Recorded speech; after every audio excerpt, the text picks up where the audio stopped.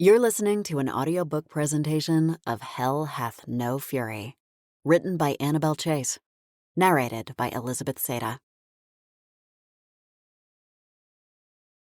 Chapter 1. Is it really too much to ask? Neville asked. Yes, as a matter of fact, it is. I dodged the flaming magical ball that my assistant tossed in my direction. The wizard and I were running through training exercises in Davenport Park. Situated near both the Susquehanna River and the Chesapeake Bay, the park is a great location for outdoor activities. It's also an ideal spot to keep an eye on the Mound, the nearby hillside that houses a secret portal to Otherworld, the supernatural realm. Even though the portal is dormant, it gives off mystical energy that draws supernaturals to this idyllic human town. It's the ultimate freak flag, and I'm the official freak wrangler. You don't need to say it every day, Neville said. It's not as though I'm suggesting we replace please and thank you with it. Nana Pearl always said that courtesy is the cornerstone of civilization. I smiled wryly. I guess that explains why my house feels more like the Wild West. I leaped to the side and rolled across the grass to avoid another ball of fire. The magical ball dissipated in the air behind me. You need a Nana Pearl in your family, Neville said. She was full of lofty phrases and words of wisdom. He sighed at the memory. I sprang back to my feet. My grandmother is full of words of wisdom, too, I said. Move out of the way before I run you over with a lawnmower spell. Or the more recent, don't mix up those two potions because if you drink that blue one, you'll die an agonizing death, and I'm not in the mood to clean up blood and vomit. Perhaps when you're about to enter a dangerous situation, Neville pressed, you only need to say, it's fury time, and march in with your aggressive nature. That might even be enough to deter the demon you're facing. First of all, I don't have an aggressive nature. Second, if I'm about to fight a demon, a catchphrase is the last thing on my mind. Neville rooted through his wizard bag for another spell. If you're not keen on that one, I'm sure I can generate a few more ideas. I'm nothing if not an idea generator. I think we should focus more on training so you can tick the boxes in your little book. Neville stopped rummaging to look at me. It's not my little book. It belongs to the Federal Bureau of Magic. I'm merely its keeper. You don't have to remind me, I grumbled. I know which master I now serve. I'd once served the FBI like the nice, ordinary human I wanted to be, until the FBI discovered that I was actually a fury with supernatural abilities. After that, they wasted no time in shipping me back home to Cheddar, Maryland in order to run the FBM outpost. The last agent in charge had been killed by a demon, and they needed an immediate replacement. R.I.P., Paul Pidcock. I never imagined I'd move back here. In fact, I'd intended to stay as far away from my family as possible for the rest of my now immortal life. But the gods had a way of making a mockery of my plans. Neville studied the training manual. We need to finish this section so we can move on. Do we have to? I whined. It's like Jumanji, he said. I didn't register the rest of his words because I was too focused on the police car in the distance. Was it Chief Fox's car or Deputy Guthrie's? I squinted, unable to tell from where I stood. Neville cleared his throat. I'm beginning to take your T-shirt slogan seriously, he said. I glanced down at my light blue T-shirt that read, easily distracted by dogs. What? I'd just like to state this right up front so people aren't offended when I stop paying attention to them. But sometimes there's no dog, Neville countered. I shrugged. This is Chipping Cheddar. There's always a dog in sight. I pointed to the far side of the park. I see a golden retriever right there. Very distracting. I don't think I can do any more training now that I've spotted him. Neville eyed me with skepticism. I don't think you were gazing dreamily at the dog, Agent Fury. I balked. I don't gaze dreamily. Neville cast a glance over his shoulder. Was that a police car that drove past a moment ago? I suppose you were hoping to touch base with Deputy Guthrie? Hardy-har. Neville knew perfectly well that Sean Guthrie and I loathed each other. Sean and I had grown up together. He was close friends with my ex-boyfriend, Tanner Hughes. Sean had delighted in my misery after Tanner and I broke up. My thoughts trailed off as a new memory slid into place. We'd broken up because I'd caught Tanner cheating with sassafras Sassy Persimmons, head cheerleader extraordinaire. Thanks to a demon's influence over Aunt Thora, I'd recently learned that Tanner hadn't cheated of his own volition. The cruel act had been the result of a spell cast by my own family because they didn't want me in a serious relationship with a human. On the one hand, it was water under the bridge. I was no longer interested in Tanner, and he and Sassy were still together. On the other hand, the violation of trust had scarred me for years, and I hadn't been involved in another meaningful relationship. Until now. Earth to Agent Fury! Neville snapped his fingers. You don't have to snap, I said. I'm listening. Are you? Neville regarded me curiously. In that case, what were my instructions? Okay, so my mind had wandered. That was only because training exercises were boring. If there wasn't an actual demon in front of me, I couldn't see the point of using magic or any other powers. I'd spent my life avoiding them, and now I was expected to use them every day.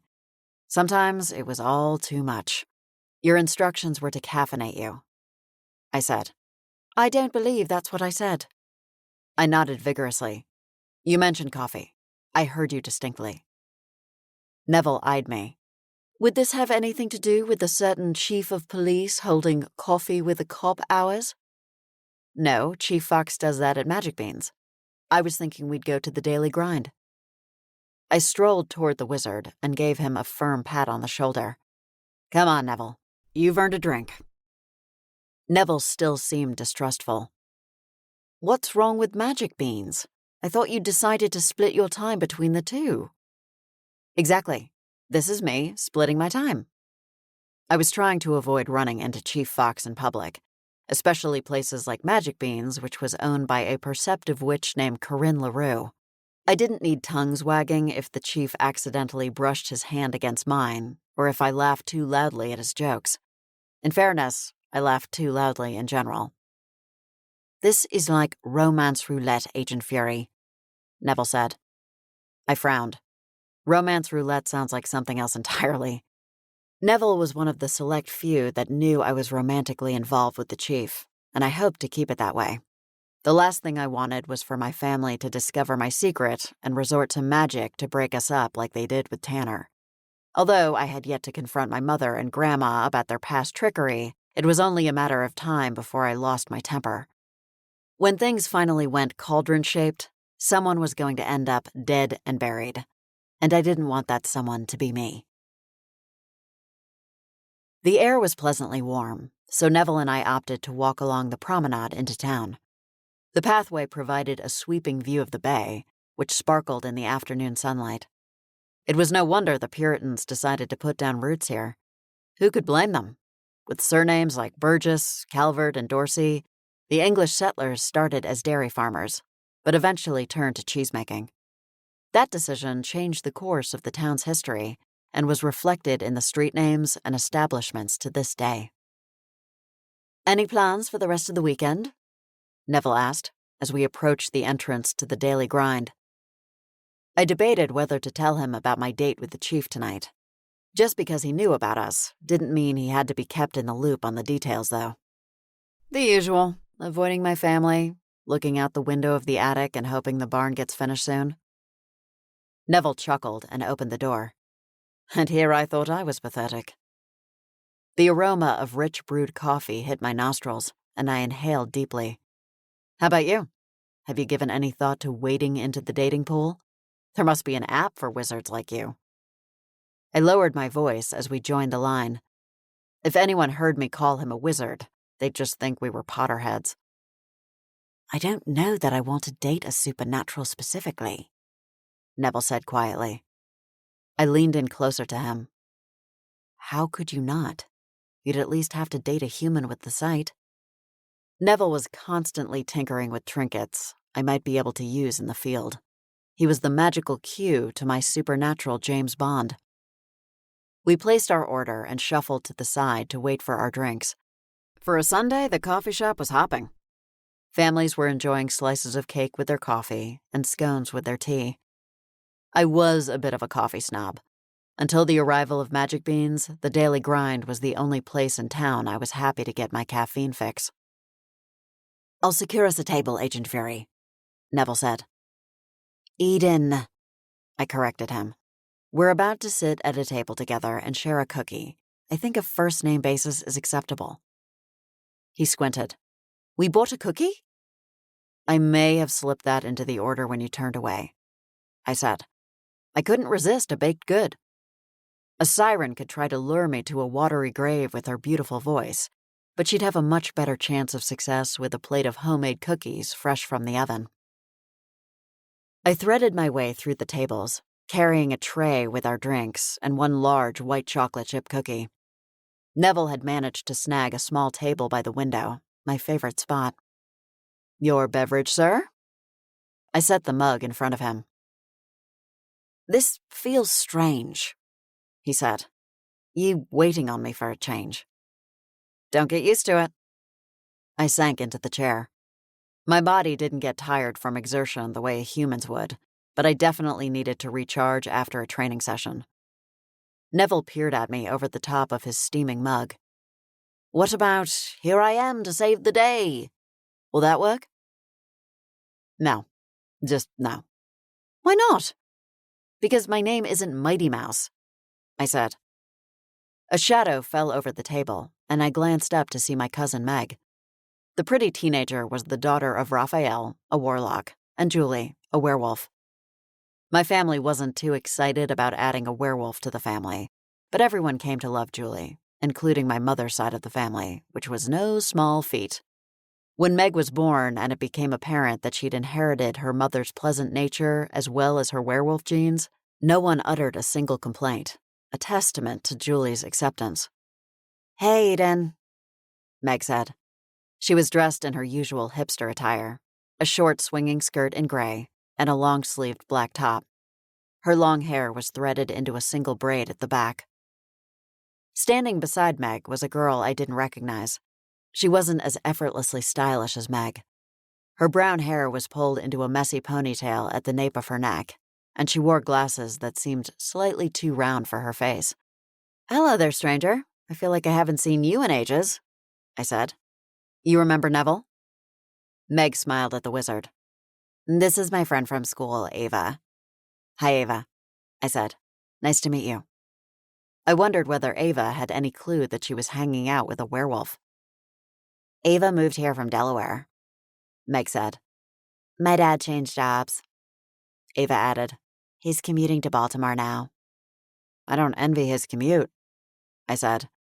Even though San Francisco was a busy city, I'd been able to walk or take public transportation to most places I needed to go so that I could avoid the chaos. Do you two have classes together? Neville asked.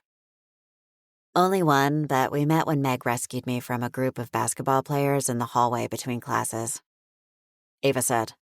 They were being jerks, Meg said, seemingly still irked by the incident. It didn't surprise me. As a werewolf, Meg was bound to have territorial and protective instincts. Trust me, I'm not complaining, Ava said. I'm sure it's not easy being the new girl in high school, I said. I'm used to it, Ava said with a shrug. We've moved around a lot. Sometimes I tell people my dad is in the military, but really he changes jobs the way some people change their iPhones. That would be my brother, I said. Anton loved to have the latest and greatest in technology. No wonder he needed to work a side job as a vengeance demon to keep up with his love of material goods. Meg brightened. I babysat Olivia and Ryan last night. They're so cute.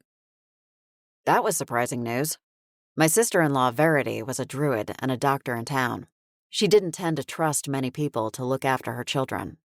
Then again, her main babysitters were evil witches, a vengeance demon, and a vampire. So maybe a teen wolf was a step up. I hope Charlemagne behaved, I said. Charlemagne is my niece's pet Burmese python that seems to think he's more puppy than snake. He tried to swallow my shoes whole, but I whacked him on the head with the newspaper, and he slunk away. Meg said proudly. As long as you weren't wearing them at the time, I joked. We should probably get in line, Meg said. I think 3 more people have come in since we got here. Is it always this busy? Ava asked. It's Sunday, I said. Everybody's home, plus we've got the weekend tourists taking advantage of the nice weather.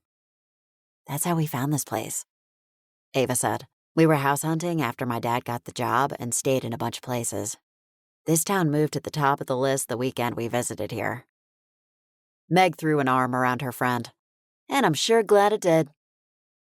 I couldn't help but smile as I watched them walk to the counter, arm in arm and giggling.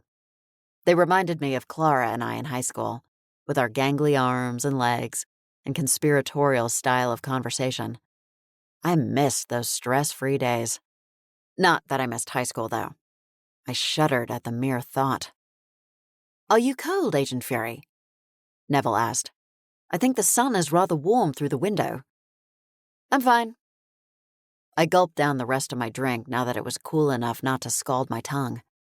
How about we call it a day? Even agents deserve free time on the weekends, right? We vacated the table to let a hovering couple swoop in.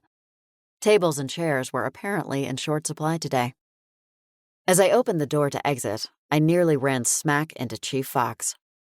The sexy chief of police held a chihuahua under his arm, which somehow only enhanced his sex appeal. I tried to keep my professional mask in place as I greeted him. Chief Fox, I thought you'd be over at Magic Beans, I said. He grinned. Did you now?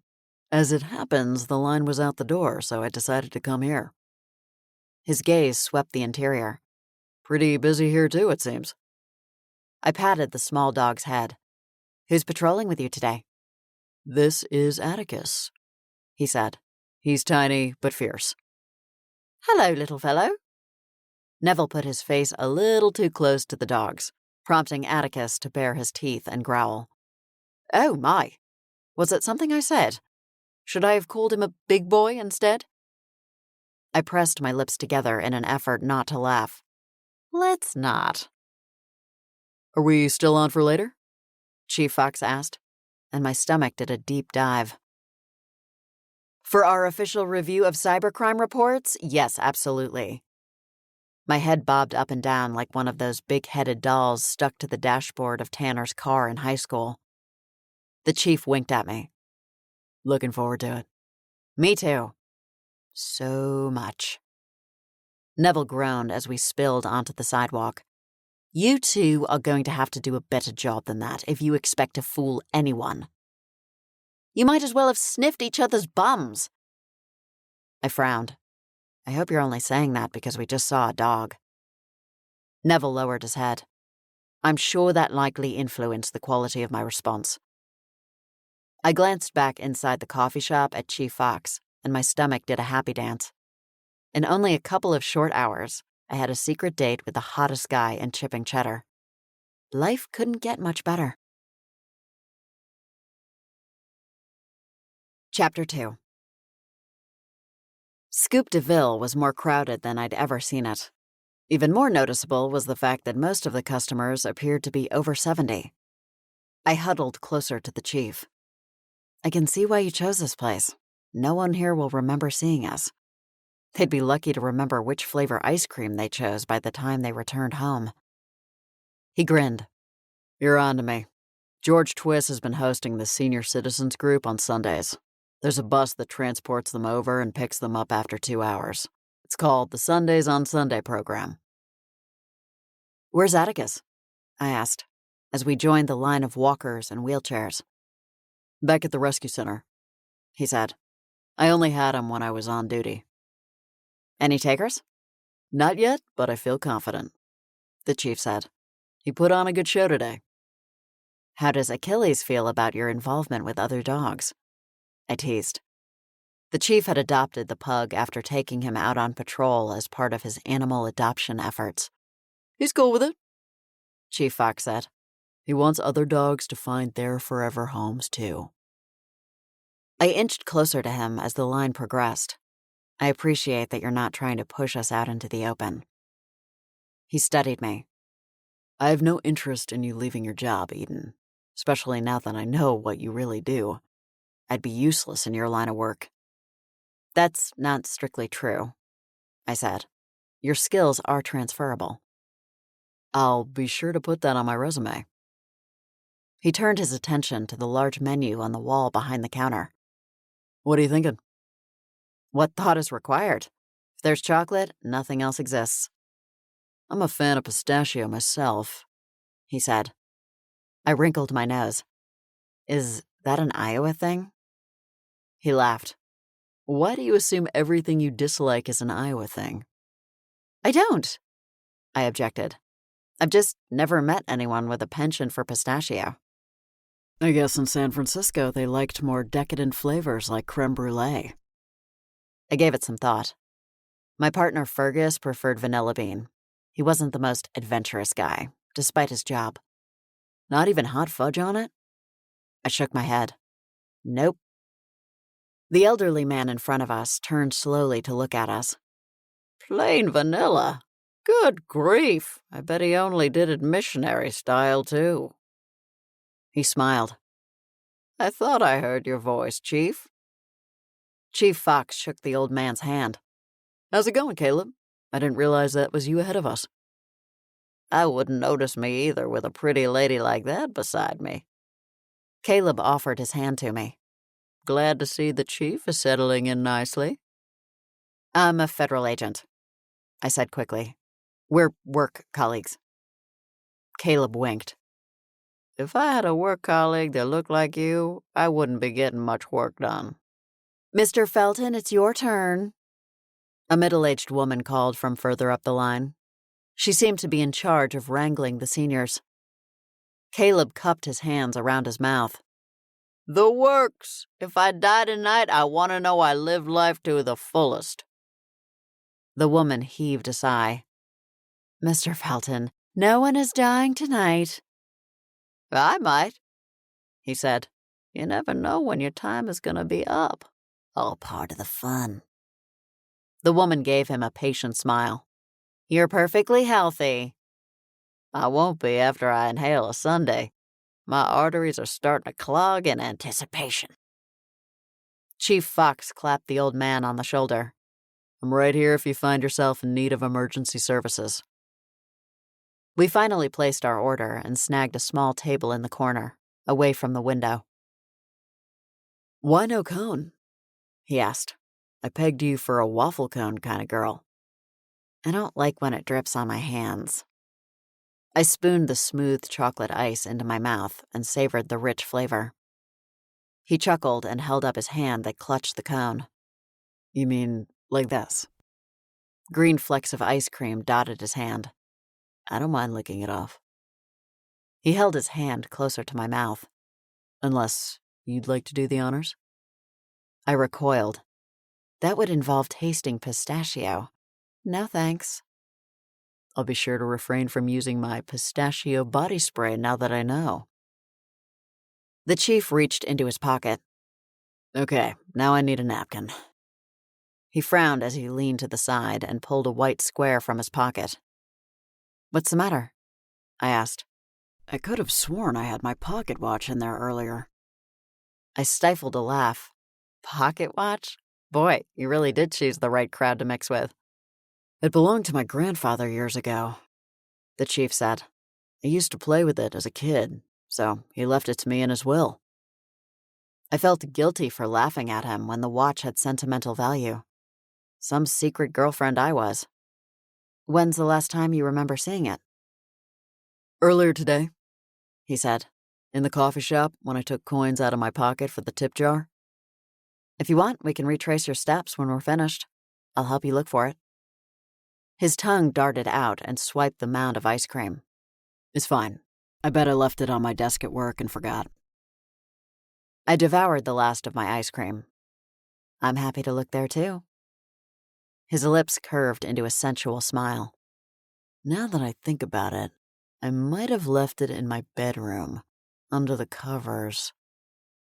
I licked the remnants of chocolate from my spoon. Nice try. He dabbed the tip of his ice cream cone on my nose. Let's see how long your tongue can stretch. I snatched the napkin from the table and wiped it off. Spoil sport, he said.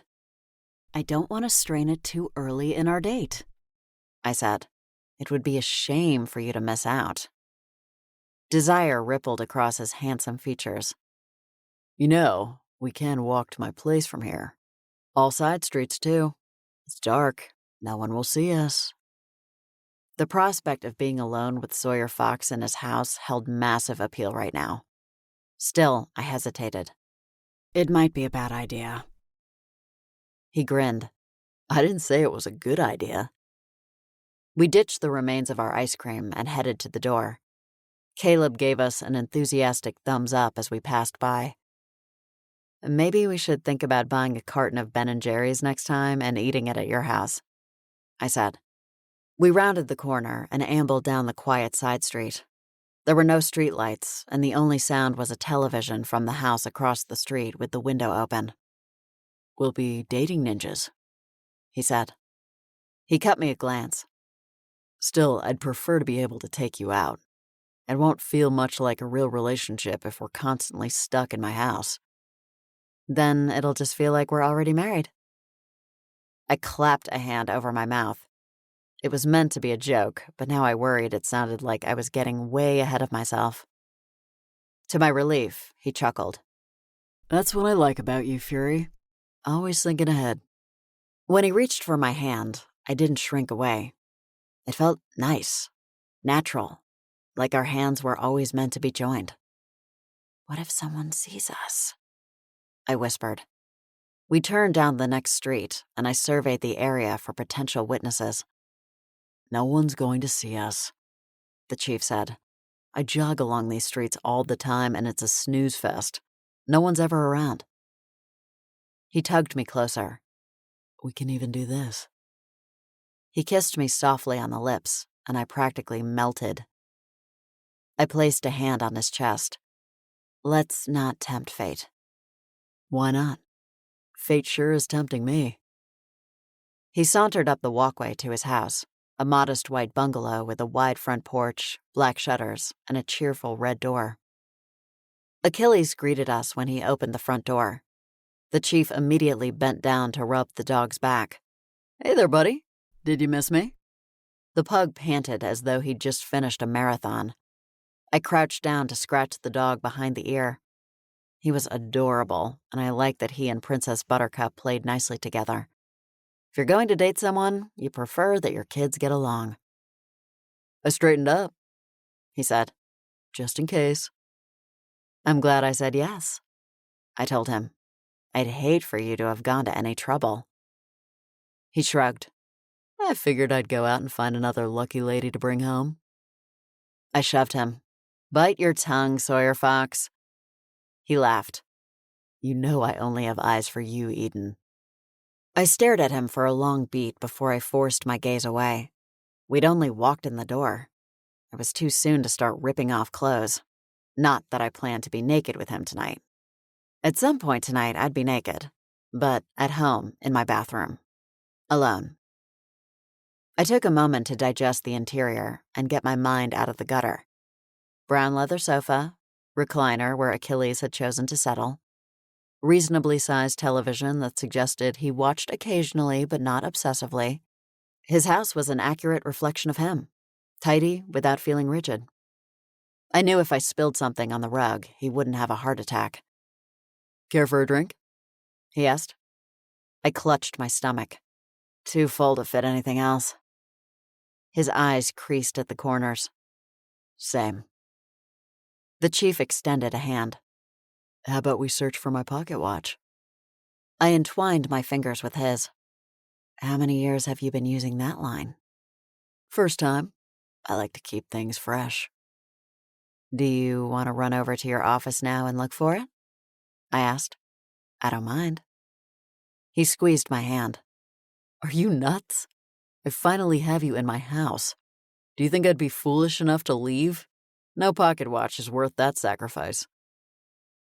I didn't object as we drifted toward the sofa. He tugged me closer to him, and I inhaled the scent of fresh pine and sea salt. His lips found mine, and I sank against his firm chest, wrapping my arms around him. "This is nice," he murmured. "As long as no one spotted us coming in here," I said. "How nosy are your neighbors?" "Relax, Eden." I triple-checked that the coast was clear. He rested his forehead against mine. "It's bad enough we have to sneak around. Let's not make a mountain out of a molehill." I bit my lip. I couldn't tell him that it was a mountain when it came to my family. He thought the only reason I cared was the strict FBM regulations. "I'm sorry," I said. "It stresses me out, that's all." He grinned. "You know what's good for unwinding?" I played with the button on his shirt. "Gin?" He cupped the back of my head and kissed me, firmly and deeply. I closed my eyes and enjoyed the sensation. I was glad I hadn't strained my tongue on ice cream. This was much better. We moved our tongue tango to the sofa, and I collapsed against a pillow. Kissing him was like being snuggled under a cozy blanket that heated my entire body. Suddenly, I heard a snapping sound, and the air in front of me changed. My face rubbed against a more abrasive surface. "You really need to shave," I said. I opened my eyes to smile at him, and screamed. Chief Fox was gone. In his place was a small, reddish-brown fox. Achilles began to bark wildly. I scampered away from the fox and fell off the sofa. "What's going on?" I shrieked, and leaped to my feet. The fox stared at me, and I could see the confusion in his dark eyes. Achilles jumped from the recliner and came over to investigate, growling as he moved. "Sawyer, is it you?" I crept back to the sofa and kneeled beside him. The fox said nothing. He turned and hid under a pillow, his tail billowing behind him. Achilles seemed confused, barking and then stopping. I lifted the dog and carried him to the laundry room, shutting the door between us. Whatever was happening, it was best to keep the two animals apart. I returned to the sofa, my heart thundering in my chest. Anger simmered beneath the surface as I realized what likely happened. My family must have discovered our secret and acted accordingly. I knew we shouldn't have gone anywhere in public. It had been foolish on my part. "They won't get away with this," I said. I clenched my hands, ready to spit fire. I lifted the pillow to address the fox. "Listen, Sawyer, I need you to stay here. Do not leave the house for any reason. I'm going to take Achilles somewhere safe and get you turned back as soon as I can." I kissed the top of his furry head and hurried into the kitchen. I filled a bowl with water and set it on the floor. Then I rummaged around for appropriate food. He had a full belly right now, but he'd be hungry come morning. I located blueberries and carrots and dumped them into another bowl, setting it beside the water. "I promise I'll be back," I called. "Please stay put for your own safety." I retrieved Achilles from the laundry room and held the pug against my chest, speaking to him in soothing tones. "We're going for a ride, buddy. Try to stay calm." Under the cover of darkness, I spread my black wings, one of my non-refundable gifts from the gods, and flew to Neville's place to deliver the dog. Desperate times called for desperate measures. The wizard was understandably shocked by the arrival of the pug, but he took it in stride.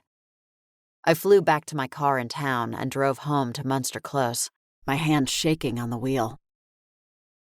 I had to take care with how I approached this with my family, in the off chance they weren't responsible. I could picture my mother now, snickering behind her white wine spritzer over the clever choice of a fox. I parked in front of the house and hurried up the steps to the porch. Princess Buttercup was waiting for me when I opened the door. Although she looked like a well-fed Great Dane to humans, she was actually a hellhound I rescued from an unhappy fate outside the entrance to the underworld. I stroked her head. "Can you tell I'm seething? Yes, I am." I spoke in a sing-song voice so as not to upset her. The last thing I needed was a hellhound spewing fire and brimstone in the farmhouse on my behalf. I marched into the kitchen and found my great-aunt alone at the table, sipping a cup of hot water with lemon and honey. She leafed through a magazine with mild interest. "Where is everyone?" I asked, trying to maintain a casual air. She glanced up. Good evening, Eden. Your mother's on a date, and your grandmother went to bed early. She was tired from all that screen time earlier. More little critters? Grandma was obsessed with a game app on her phone that involved walking around town and collecting creatures. There was an event downtown today, Aunt Thora said. I think she was on her feet too long. If they weren't even together, it seemed unlikely that they were responsible for the chief's transformation. I needed more information, so I slid into the chair across from Aunt Thora. "Were they together earlier today?" I asked. Aunt Thora absently brought her cup of tea to her lips. They live here. Of course they were. She turned back to her magazine. They were both here for breakfast, but your grandmother was gone most of the day. Although it could have been an attempt to create an alibi, I didn't think the witches in my house were responsible. Aunt Thora wasn't a great liar, and she'd know if they'd been up to something. She'd also be aware if they knew about the chief and me. The fear would be written all over her face. "Who's Mom out with tonight?" I asked. I had to feign interest or I'd burst with anxiety over the chief's transformation. Some banker named Rudy. She placed a lemon wedge into her mouth and sucked out the remainder of the juice. "Did you know that lemons are actually a cross between bitter oranges and citrons?" I asked. "They're a freak of nature." Aunt Thora looked at me askance. I beg your pardon? "It's true," I said, "and I'm sure you'll say that the simple fact doesn't stop them from being the most glorious of all the fruits." The older witch stared at me. Do you get all your information from the internet? "What makes you ask that?" I'm fairly certain that lemons are native to India, she said. While the Meyer lemon is a hybrid from the United States, lemons in general are not what I would consider freaks of nature. Huh. Consider me schooled. "Do you know where my mom went on her date?" I asked. I tried to calculate whether I had enough time to do a quick sweep of her room, just to be thorough. With Grandma asleep in her room, I couldn't check there. Baltimore, by the sound of it. She said not to be alarmed if she didn't come home tonight, as though we'd ever worry about her safety. She snorted. "No, definitely not." I pretended to yawn. "It's been a long day. I think I'll turn in too." I started toward my mother's room. Eden, how tired are you? Aunt Thora called. The attic is that way. She jabbed a thumb over her shoulder. I gave an awkward laugh. I'm clearly exhausted. I climbed the attic steps to my makeshift bedroom. "Alice," I hissed, but there was no response. "Alice." You rang? Alice Wentworth drifted into view. The ghost had inhabited what had once been her family's farmhouse since her death over 200 years ago. "Can you do me a favor? I need you to scope out my mother's room and Grandma's room and see whether there's any evidence of a spell." Alice reeled back. You want me to voluntarily sneak around their bedrooms? Do you think I have a death wish? "You're already dead." Alice seemed unpersuaded. Even so. "My mother's out and Grandma's asleep. Besides, it's not like she can see you if she wakes up." The ability to see and speak to Alice was one of my fury powers, not a witchy one. Maybe not, but sometimes I get the sense that she can feel me. Alice shuddered. It's creepy. "Leave it to my grandmother to creep out a ghost." "Alice, please. Chief Fox has been turned into an actual fox, and I need to know if my family is responsible and how to reverse the spell." Alice gasped. A fox? You don't say. Why would they do that? Revenge for dating a human behind their backs? I haven't heard them talk about magic in the past few days, Alice said. It's been mostly little critters this and little critters that. And your mother was obsessing about which lingerie to wear on her date with Rudy. I pressed my hands against my ears. That's enough of that. Alice hovered by the wall. I'll take a quick look and see if there's any remnants of a spell lying around. Will that suffice? Yes, thanks. While I waited, I stripped out of my clothes and into shorts and a t-shirt for bed. Alice returned a few minutes later, her head poking up from the floorboards and startling me. Nothing. Nothing at all? No spellbook? No herbs? The ghost shook her head. The only evidence of magic was your mother's cosmetic collection on her vanity. That's not magic. That's a miracle, I said. Alice smiled. What will you do about the chief? Nothing tonight. He's safe at home for now. I just need to think. I sat on my mattress and rested my elbows on my thighs, trying to drum up theories. He's too new to have enemies in town, don't you think? From the sound of it, everyone adores him. What's not to adore? He was charming, funny, hot as hell. My cheeks warmed as I remembered our date, the part before he turned into a woodland creature. Careful, Eden, Alice said. You walk around with a dreamy expression like that and your family will definitely suspect something. I rubbed my cheeks. I'll go brush my teeth. I want to be up bright and early to figure this out.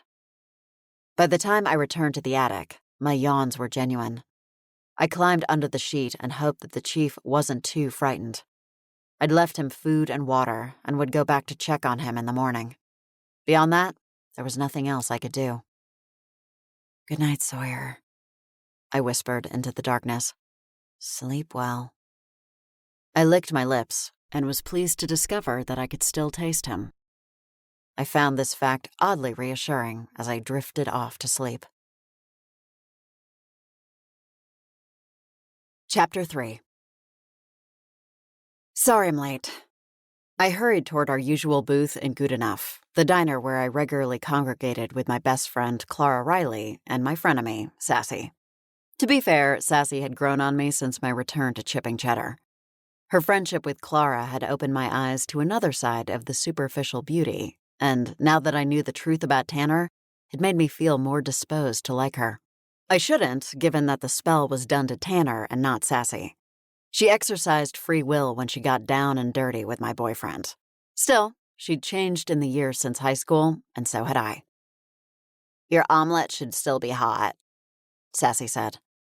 I slid into the booth beside Clara and set my napkin on my lap. Oh, you got me spinach and feta, thanks. Clara winked at me. I think I know you well enough to order for you. I have complete faith in you. I sucked down iced tea through a metal straw, just one of the diner's efforts to become more environmentally friendly.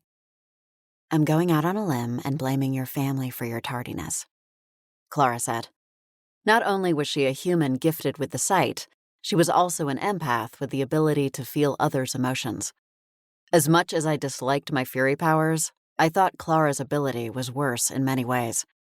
She found it difficult to get too close to people. The resulting emotions were sometimes too overwhelming, so the best method of protection was limited involvement. You wouldn't be wrong. Anton dropped off Ryan on his way to an appointment and then decided to linger. He wasn't in much of a hurry. I debated telling my brother about Chief Fox's transformation to get his insight. Ultimately, I decided against it. If my family wasn't behind the change, I needed to keep it quiet. I couldn't risk the entire town discovering that their head of law enforcement was now a furry creature. I saw you and Chief Fox last night, Sassy said with a sly smile. Working late on a Sunday, were you? Did you know that Scoop DeVille hosts senior citizens on Sundays?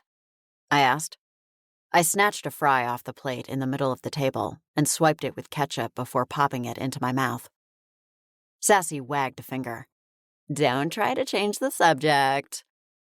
Is Tanner traveling this week? I asked, ignoring her directive. I desperately wanted to confide in Clara about what happened to the chief. but there was no way I could manage it while Sassy was with us. The realization that I was keeping another secret from Sassy triggered my guilt complex. It was bad enough that the secret involving Tanner was such a doozy. Unfortunately, I couldn't spill those magic beans without telling Sassy more than she was equipped to handle. It was best to keep her ignorance of the supernatural world firmly in place. "He's back on Wednesday evening," Sassy said. "I scheduled most of my appointments for the next 3 days so that I can be around on Thursday and Friday when he's home." As an advertising salesperson for the Buttermilk Bugle, the local newspaper, Sassy used her considerable charm to land advertising contracts for an otherwise dying institution. "You're more accommodating than I'd be," Clara said. "That schedule interferes with binge-watching my favorite shows." Sassy nibbled on the end of a fry. "Gee, I can't imagine why you're still single." She swiveled her head in my direction. "The question is, are you?" "Nice try," I said. "Where'd you sleep last night?" Sassy eyed my purple top. "You weren't wearing that when I saw you yesterday, so you must have changed." She gripped my arm. "Unless you're already keeping clothes at his place. Are you?" "That's a no." The only thing I was keeping at his place was a bowl of food and water. I'd gone by earlier to check on him. He'd looked so mournful that I couldn't bear to stay very long. I promised him that I was doing everything in my power to turn him back. He'd curled up in a ball and tucked his head underneath the fluff of his tail. "Well, if you're not getting it on by now, you should be," Sassy said. "As much as it pains me to admit it, you two have incredible chemistry." "Thank you for your support," I said. "Seriously," Sassy persisted. "You're both single. He's hot and you're vaguely attractive. What's the problem?" "You know what the problem is," I said. "FBI regulations. I can't date the chief of police. It's a conflict of interest." "Like they'll come and check on your love life," Sassy said with a half-hearted roll of her eyes. "They have more important things to do, like—" She trailed off. "What does the FBI do again?" "Arrest people that annoy us," I said, flashing a bright smile. "I've got a meeting with the mayor in half an hour to ask for access to the town archives," Clara said, in an effort to change the subject. "Big story?" I asked. Clara was a reporter for the paper, which is how she and Sassy became friends during my absence. Although I'd reacted poorly to the change at first, we were all in a much better place now. "I convinced Cal to let me write a story about the secret club for Puritan families," Clara said. "Ever since you mentioned it, I haven't been able to stop thinking about it." "I can ask—" I nearly said Alice, but quickly stopped myself. Sassy had no idea that I could communicate with our resident ghost. "Grandma. She's as old as the hills. She might know something." Clara suppressed a smile. She knew perfectly well that I meant Alice. "Any help you can offer would be great. I figure town records are a good starting point." "It helps that Mayor Whitehead isn't from here originally," I said. "She won't have the same desire to keep the club secret." Wilhelmina Whitehead moved from Sarasota for her husband's job and fell in love with our idyllic town, so much so that she decided to run for mayor. "Who would want to belong to a stuffy old club for Puritans anyway?" Sassy asked. "What do they do? Sit around judging people for their loose morals?" "That's pretty much half my neighborhood," Clara said. "No club required." "It's probably a status symbol," I said. "A way of feeling superior to others." I'd learned about the club from Farley Twiss, a descendant of one of the original Puritan settlers of Chipping Cheddar. His family had once owned acres of waterfront land, and Farley now owned the miniature golf course with a view of the bay. He'd told me that other descendants of the Puritan families were in a secret club. Farley wasn't a member because, like his father, he was more interested in being a good businessman, which meant inclusivity over exclusivity. "I want to know why it's a secret," Clara said. "What do they do in their meetings that it has to stay private? Is there a secret handshake? I'm surprised Cal didn't know more about it, I said. The owner of the Buttermilk Bugle, Calibute Danforth, also hailed from a founding family, and he and Gilbert Twiss had been friends. You know Cal, Clara said. He did that thing with his eyebrows, but otherwise seemed disinterested. At least he doesn't have you covering the middle school soccer game, I said. Clara gnawed on a fry. That's why I suggested the story. If he's not going to assign me interesting ones, then I figure I'd better start rooting them out for myself. Good for you, Sassy said. Spoken like a true witch. Clara and I exchanged panicked looks. Excuse me? I said. What's that supposed to mean? Sassy flicked a dismissive finger. It's not an insult, it's a feminist thing. Being a witch means hexing the patriarchy and refusing to be marginalized. It's totally a compliment. The relief in Clara's eyes reflected my own. Cheers to that, Clara said, and raised her glass of iced tea. Sassy and I tapped our glasses to hers. We're all witches, Sassy said. Her smile quickly turned into a frown. I can't say it in front of Gail, though. She got an attitude when I mentioned it to her. I laughed. Tanner's mom is definitely not someone willing to embrace her witchy side. She worships Tanner too much to want to overthrow the patriarchy. According to Gail Hughes, Tanner could walk on water, turn water into wine, and bring home the bacon. Sassy played with the coleslaw on her plate. I worry that I've fallen into the same trap. I need to be more of a witch. You don't worship Tanner, Clara said. No, but I do have a tendency to let him have his way all the time, she said. I'm much tougher when it comes to other people. When it's Tanner, I sort of cave. It's different when you love someone, Clara said. Maybe, but should it be? Sassy gulped down the rest of her water. I mean, everything's fine. I'm not trying to act like it isn't. She wiped her hands on her napkin. Forget I said anything. I like the witch idea, I said. As long as there was no black magic involved, I was fully on board with witches of any and all varieties. We could start our own secret coven, Sassy said. I could tell by her tone that she meant it as a joke. If only she knew. The door opened and a familiar sight entered the diner. And now I wish I hadn't eaten so much because I want to hurl, I said. Deputy Sean Guthrie immediately zeroed in on our booth, and he sauntered over. How's it going, ladies? How's it going with you, Sean? Sassy greeted him. She and Sean had remained friendly since high school, whereas the red-headed deputy and I were barely tolerant of each other. Had to order my lunch to go, he said. Calls are keeping me busy, and the chief is MIA. Clara shot me a quizzical look. MIA? I snapped my fingers. Oh, right, I should have told you. Sean narrowed his eyes. Told me what? Chief Fox was in to see my sister-in-law, I said. He's pretty sick, and Verity said it's highly contagious, so he needs to be left alone until he recovers. Sean scratched the back of his head. What does he have? That's confidential, I said. Can't breach privacy laws, Deputy Guthrie. You should know better than that. You just told me he was sick and it's contagious, he shot back. There are exceptions for emergencies, and this qualifies, I said. When it came to Sean, the more authoritative he sounded, the more likely he was to back down. One of several reasons he'd never become chief. He grimaced. Well, I hope he gets better fast because this job definitely requires more than one person.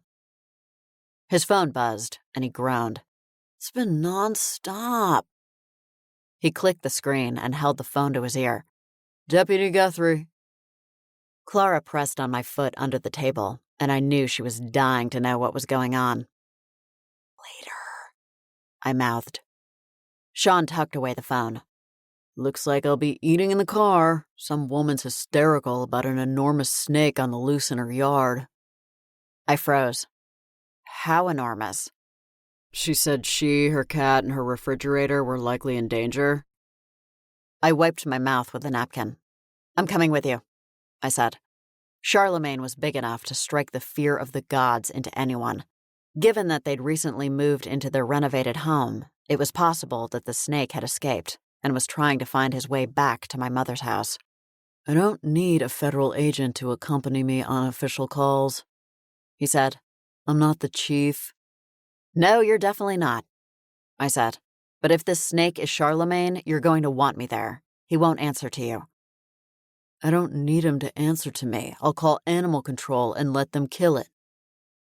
On second thought, he likes the taste of gingers, I said. Maybe I'll leave you to hunt him down on your own. Sean didn't seem to know whether I was joking. I decided to put him out of his misery. No matter how much I wanted to torture him, I needed the deputy in good condition while the chief was indisposed. I tossed cash on the table. Sorry to eat and run, girls, but I'm clearly needed. We'll catch up later. Clara gave me a pointed look. We'd better. I stood and faced the deputy. Do you have any Cheez-Its? Sean scrunched his face. Do I look like I'm 12? More like 14 because of the acne. I paused. I didn't realize snack foods had an age limit. Why do you care? Charlemagne loves Cheez-Its. I thought we could leave a trail like breadcrumbs and see if it's him. We can stop at the store on the way, Sean said. He aimed a finger at me. But you're paying. I held up my hands. Relax, Deputy Huckleberry. I'll fork over the big bucks for the bait. Clara leaned on her elbows and regarded us. You know, there are a lot of odd couple buddy cop movies I'd pay good money to watch. But this pairing isn't one of them. Sean took a step away from me. No need to worry about that. This is official business only. If it goes smoothly, I won't issue a citation for the rampaging snake. Charlemagne doesn't rampage, I said indignantly. He's more of a smooth operator. He can sneak up on you better than a ninja. He likes to steal my niece's butterscotch candies. Sean stared at me. The snake likes candy? He's also partial to the strawberry ones with the jelly center, I continued. The more horrified he looked, the more I wanted to keep talking. They crunch just like a cockroach, but with a strawberry flavor. What's not to love? Remember that time he got into your grandmother's laxatives? Clara threw her head back and laughed. What a disaster. My stomach turned at the memory. I hadn't seen my mother that angry since she and my father's fight over their divorce settlement. Your grandmother wasn't happy either, Clara said gleefully. She was still constipated. The seat vibrated, and I realized that Sassy was shaking with laughter. Now I want a pet snake, she said. Sean cringed. None of that is encouraging. We should probably hurry. Chapter 4. Sean took the lead and knocked on the door of the hysterical middle-aged woman. Half a face appeared in the opening crack. Ms. Worthington, I'm Deputy Sean Guthrie. You called about a snake? It's Eloise. Calling me Ms. Worthington makes me sound old, which I'm not. A few extra pounds and mood swings are totally normal for a woman of any age. The gap widened as she yanked the door open the rest of the way. Come in, hurry. She peered around us. I think it's lurking. She ushered us inside and slammed the door in a hurry. Can you describe the snake? I asked. She looked me up and down. Her blonde, chin-length hair had a slight wave to it, and her green eyes were so pale they reminded me of a stained glass window. Who are you, animal control? Eden might be the owner of the snake, Sean said. I thought it best to have her with me. Technically, my niece is the owner. How old is your niece? Eloise asked. Olivia is 5, going on 55, I said. Eloise's jaw disconnected. You let a child keep that thing as a pet? Are you trying to become a YouTube sensation the hard way? Charlemagne is harmless, I said. Unless you tried to take away his toy. Then you needed to watch for fangs. What if it isn't your snake? Eloise asked. Did you call your niece and see if he's missing? She's at school, I said.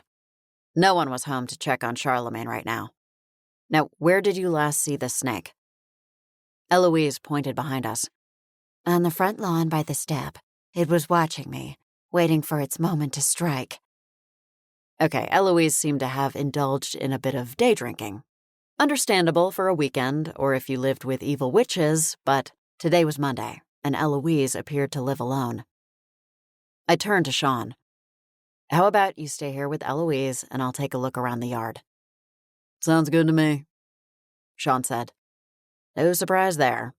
Any guy afraid of his own shadow is probably afraid of snakes, too. How he'd managed to become a deputy, I'd never know.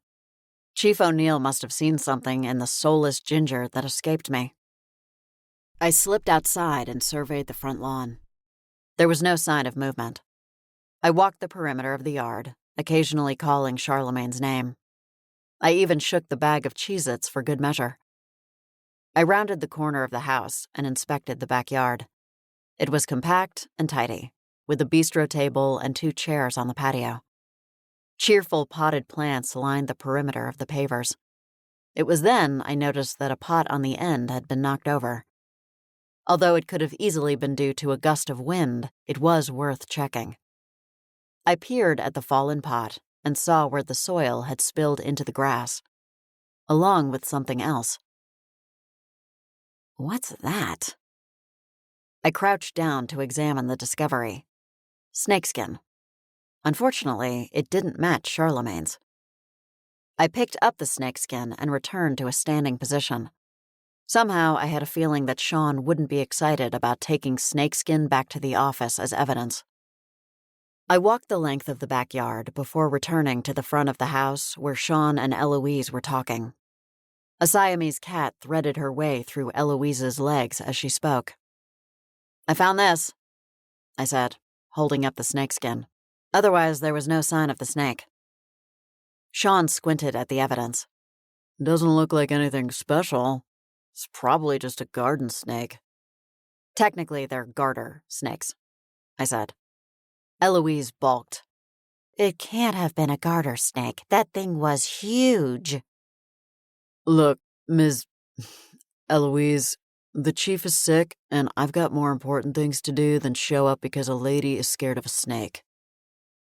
Eloise fixed him with a hard stare.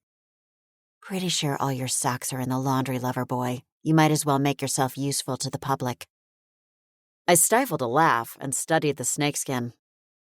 I think she's right, Sean. I don't think this belongs to a garter snake. Whatever. It's still not a threat, Sean said. Just keep your doors and windows closed. It could be a threat, I said. Sometimes people adopt an exotic pet and realize they can't handle it, so they set the animal free. If it's not used to living outside on its own, it could misbehave. Sean pressed his lips together. Fine, I'll check out the rest of the neighborhood. Maybe a neighbor knows something. Eloise angled her head to the left. Start with Mrs. Langley next door. She hates me. She probably bought the snake just to release it into my yard and mess with me. Why does she hate you? I asked. I thought of my own family's subtle feud with Mrs. Paulson next door. The elderly woman was too nosy for her own good. Eloise huffed. Because she thinks I ruined her beloved azaleas. Why would she think that? I asked. Because they died. I cast a quick glance at Sean. Did you do something to them? She folded her arms. If vomit has a negative impact on the health of azaleas, then I guess it's possible. I don't see why it wouldn't act as a special fertilizer, though. There had to be some nutrients in there. I frowned. Why did you barf in her azaleas? It wasn't deliberate, Eloise said. In my defense, it was dark and I thought I was in my bathroom. How drunk were you? Sean asked. Eloise wrapped a strand of blonde hair around her finger. On a scale of tipsy to unconscious? She pondered the question. I remembered to hold my hair back. I woke up on the lawn, though, so I guess That counts as unconscious. Did your neighbor see you there? I asked. Why do you think I woke up? She turned the hose on me. Oh boy, I could see why their relationship wasn't so neighborly. To be fair, she hated me before the azalea incident, Eloise admitted. She thinks I'm a blight on the neighborhood. She also doesn't like cats, which basically means there's a spot reserved for her in hell. She looked down at the cat. Isn't that right, Mischief? The Siamese cat meowed in response. Okay, Deputy Guthrie and I will canvass the neighborhood and let you know if we find anything. Do you need a gun? Eloise asked. Sean jerked toward her. You own a gun? Eloise blanched. Nope. I wouldn't dream of owning an unlicensed firearm. I'm a responsible, law-abiding citizen. Sean muttered under his breath as we left the house and headed next door to Mrs. Langley's house. I stopped to look underneath the dark blue Honda Accord in Mrs. Langley's driveway in case there was a snake lurking. The coast is clear, I told Sean. You don't have to tell me, he said. It's not like I care if I see it. I smiled at him over my shoulder. Is that why you're sticking so close to me? He stopped walking to widen the gap between us. I'm not. I made a hissing sound and he scowled. I laughed and stepped onto the porch. The front door was open, so I knocked on the screen door. Mrs. Langley? I called. I peered inside. There was no sign of movement. Hello, Mrs. Langley? She's probably old, Sean said. You need to ring the bell. He pressed the button, and we heard the shrill sound from outside. She can't miss that noise, no matter how deaf she is. When there was no response, I cracked open the screen door and called her name. Still no answer. We should go in, I said. Now that I knew it wasn't Charlemagne, all bets were off as to the snake's temperament.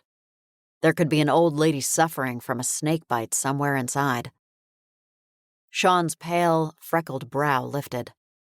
Why would we do that?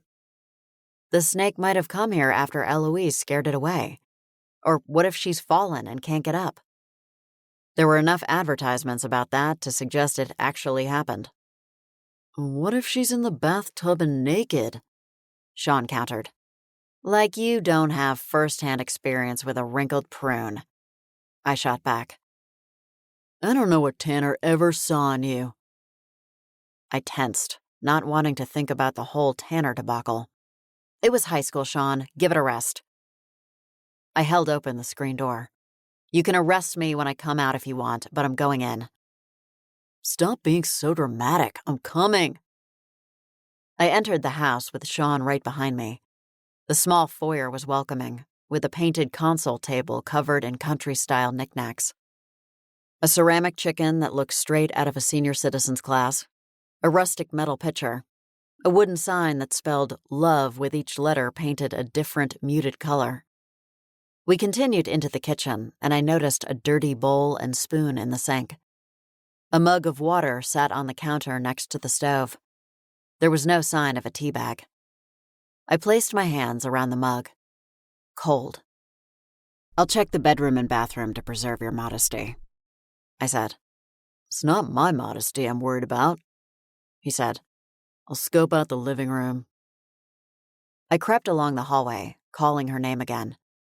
The wall was lined with photographs of family members, including a double frame with an older couple on one side and their younger selves on the other.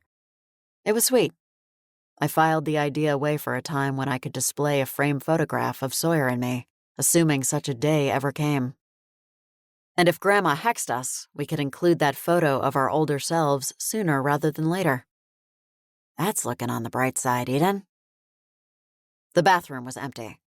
She wasn't in the bedroom either, although there were clean clothes placed neatly on the bed. I checked the other bedrooms before meeting up with Sean in the living room. I wonder if she's part of that program where a driver picks her up and brings her to appointments, I said. I knew several senior citizens that took part in the program, like Grandma's friend Shirley. Although, to be honest, Shirley had no trouble driving. She just enjoyed being chauffeured around. She said it made her feel like Joan Collins, whoever that is. It was possible that Mrs. Langley no longer felt comfortable driving, but was reluctant to give up her car. I could understand that. The car was probably her last link to complete independence. "I can check the hospital," Sean said. "Make sure she wasn't brought in?" "Let's check with the other neighbors first," I said. "If she's anything like Aunt Thora, she's probably sitting in someone's kitchen with a cup of tea and a story." Aunt Thora was like me. She sought relationships outside of the family as a way of staying sane.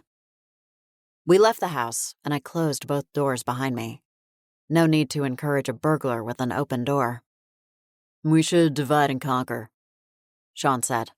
"I'll take the houses across the street." "Okay, make sure to ask about the snake, too," I said. "If it's as big as Eloise claims, then they should be on alert, especially if they have small children or pets." Sean's eyes popped in a comical fashion. "You think a snake could pose a threat to kids?" 100%, I said. "Did you never learn about them in school? They can crack open their jaws and—" He held up a hand.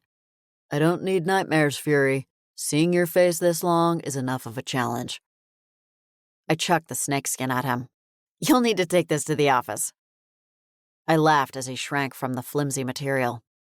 "I don't need it," he said, and I detected a slight whine in his voice. By the gods, I really hope to get the chief back in working human condition soon. I always knew Sean Guthrie wasn't an adequate substitute, and this was proof. I spun on my heel and jogged to the house on the other side of Mrs. Langley's. All the houses on this street were well maintained. I could understand why Mrs. Langley was upset about her azaleas. You never want to be the one to bring down the neighborhood. Then again, it seemed that in this neighborhood, the honor belonged to Eloise Worthington. I knocked on the door, and a middle-aged man answered. He was bald and portly, and judging from his t-shirt and sweatpants, on his way out the door for a workout. "Can I help you?" he asked, his face tense. "My name is Agent Fury," I said. "I was checking on Mrs. Langley next door. Her front door was open, but she doesn't appear to be home. Do you happen to know where she is?" He seemed to relax. "Boy, you had me worried there for a second. It's Monday, so she's probably at her physical therapy session. She has tendinitis in her shoulder." "Oh, is she unable to drive?" I asked. "She's had her son drive her ever since the flare-up," he said. "Holding the steering wheel aggravates it." "She told you that?" He laughed under his breath. "More times than I care to count. She takes prescription-strength ibuprofen, too.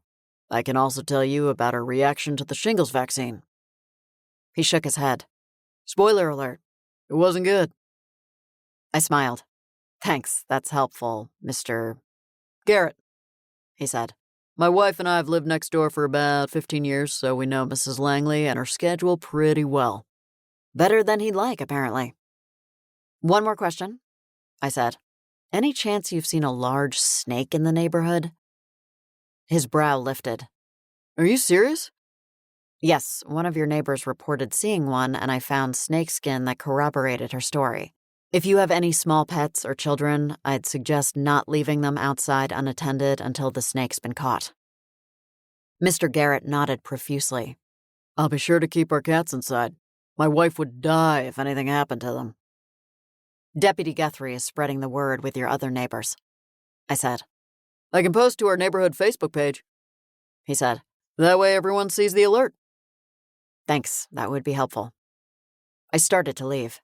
"If you don't mind my asking," Mr. Garrett began. "Why is a federal agent checking on Mrs. Langley? Is she in some kind of trouble?" Worry lines formed between his eyebrows.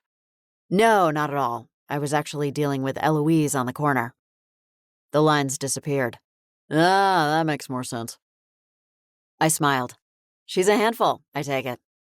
"She's something," Mr. Garrett said vaguely, but the implication was clear. I tilted my head toward the driveway. "For what it's worth, your azaleas are in good shape."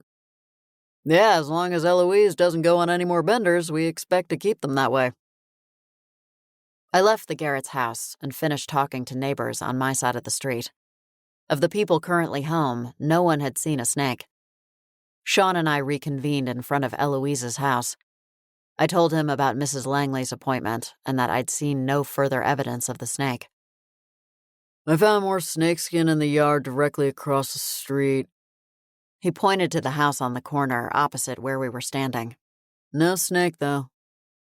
I guess you should call animal control now that I know it isn't Charlemagne, I said. People will start to get anxious now that they know it's out there. They'll feel better if they see someone actively pursuing it. Yeah, I don't want any more phone calls to deal with. He dragged a hand through his red hair. How long did you say until the chief's better? I felt a rush of tenderness for the poor chief. Not soon enough. Chapter 5. After Sean returned me to my car in front of the diner, I Googled food for foxes and was pleased to see cheese on the list of foods that they eat. That was easy. Unsurprisingly, I opted to bypass raw meat. I ran into the nearest store and contemplated the overwhelming choices. Hello, Eden, the owner said. As a descendant of Francis Warland, one of the Puritan settlers, Joan Warland had owned and operated Breelicious since before I was born. She was at least 70 years old, but with her relatively smooth skin and ash blonde hair, she didn't look a day over 50. If I didn't know for certain that she was human, I'd swear she was a vampire. How are you, Joan? I'd heard you moved back to town, the older woman said. City life didn't agree with you, I suppose? Something like that. I hated having to explain my reasons for returning to chipping cheddar, especially because there was no way to do it honestly. The agency transferred me to another division. She frowned. Yes, I heard. It's money laundering? No, cybercrime, online fraud. Joan shook her head. I don't know much about that. I stay off the internet. Too much fake news circulating. I rely on the Buttermilk Bugle, and that's about it. She perked up. Say, isn't your friend Clara a reporter there? So nice to see you kids grown up and doing important work. Cheese is all I've ever known. She placed a palm flat on the counter, seemingly lost in thought. That's what happens when you take over a family business. Didn't you get a choice? Joan blew a raspberry. It was take over or sell the business. My grandfather always said cheesemaking's in our blood. He would have climbed out of his grave like one of those zombies in the movies and given me an earful if I'd have let the shop fall into someone else's hands. I laughed. If the only thing zombies did was lecture people about their poor life choices, there'd be far fewer horror movies. Well, you didn't venture in here to catch up on my life story, Joan said. What brings you in? Your Aunt Thora was in here just yesterday, so I can't imagine you're out of cheddar already. I surveyed the variety of cheeses. This might seem like an odd question, but there's a fox that's been visiting my friend's garden, and we want to feed him. Apparently foxes like cheese, so what do you think? Asiago is probably too nutty for him, right? Is American too bland? Joan chuckled. Pair the American with a nice wine and you're golden. A blush rose to my cheeks. I told you it was an odd question. That's quite a lot of thought you're putting into fox food. Are you planning to serve crackers with it? I have a nice selection of those, too. Just cheese, thanks. I examined a block of Beaufort. Too expensive. Chivane will work. No problem. Anything else? As a matter of fact, there is. I pulled out my wallet as she rang up the order. Do you know anything about a secret society for Puritan descendants? Joan's hand hovered over the register. What makes you ask about that? I gave her a $20 bill. Clara's writing an article about them for the paper, and I thought you might be a good source for her. Joan's mouth tightened as she handed over my change. It's a secret society, Eden. Why would anyone talk to a newspaper reporter about it? You could be anonymous, I said. I mean, why does the town need a secret society anyway? What purpose does it serve? Joan tapped her rounded fingernails on the counter. Never you mind, Eden Fury. You and Clara don't have roots as deep as some folks here, so you wouldn't understand. And there it was, the suppressed air of superiority. Sometimes roots get twisted and damage the trees they're meant to support, I said. I'd advise Clara not to go poking around in things that aren't her business. She's a reporter, I said. It's in the job description. What was so sacred that Joan felt the need to turn hostile at the mere mention of the club? Joan's hand flicked out, and she handed me the bag of cheese. Hope the fox enjoys his treat. Seems a bit decadent to me, but then again, your family's always bordered on the strange side. My face hardened. You know, Joan, there are plenty of cheese shops in town. My family doesn't need to support this one. Joan flashed a fake smile. Suit yourself. I left Brelicious in a huff. Joan's reaction was exactly why I disliked the idea of a secret club for descendants. It seemed like an excuse to establish an unnecessary pecking order in town. Why jockey for position? Just be neighborly. I drove to the chief's house to check on him. I didn't like the idea of leaving him alone all day. He had to be scared. I parked on a side street so that no one saw my car and hurried to the back door. I'd left it unlocked so that I could slip in unnoticed. Sawyer? I called, opening the door. It's me. The house was quiet. I went to the kitchen first and placed the bag of cheese on the counter before continuing to the bedroom. The food and water that I'd left for him were empty, so that was a good sign. I worried that he'd be too upset to eat and starve himself. I continued to the master bedroom. The comforter was askew, and the sheets were tangled, but the fox was nowhere to be found. Uh-oh. He couldn't possibly have gotten out, could he? Sawyer? I raced through the house, checking for anywhere a fox could have escaped. There were no open doors or windows. When I turned to check the backyard, I spotted it. The back door had a cat flap. It was white and blended in with the rest of the door, so I hadn't noticed it before. The previous homeowner must have had a cat or a small dog. God's above! I hissed. Why would he leave? Was he thinking like a chief or a fox? I ran outside and scoured the backyard. What if he came into contact with the giant snake? My heart began to pound as I pictured a standoff between them. I had to find him. I was careful not to yell too loudly and alert the neighbors. They couldn't know I was there, and they certainly couldn't know that the chief of police had been turned into a fox. I covered every blade of grass, looking for any evidence that pointed to which direction he went. I found nothing, not even trampled flowers. I was going to have to enlist the aid of my favorite wizard. I pulled out my phone and called Neville. I was wondering where you were, he said, by way of greeting. I have Achilles with me at the office, and he's already chewed 2 wires and your mousepad. My mousepad? I echoed. How did he get that? I might have tossed it to him like a frisbee when he started sniffing around my backpack. I couldn't be annoyed with Neville. After all, he was doing me a favor that was outside the scope of his FBM duties. Nowhere in the manual did it mention dog-sitting for members of law enforcement turned into foxes. I've been delayed, I said. I have a situation. Oh? Anything I can assist with? That's why I'm calling, I said. The chief is missing, and I need to find him. Have you tried calling him? Neville asked. Not on the phone, of course. I recognize the inadequacy of that suggestion when the chief currently lacks opposable thumbs. I sighed. Telling me to yell his name is the equivalent of telling me to turn my computer off and on when I have a problem. He chuckled. I do instruct you to try that more often than not.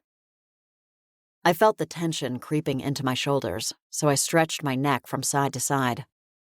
I left him at his house last night, which I now realize was a big mistake, and he's missing. He snuck out through the cat flap. Dearie me. Exactly. So I need a little wizard help in tracking him. There's also a supersized snake on the loose, and I'd rather the 2 of them not square off. Neville lit up. It could be like Godzilla versus Mother. No, it really couldn't. I gave him the chief's address and hung up. In addition to my pounding heart, my palms were now sweaty. The more I thought about poor Sawyer trapped in animal form, the more worried I became. He could get hit by a car, or drown in the river, or be lost in the woods forever. Gods have mercy, now I sounded like my cousin Julie. She was forever fretting about Meg dying in a ditch. I returned to the house to get a strand of Sawyer's hair for the spell. Luckily, his hair was thick, and I was able to snag a few pieces from his brush. I waited outside, pacing the length of the backyard to keep my body occupied. Anything to curb my rising anxiety. I sagged with relief when Neville appeared. "What took you so long?" I asked. "What do you think? I had to take Achilles for a quick walk and then gather supplies." He set his backpack on the ground. "I expect you need me to do a locator spell?" I nodded. "I have strands of his hair." "Perfect." He held out his hand and I gave him the hair. As he prepared his magic circle, he glanced up at me. "Do you know yet how this happened?" "I have no idea," I said. One minute we were on a date, having a wonderful time, and the next minute I was kissing a pointed snout. I hadn't told him that part when I dropped off Achilles. It seemed too personal. "Do you think it's your family?" That was my first thought, but I didn't see any evidence of their involvement. As far as I know, they're still clueless about us. I observed Neville as he lit a candle and began the incantation. I gave him space to work, not wanting to mess up the spell. Time was of the essence. Neville tipped back his head to look at me. "He's near water." Gee, that's super helpful when we're adjacent to the bay and the river. Right up there with telling me that Mount Everest is located in the Himalayas. Neville tugged his ear. "He's near the mound." Of course. He'd been impacted by something supernatural, so naturally he'd be drawn to the area where the portal and the vortex were located. His body was probably more in tune with magical energy than his mind was. "Let's go," I said. Neville blew out the candle and swept the items into his backpack. "Do you want me to drive?" "We'll drive separately in case we need to split up," I said. "Did you leave Achilles at the office?" "I dropped him off next door," he said. "Paige is looking after him." "You didn't tell her anything, did you?" He pulled a face. "Do I look like an amateur to you?" I shrugged. "Sometimes?" He huffed. "I told her that the chief was too sick to look after the poor pup, and we were taking turns but had an emergency." "Good thinking." We parted ways on the sidewalk by the house, and I slipped into my car before anyone spotted me. I pressed the pedal to the floor, knowing that there was little chance of a speeding ticket with Deputy Guthrie filling in for the chief. He was probably in the office right now, sobbing into a corned beef sandwich. I snagged a parking spot near Davenport Park and hit the brakes, rocking back and forth from the sudden stop. I bolted from the car and began my frantic search. There were people in the park with their dogs, so I couldn't call his name without raising suspicion. Neville appeared beside me. "I'll check the vortex." A vortex is a place where multiple ley lines converge and powerful energy can be harnessed, and we had our very own energy center right in Chipping Cheddar. "Then I'll check the portal." I'd recently shown the portal to the chief after revealing the truth about the supernatural world to him. Maybe he'd gone there in search of answers. To garden-variety humans, the mound is simply a hillside near the river in the Chesapeake Bay. Little do they know that a dormant portal to Otherworld is located inside. A portal that I routinely check to make sure that it's still dormant and that no demons or other supernaturals have breached the border. I entered the hillside and let my eyesight adjust to the darkness. "Sawyer?" The small fox was curled up in a corner near the portal. I ran to him and dropped to my knees. "Are you okay?" The fox looked at me with soulful eyes. He opened his mouth as if to speak, but no sound came out. Neville rushed inside. "He wasn't at the vortex." He halted in his tracks when he saw me on the ground with the fox. "You're sure that's him and not some random fox from the woods?" "What are the odds that a random fox came to check out the portal?" I demanded. "Stranger things have happened," Neville argued. I stroked the fox's head. "It's him, I can tell." I felt his presence in there. The fox form was merely a shell that housed the real Sawyer. How's the portal? Neville asked. Still dormant, I said. I faced the fox. I'm not taking any more chances. You're coming home with me. Isn't that a different kind of risk? Neville asked. I'll hide him in the attic. There's no reason for my family to look there. Besides, if they do find him, they'll think I've adopted a fox. It won't be the first time I've come home with a rescue animal. They won't suspect it's the chief. And what about Achilles? Will you keep looking after him? I asked. I know it's no small request. I'll do it, Neville said, more quickly than I expected. Great. Do you know how many women spoke to me today? He asked. 3, all because I was walking the dog. The pug is magical. Maybe you should ask one of them out, I said. Your reward for doing a good deed. Neville puffed out his chest. Maybe I will. He paused. If I manage to make eye contact next time. I haven't been able to do it thus far. Poor Neville. He really needed a dating coach, but there was no time to ponder that right now. I gathered the fox in my arms and headed for my car. Best of luck, Agent Fury, Neville called. Thanks, Neville. Because I was definitely going to need it. Chapter 6. I'd barely made it into the attic with the fox when I heard my mother's voice reverberating downstairs. I couldn't make out the words. I sat on the mattress and cradled Sawyer on my lap. When I've pictured you between my legs, this isn't exactly what I had in mind. The fox observed me silently. Even without their brilliant sea-green color, his eyes were mesmerizing. I realized that I still felt drawn to him, despite his fox form. Was this what people meant when they talked about soulmates? That no matter what form someone inhabited, if he was your soulmate, you'd still recognize him as yours? My neck warmed when I realized I was thinking about Sawyer as my soulmate. It was way too early in the relationship for that kind of thought, wasn't it? I'm so sorry this happened to you, I said. I buried my face in his thick coat. I promised to make it right. The fox nuzzled me, and I started to relax. I felt guilty for what happened, even though I had no idea whether the change was related to me. I bought you cheese, but I left it at your house, I said. I know there's good cheddar here, so I can bring you some of that if you're hungry. The fox swished his tail. If you hear me talking to someone, it's Alice Wentworth, I continued. She's a ghost that lives here. This farmhouse was part of her family farm back in the day. She's very nice. The fox cocked his head, listening. I'm kind of embarrassed that you have to see this place, I said. It's not very grown-up to live on a mattress in the attic of your childhood home. The good news is that the barn will be finished soon, and then I'll have my own place. I sighed deeply and stroked his fur, withholding the remainder of my thoughts, that the barn was still uncomfortably close to my family, and the whole thing was probably a mistake. The chief had enough to handle right now without my own fears and insecurities. As though sensing my distress, the fox placed a paw on my arm. Even as a woodland animal, he was a sensitive and compassionate being. Where did this miracle man come from? You left Iowa, a place you seem to like, I said. What made you do that? I wanted to get as far away from here as possible.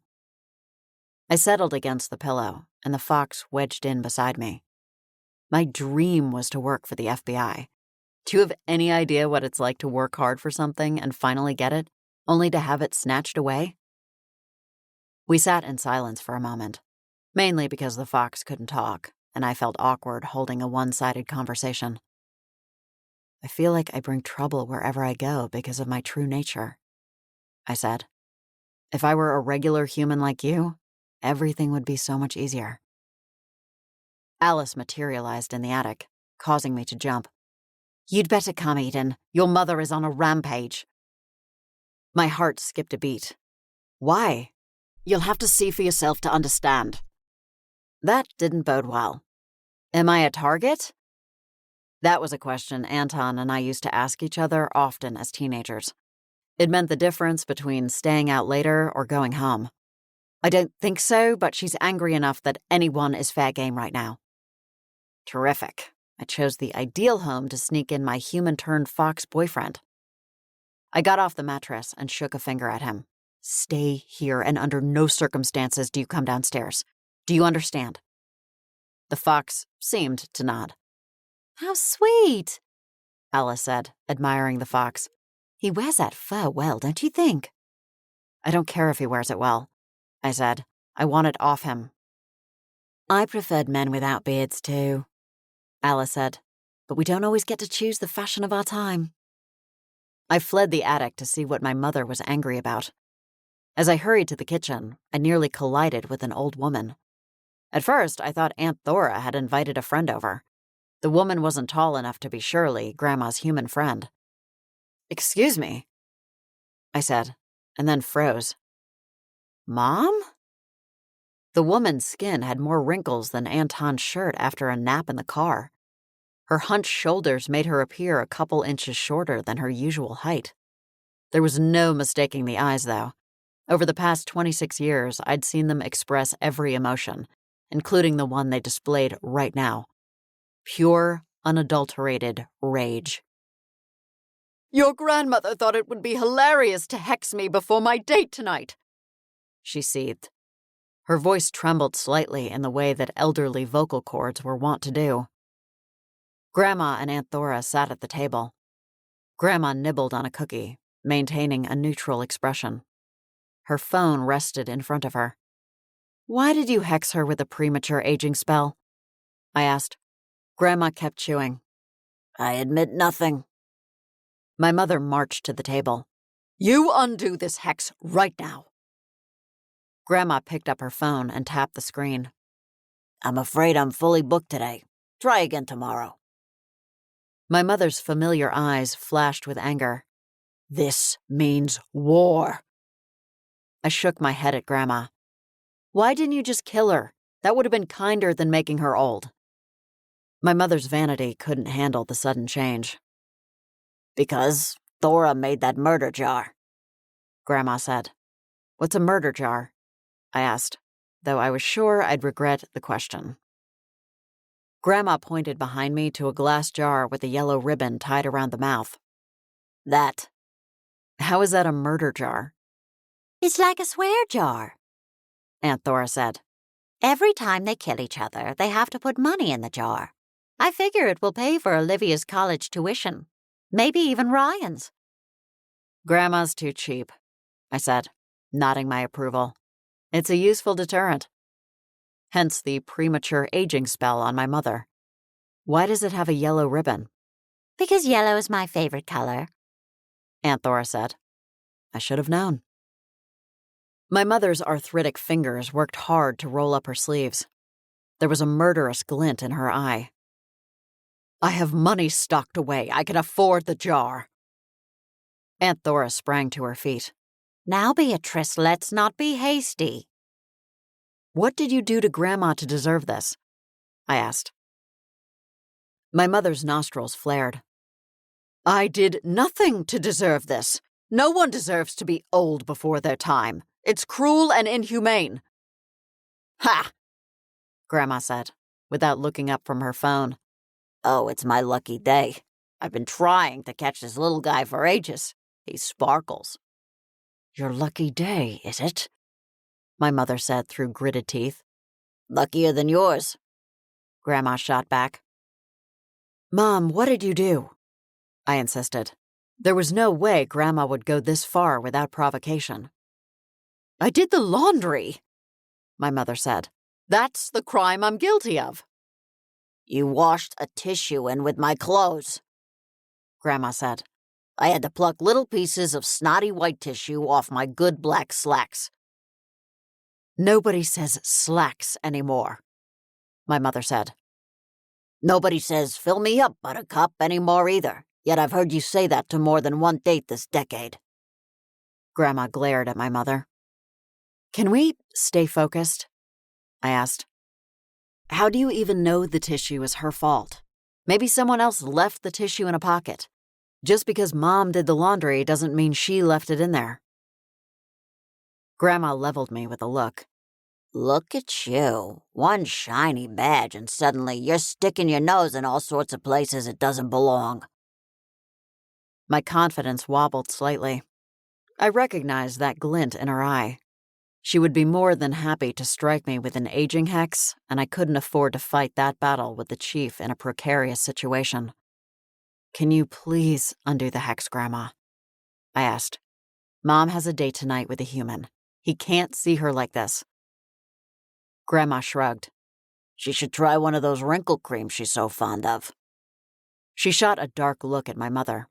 And apply it liberally. Hostility rolled off my mother in waves, and I blocked her warpath with a well-placed arm.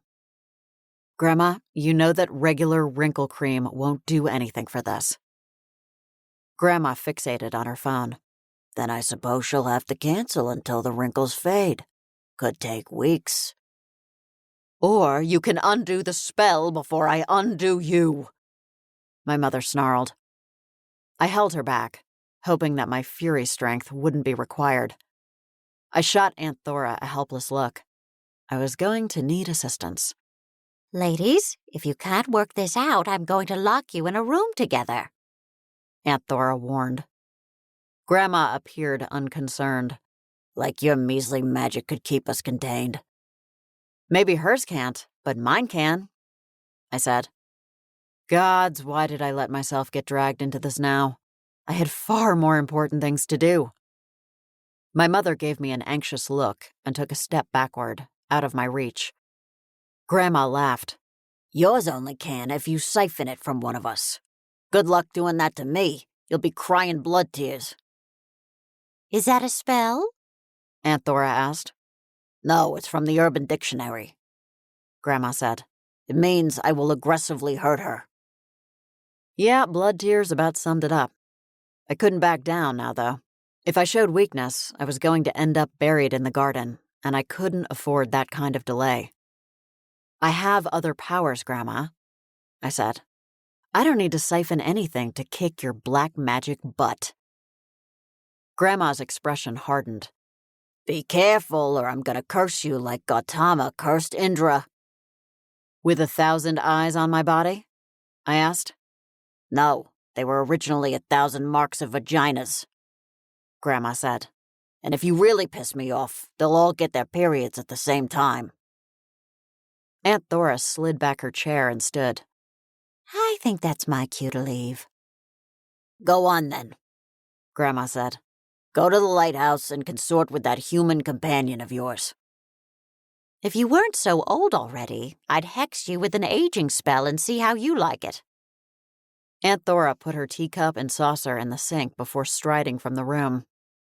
"You are going to rue the day you decided to hex me, Esther Pritchard." My mother stomped her foot and whimpered. "Ouch, my brittle bones can't handle that much impact." "Worth it," Grandma said, and returned her attention to little critters on her phone. I wasn't going to get anywhere right now. Grandma was clearly set on punishing my mother no matter the consequences. I turned to face my mother. "Pro tip, the ice cream shop hosts senior Sundays," I said. "Lots of guys your age." "They're not my age." She tried to stomp her foot again, but found she couldn't lift her leg high enough for impact. She whirled around and shuffled to her bedroom, whimpering. The bedroom door slammed, and I winced at the sound. It reminded me of the fights my parents used to have. For a few seconds, I was 6 years old and ready to walk on eggshells for the rest of the day. I drew a deep, calming breath and approached the table. "Grandma, I really don't think the punishment fits the crime. So you had to pick off pieces of tissue. Big deal. I bet you could have conjured a spell to remove the mess instead of kicking up a fuss." Grandma tapped her phone screen repeatedly. "She was already on my bedside. The laundry was the last straw." "Okay, fine. Have your fun, but please don't let it last too long. What if she actually gets hurt in this condition? She could break a hip." Grandma's lips melted into a smile that reminded me of the Grinch. "She could, couldn't she?" I groaned. "I wasn't trying to give you ideas. Please don't break her hip. We'll be waiting on her hand and foot for months. We won't survive." Good point. Grandma didn't make eye contact. I won't let her twist in the wind too long. Thank you. I needed some air after that heated standoff. I decided to put a little distance between my bickering family members and me. 500 yards to be exact. I opened the back door to my father's house that he shared with my stepmom Sally, the most elegant vampire in shipping Cheddar by a mile. My father met her on a business trip to Otherworld and never looked back. They were much more suited to each other than my mother and father were. There was no door slamming, no children caught in the middle, no yelling. Well, that wasn't entirely accurate. My father's natural volume was set to extremely loud and uncomfortably close, even when he was engaged in idle chit-chat. Eden, what a nice surprise. Sally was bent over the countertop in the kitchen, scrubbing vigorously with a sponge. Did I mention the vampire also has OCD? What happened? I asked. Sally stopped scrubbing and set the sponge on the edge of the sink. Nothing major.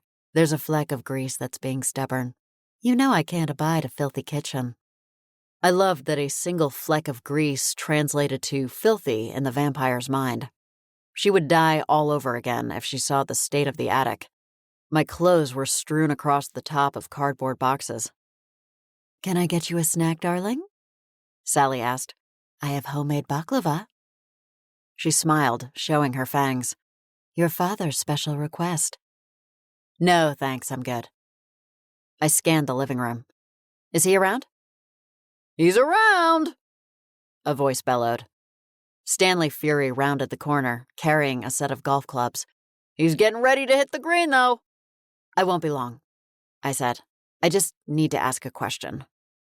My father set down the bag and regarded me. May 1st. Are you doing those stretches I told you to do? I resisted the urge to roll my eyes. Yes, Dad. I lied. I don't think you are. He circled me. I can tell by how round your shoulders are. Suck in a breath and tighten your diaphragm. It was easier to comply than to argue, especially when I wanted him to answer my question. I inhaled deeply and pressed my palm flat against my abdomen. Better? Do you feel the difference? My father asked. You should. You'll walk around like Quasimodo for too long and you'll end up with osteoporosis. That's not how osteoporosis works, Dad. It's a calcium or vitamin D deficiency. It could also be the result of hormonal changes, but there was no way I was saying the word hormones to my father. We didn't have that type of relationship. He pointed a finger at me. Are you trying to tell me I'm wrong? Relax, Stanley, Sally said. Have a snack. Your blood sugar is probably low. My mother's door slam must have triggered some kind of PTSD, because now I was 7 years old, listening at my bedroom door as my parents fought. I don't even remember the substantive part of the argument, only that each one wanted to be right more than they wanted to be married. Stanley and Beatrice Fury were never wrong, which made arguments impossible to resolve. Major or minor, it didn't matter. They were always right, and they never apologized. Stanley, she looks nothing like Quasimodo, Sally said. Doesn't he have an eye patch? He has a giant wart that covers his left eye, I said, my voice even. Stay on your mother's good side or you'll have one of those too, my father said. I debated whether to tell him about her current condition, but decided against it. It was always best to err on the side of discretion when it came to my parents' current affairs. If I told my father, then my mother would accuse me of choosing sides. Clasp your hands behind your back and open up that chest area, my father urged. That's where your problem is. Those muscles shorten up and pull the rest of you forward. He walked into the kitchen and took a glass from the cabinet. I performed the stretch while I asked my question because it was the fastest way out of here. Have you ever exacted revenge by turning your target into an animal? My father filled the glass with water and drank. He smacked his lips together once he finished. That's pretty specific. You have a job you want me to handle? Who is it? That deputy you can't stand? I can turn him into a weasel for you. He refilled the glass. No, something better that goes with red hair. A fox? I waved my arms in a panic. No, foxes, and it's not about Deputy Guthrie. I said. As much as it pained me to admit it, the town desperately needed him in his human form right now. Sally found a new flaw on the counter to obsess over. She picked up the sponge and began a fresh round of intense rubbing. Is it Tanner Hughes? He could definitely stand to spend some time in weasel form. I know he still gives you a hard time when he sees you. How do you know that? I hated being the object of any gossip in town, although I knew it was all but impossible to prevent. I've been within earshot on occasion when you've run into him. Sally's enchanted vampire hearing allowed her to excel in eavesdropping. Lucky for chipping Cheddar that she wasn't a huge gossip. It's not Tanner, I said. I don't want to reap vengeance on anyone. You know how I feel about it. My father snorted. Puritan. I glared at him. Hypothetically, if someone has been turned into an animal, is there any chance it's the work of a vengeance demon? Is this hypothetical transformation taking place in Chipping Cheddar? He asked. Yes. Then it's not a vengeance demon, he said firmly. Nobody comes in or out of here without my knowledge. He paused. And my blessing. Sally looped her arm through his. He's like the godfather of vengeance demons. The others wouldn't want to mess with him. And no one's come to town recently? I asked. For all I knew, Chief Fox had unwittingly made enemies in Iowa with connections to the supernatural world. Nope, my father said. Whatever's going on, it's not due to a vengeance demon. On the one hand, his certainty was a relief. On the other hand, I still had no idea how or why this happened to the chief. Who's been turned into an animal? My father asked. Anyone I know? It's hypothetical, remember? I said with a pointed look. This conversation is confidential. My father waved me off. Yeah, I'll keep your official FBM secrets. Thanks, Dad. I started toward the door. Where are you going? My father asked. His tone was so demanding, like I was attempting to walk out of prison before my official release date. There's someone in town I have to see, I said. Now that I'd ruled out my family and a vengeance demon, I had another cauldron to stir. Are you driving? He asked. That's the plan. The wings were only for emergency purposes. Make sure you go to the gas station on Asiago, he said. The one on Mozzarella Street is up 2 cents a gallon. It's highway robbery. Technically, it's not a highway, Stanley, Sally said. Although Asiago was out of my way and I didn't need to fill up my tank, a quick escape was better than an argument. Okay, thanks. I opened the back door. And stand up straight, he bellowed. Any further forward and you'll end up in a somersault. You don't need a head injury. In an exaggerated motion, I shoved my shoulders back so far that I was sure my shoulder blades were touching. As I closed the door behind me, I heard my father say, "That's much better." Chapter 7. I breezed into Magic Beans, the new coffee shop in town, and greeted its owner. Hey, Corinne. The witch stood behind the counter with her back to the room while a barista prepared coffee for customers. Business had to be doing well to justify hiring an employee. I was pleased for her. Corinne turned and smiled.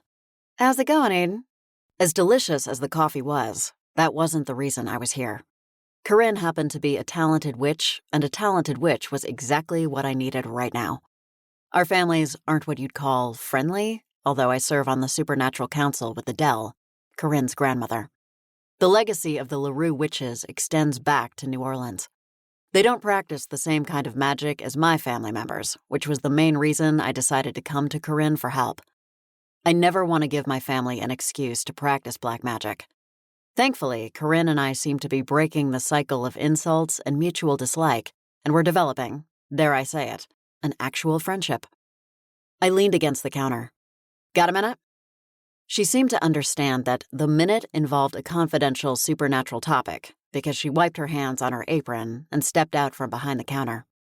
There's a quiet table over here. I followed Corinne to a table by the window. I have a situation and could use your help, I said. She threaded her fingers together on the table. Well, that's gotten to the chase. I glanced toward the counter. I can see you're busy, and I don't want to interrupt your work here. Corinne fixed her dark eyes on me.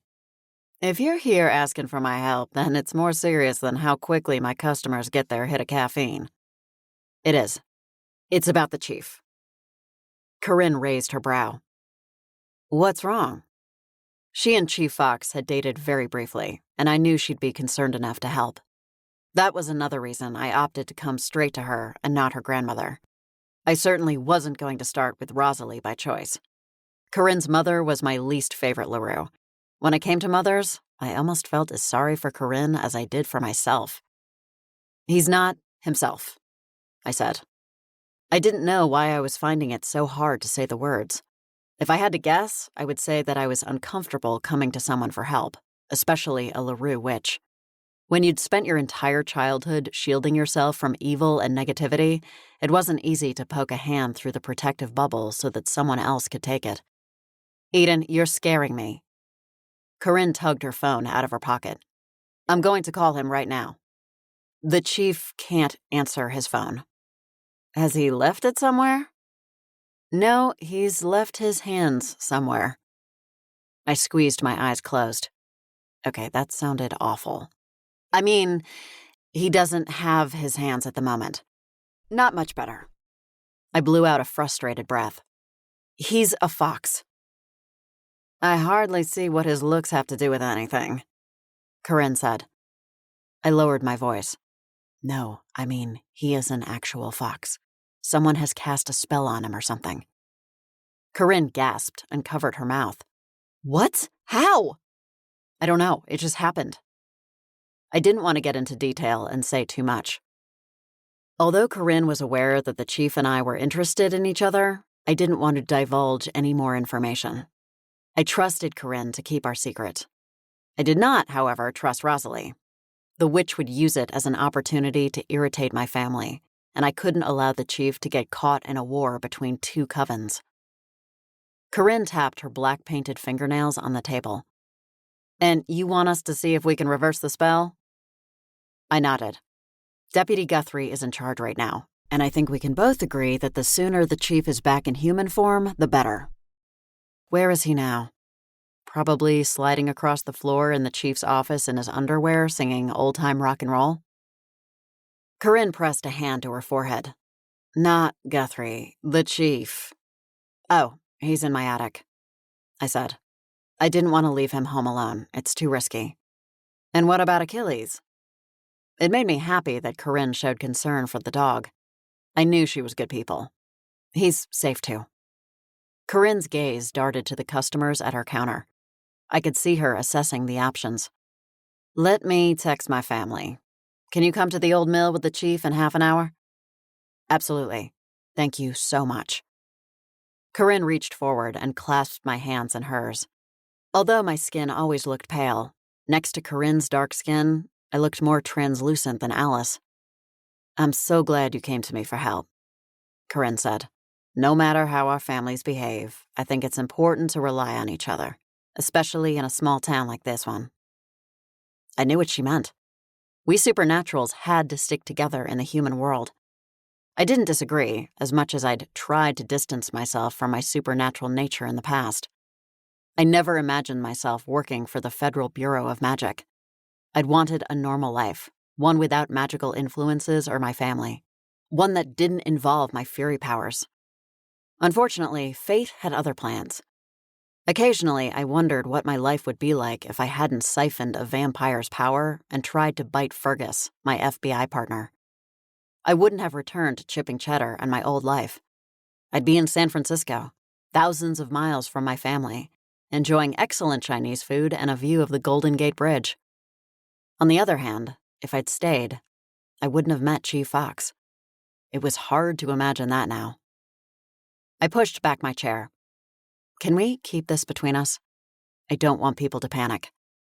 I take it your family doesn't know, she said. I shook my head, and I'd like to keep it that way. I don't need their messy wand prints all over this. Understood. See you in 30, I said. I exited the coffee shop and sped home to retrieve the fox. I turned on Munster Lane, hoping to avoid any family members. My goal was to sneak in and out without interference. As I reached the end of the cul-de-sac, I noticed John McLaren's truck parked in front of the house. The carpenter had been working on the barn renovations so that I would finally have a place of my own. The mattress in the attic was wearing thin in more ways than one. The driver's side door opened, and I realized that he'd only just arrived. I pulled into the driveway and jumped out to intercept him. "Hey, John." He held up his toolbox. Not to worry, I'm getting to work. See? I'm not worried. I know you've suffered a few setbacks. Some magical, some not. I'm sorry it's taking me so long, he said. I know you must be anxious to move into your own space. You have no idea, I said. If it's any consolation, I could be finished as early as the end of this week. I bit my lip. Please do not get my hopes up with a statement like that. I'm going to pretend you didn't tell me. John patted my shoulder. It can't be that bad living in a nice farmhouse like this one. The Wentworths knew what they were doing when they built this place. It's not the building that's suffocating me. He chuckled. Feel free to hang out with me in the barn if you want to vent. I smiled. As much as I'd love to take any opportunity to complain about my family, I have work to do. If you love what you do, you never work a day in your life, John said. He only came to that revelation after he'd won the lottery, thanks to a wish-granting demon. I don't know, I said. I love apprehending bad guys, but it still feels like work. Suit yourself. He ambled around the side of the house and disappeared. I bolted into the house and nearly tripped over Princess Buttercup. The hellhound was sprawled across the floor on the way to the attic. I realized she was monopolizing a patch of sunlight that was shining through the window. "John's here," I told her. "Want to go outside?" She leaped to her feet and panted, so I went to the back door and opened it. I made sure the coast was clear in the house before running upstairs to grab the fox. He was asleep on my pillow, which would have been adorable if I weren't so panicked about sneaking him out. It occurred to me that I should have brought the invisibility locket that Neville had made for me. "Hey, buddy," I whispered. "Time to take a little trip." I scooped him into my arms and crept downstairs, listening for any sounds of family members. So far, so good. "Aiden, is that you?" Merciful gods. Grandma was lurking somewhere. I'd hoped she was walking around town playing little critters. "Aiden," she called again. "Is that you?" "No," I yelled. I ran from the house like it was on fire and cradled the fox against my chest. To his credit, he remained perfectly still and quiet. He probably sensed my distress. I slid into the car and dumped him on the passenger seat. I didn't wait to buckle myself in before setting off. A quick glance told me that Grandma was on the front porch with her hands on her hips. I hit the gas pedal and didn't slow down until I reached the stop sign, where I paused to click my seatbelt. The fox placed a paw on my arm, and I realized he was looking for reassurance. "It's gonna be okay," I said. "I'm taking you to the LaRue witches to see if they can undo whatever's been done to you." The fox sat straight in his seat, and I buckled him in. Then I cracked open the window for fresh air. The attic had to be stuffy for him. Whether in fox form or human form, he was accustomed to spending a lot of time outdoors. "Any opinion on music?" I asked. I flicked on the radio, and Shake It Off blasted through the speakers. The fox wasted no time in stretching his seatbelt so that he could tap the button with his paw and change the channel. I suppressed a laugh. Even in fox form, he wasn't going to resign himself to listening to Taylor Swift. The old mill was officially known as Bree Mill. It was situated beside the disused canal that ran alongside the Susquehanna River. Once owned by the DeVallets, one of the few French families in chipping Cheddar, Bree Mill flourished during the 19th century. The 4-story tall building had served as a merchant mill where wheat was ground into flour and sold as far as the Caribbean. According to Alice, the mill had acted as a commercial center in its prime. Locals would flock here to trade goods and services. Whereas the market downtown primarily catered to cheesemakers, the mill served a broader purpose. For the LaRue witches, I suspected that purpose was to harness the elemental energy that emanated from the moving water. Sure enough, when I arrived with the fox, the trio of witches were preparing their magic circle on the land in front of the rotating wheel. Adele was the first one to spot me. Wearing a pearl necklace, a ruffled blouse, and a long skirt that swirled around her ankles, the older witch exuded grace and style. She greeted me with a kiss on each cheek. "Thank you for agreeing to help," I said. "Don't mention it," Adele said. "We can't afford to lose another chief so soon after Chief O'Neill." My stomach churned. I hadn't even considered the prospect of actually losing Sawyer to the spell. Adele peeled back to observe the fox in my arms. "Well now, good to see you, Chief Fox." She scratched the animal's head. "If you don't mind me saying, you make a sweet fox." "Makes a sweet man, too," Rosalie said. "Too bad my daughter couldn't hold his interest." Corinne shot her mother a warning glance. "It wasn't like that, and you know it." Rosalie ignored her. Instead, she snapped her fingers at me. "Bring him to the circle." I walked to the white chalk circle and held the fox up over my head, singing Circle of Life from The Lion King until Adele silenced me with a look. "He's cuter than Simba," Rosalie said. She set different colored candles around the perimeter of the circle. "You'll have to leave him alone in the circle for the spell. Do you think he'll stay, or do we need to conjure a ward to keep him inside?" I placed the fox in the middle of the circle and crouched down to address him. "Chief, it's important that you stay put in the circle during the spell. These lovely ladies are going to try to reverse whatever has been done to you." "If it's a witch's spell, we should be able to undo it," Corinne said. "Not necessarily," Adele countered. "It depends on the type of magic and the specific spell that was used." "Come on, Coven," Rosalie said. "Are we LaRue witches or not? We've got this." She shook her hands to loosen the muscles. "Let me know if there's anything I can do to help," I said. "Stand clear, girl," Rosalie said. "Be a real shame if you accidentally got zapped by our spell." She didn't look remotely bothered by the prospect.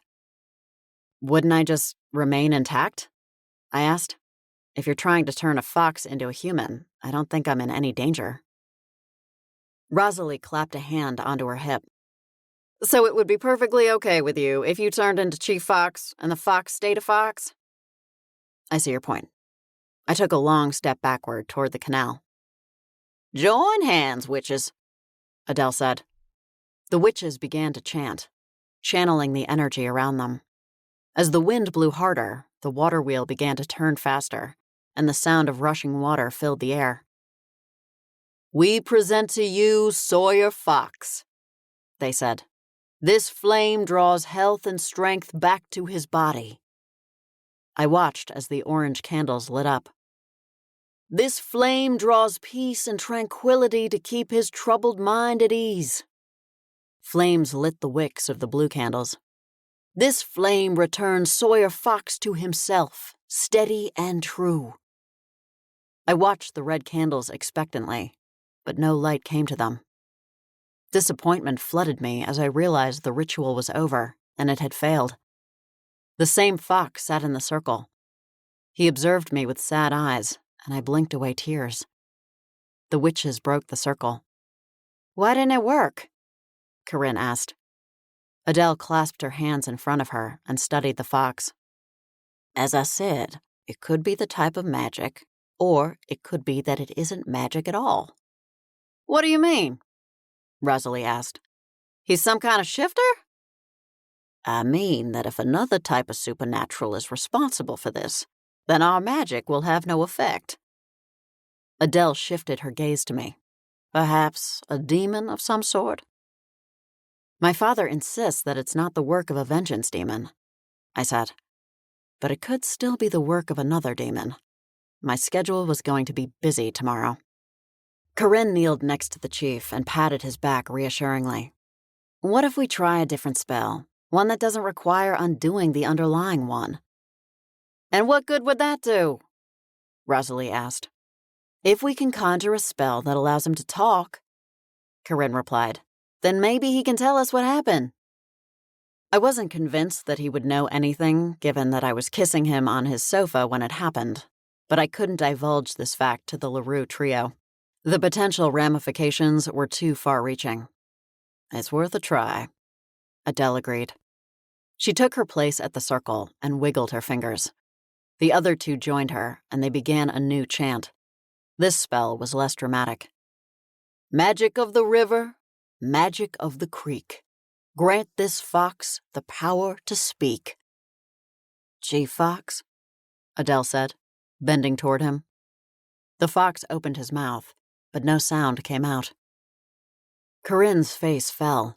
Why is our magic so weak? Adele draped an arm along her granddaughter's shoulders. Our magic is not weak, dearest. It's simply not the right magic for whatever ails him. The wrong-shaped key for this hole, if you will. I really appreciate that you tried, I said.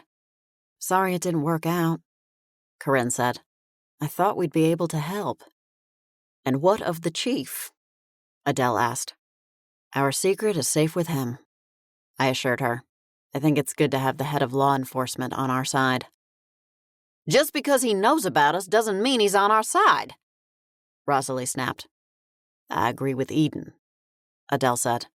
I would have loved for Mick O'Neill to be connected to our community, but he was not the right choice for that bridge.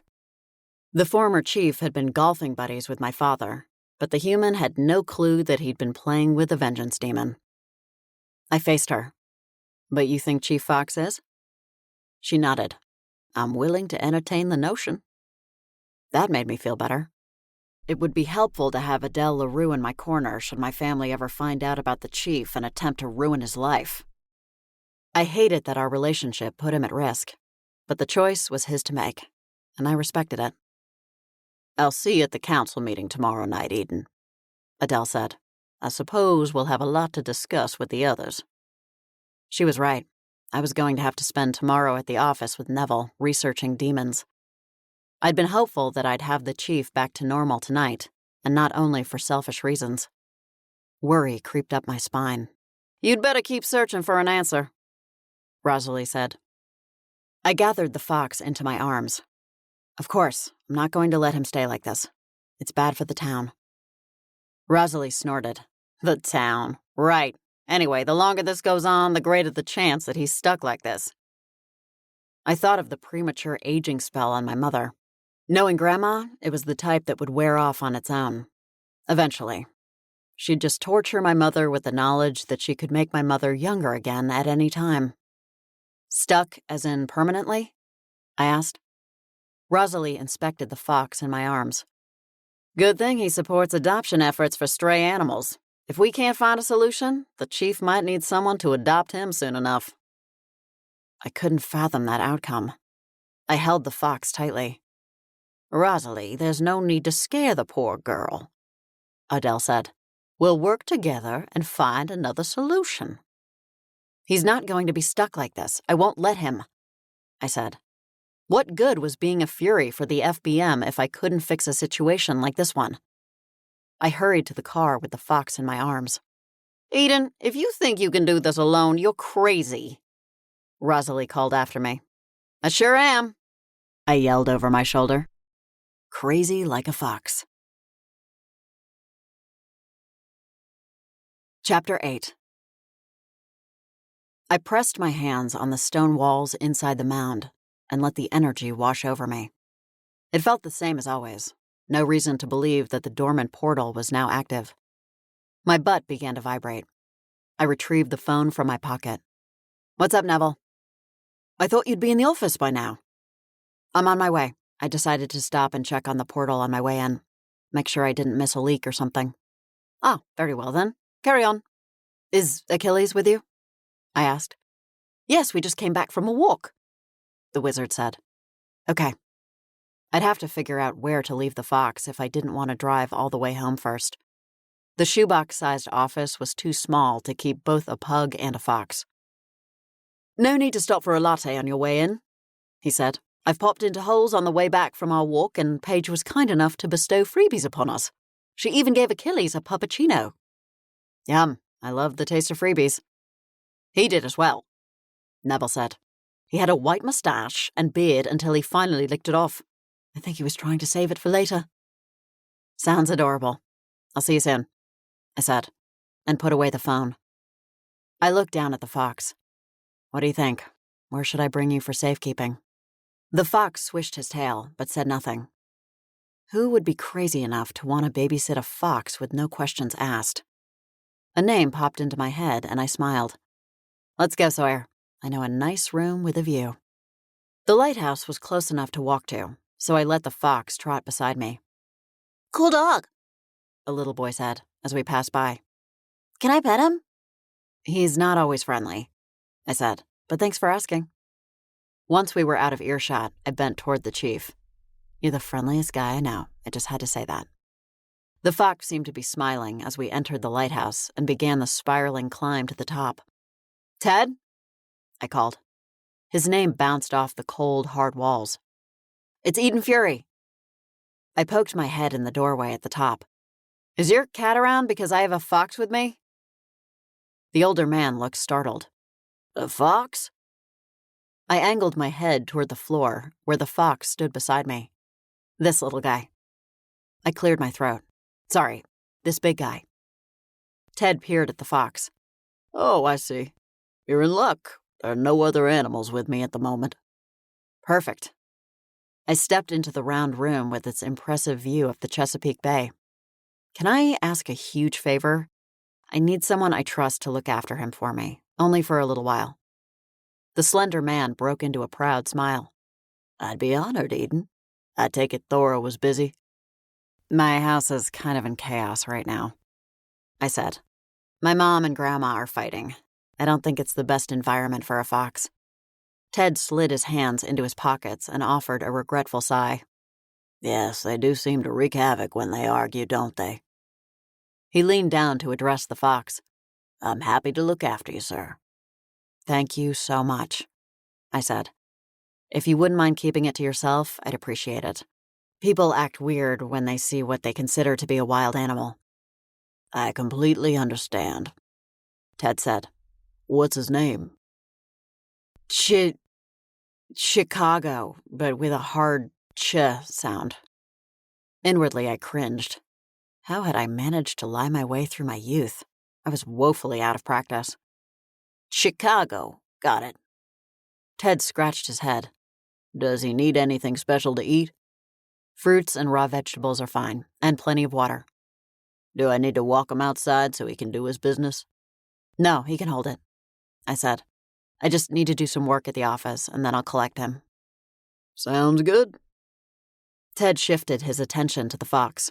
Now, Mr. Chicago, I have a few activities to occupy our time. How do you feel about checkers? I spun on my heel and raced down the spiral steps. I returned to my car and made the quick drive to the wrong side of the tracks where the office was located. Nestled between a tattoo parlor and a donut shop, the FBM was hardly splurging on prime real estate. I snagged a parking spot out front and checked that the ward was down before entering the office. No need to embarrass myself today by bouncing off the door and into the street. Try explaining that to a human. Agent Fury, finally, Neville said. I pulled a face. You act like I was lounging around in my PJs, feeding potato chips out of the bag to my boyfriend in my attic paradise. His brow lifted. That sounds awfully specific. I told you I was checking the portal, and I was. Besides, we finished off the bag of potato chips this morning. Chief Fox is a huge fan of salt and vinegar chips, apparently. Your beverage is on your desk, he said. Mind the temperature. Oh, and a bear claw, too.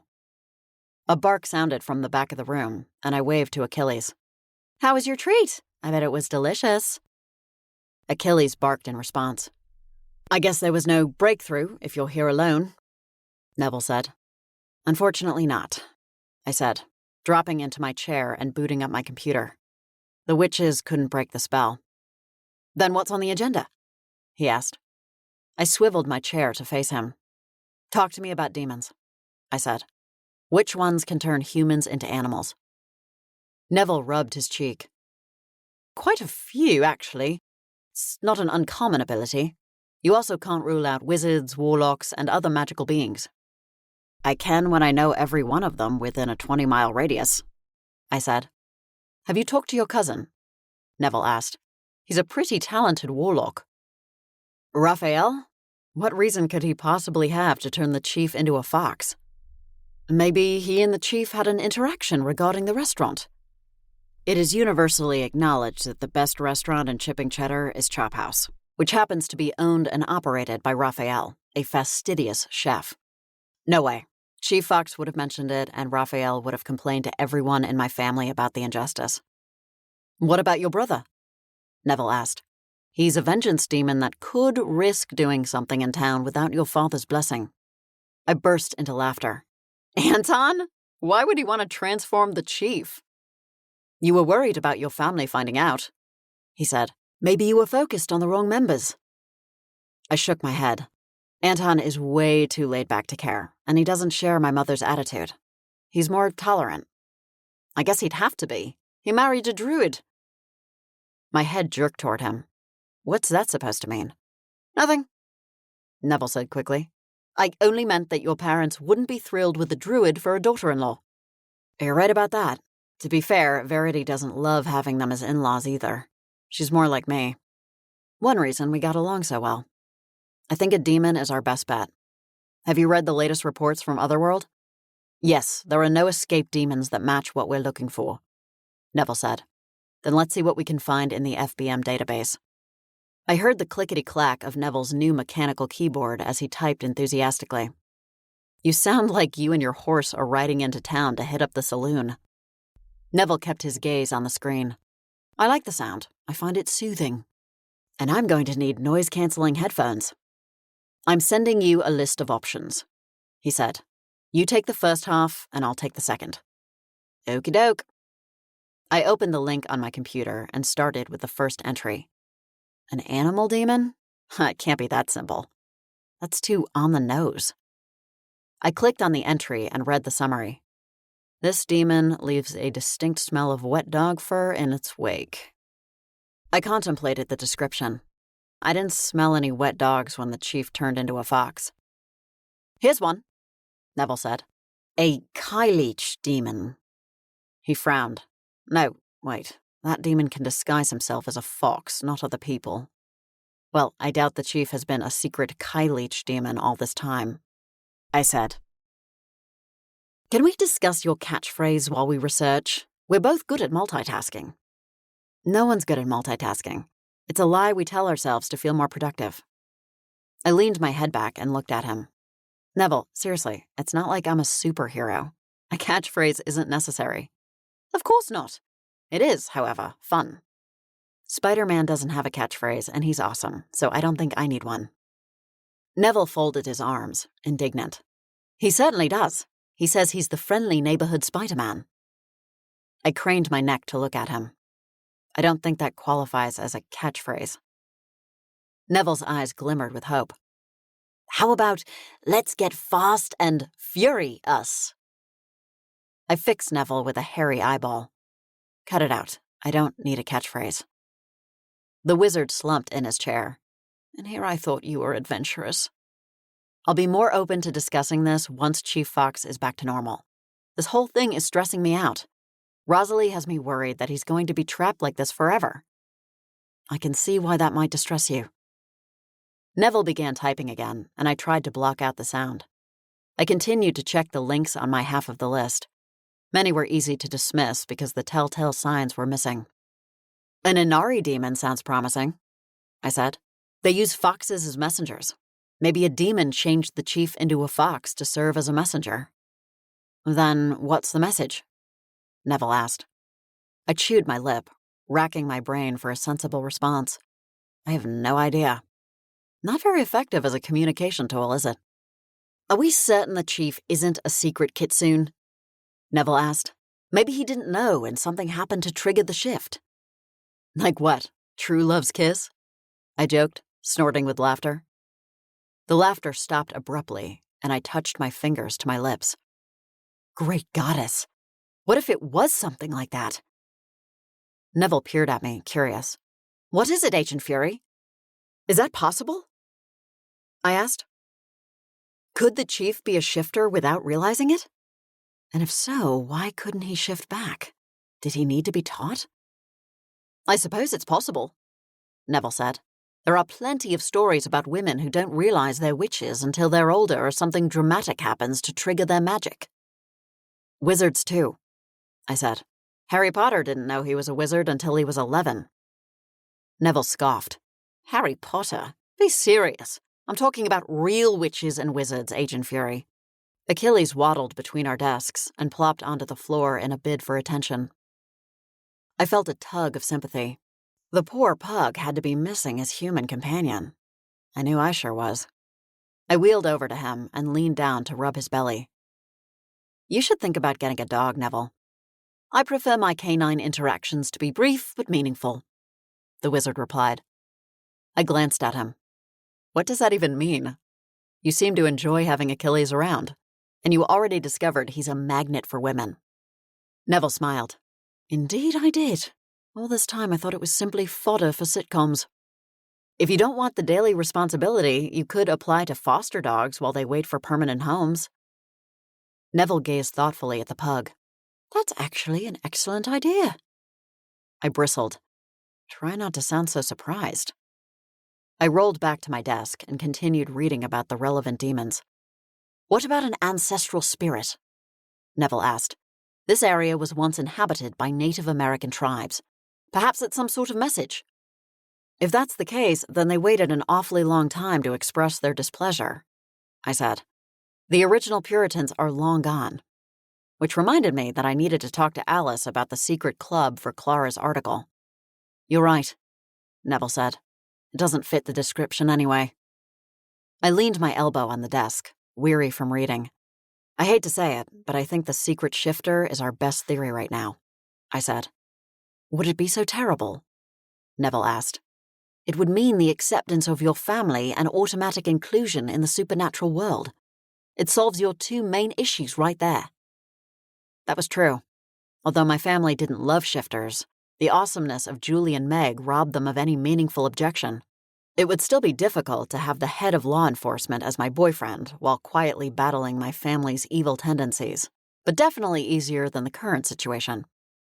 I guess it would have its perks, I admitted. My phone lit up and I spied a text from my mother. Uh-oh. I picked up the phone to read the missive.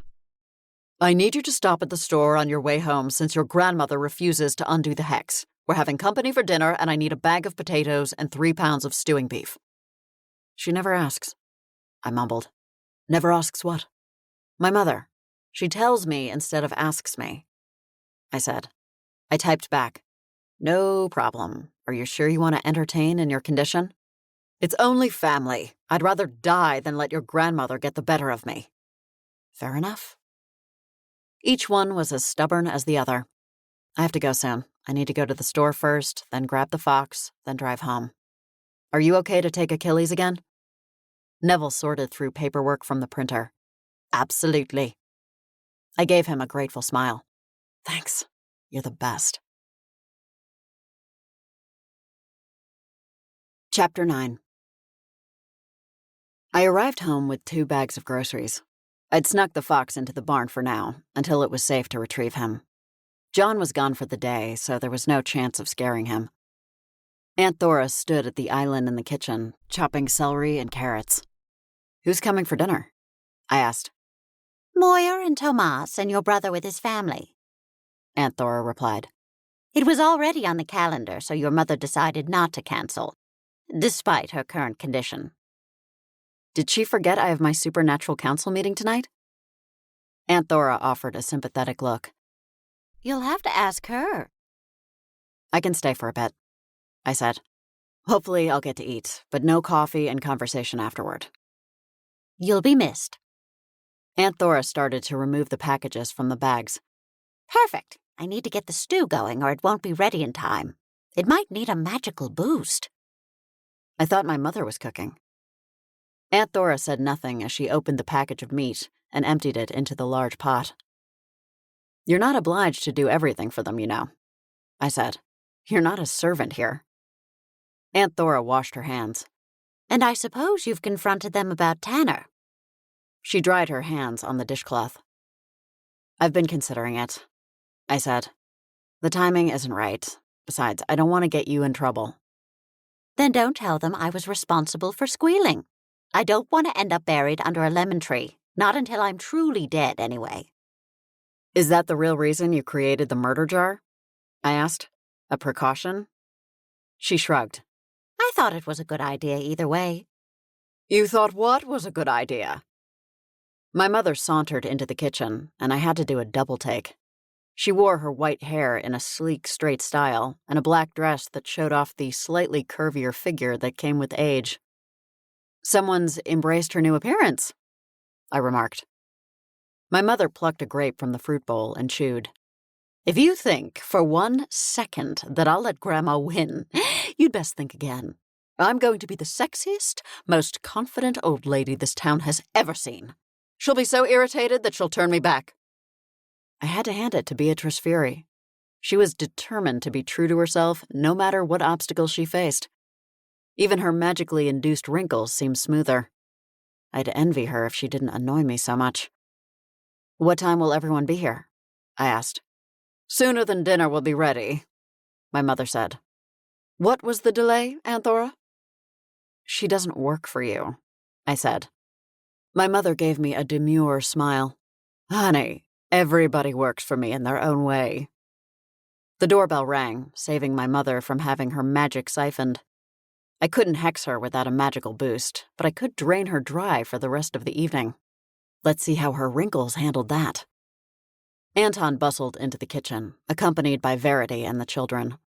Uncle Moyer followed closely behind with his husband, Tomas, an angel-human hybrid. Look at the trouble we ran into outside, Uncle Moyer said. For once, everyone's on time. He kissed his mother on the cheek, and Aunt Thora beamed at the sight of him. It was close, Tomas admitted. I left a trail of angel dust on the carpet, and Moyer nearly had a coronary. He insisted on hauling out the vacuum and sucking it up before we could leave. The cleaners had just been to the house this morning, the demonic lawyer replied. Can we at least keep it clean for a whole 24 hours? Is that too much to ask? Aunt Thora smiled. That brings back memories. I still remember Moyer presenting his and Charisma's dolls with a list of rules they had to abide by if they expected to live in the playroom. Tomas gave his husband an affectionate squeeze. Heaven have mercy. You had to be the most adorable demon child that ever roamed the earth. How is Charisma? I asked. Aunt Thora's daughter lived in Florida with her husband Marty. We didn't see them often. Her skin is about the same color as my leather loafers, Uncle Moyer said. And the same texture, too. Now, Moyer, Aunt Thora admonished him. You be nice. Your sister's not here to defend herself. Speaking of defending ourselves, Tomas twirled around to confront my mother. Do you have anything to say, gorgeous, or are we supposed to pretend we don't notice you? My mother gave him a sly look. Honey, it's impossible not to notice me. You got that right. Olivia marched straight up to my mother with her hands cemented on her small hips. Why do you look so old? Ryan laughed and pointed. I couldn't decide whether he was a toddler or a mean girl in training. You can thank Great-Grandma, my mother replied. She thought it would be a good joke to make me old before my time. You wear it well, Verity said. My mother smoothed the ruched fabric along her hips. Don't I, though? Anton crunched on a piece of celery. You're not considering leaving the house like that, are you? Why? Are you embarrassed by my appearance? My mother asked. No, but aren't you? Anton asked. I sucked in a breath. Uh-oh, wrong answer. I pretended to slice my neck, and Anton quickly realized his mistake. What I mean to say is, how will you explain this to people you know? My mother fluffed her hair. I've decided to go incognito. Call myself Brenda. Try out a new personality while I'm at it. I think we could all benefit from that, Grandma said as she shuffled into the room. My mother rounded on her, pointing an angry finger. No comments from you this evening. I'd like to see you make that happen.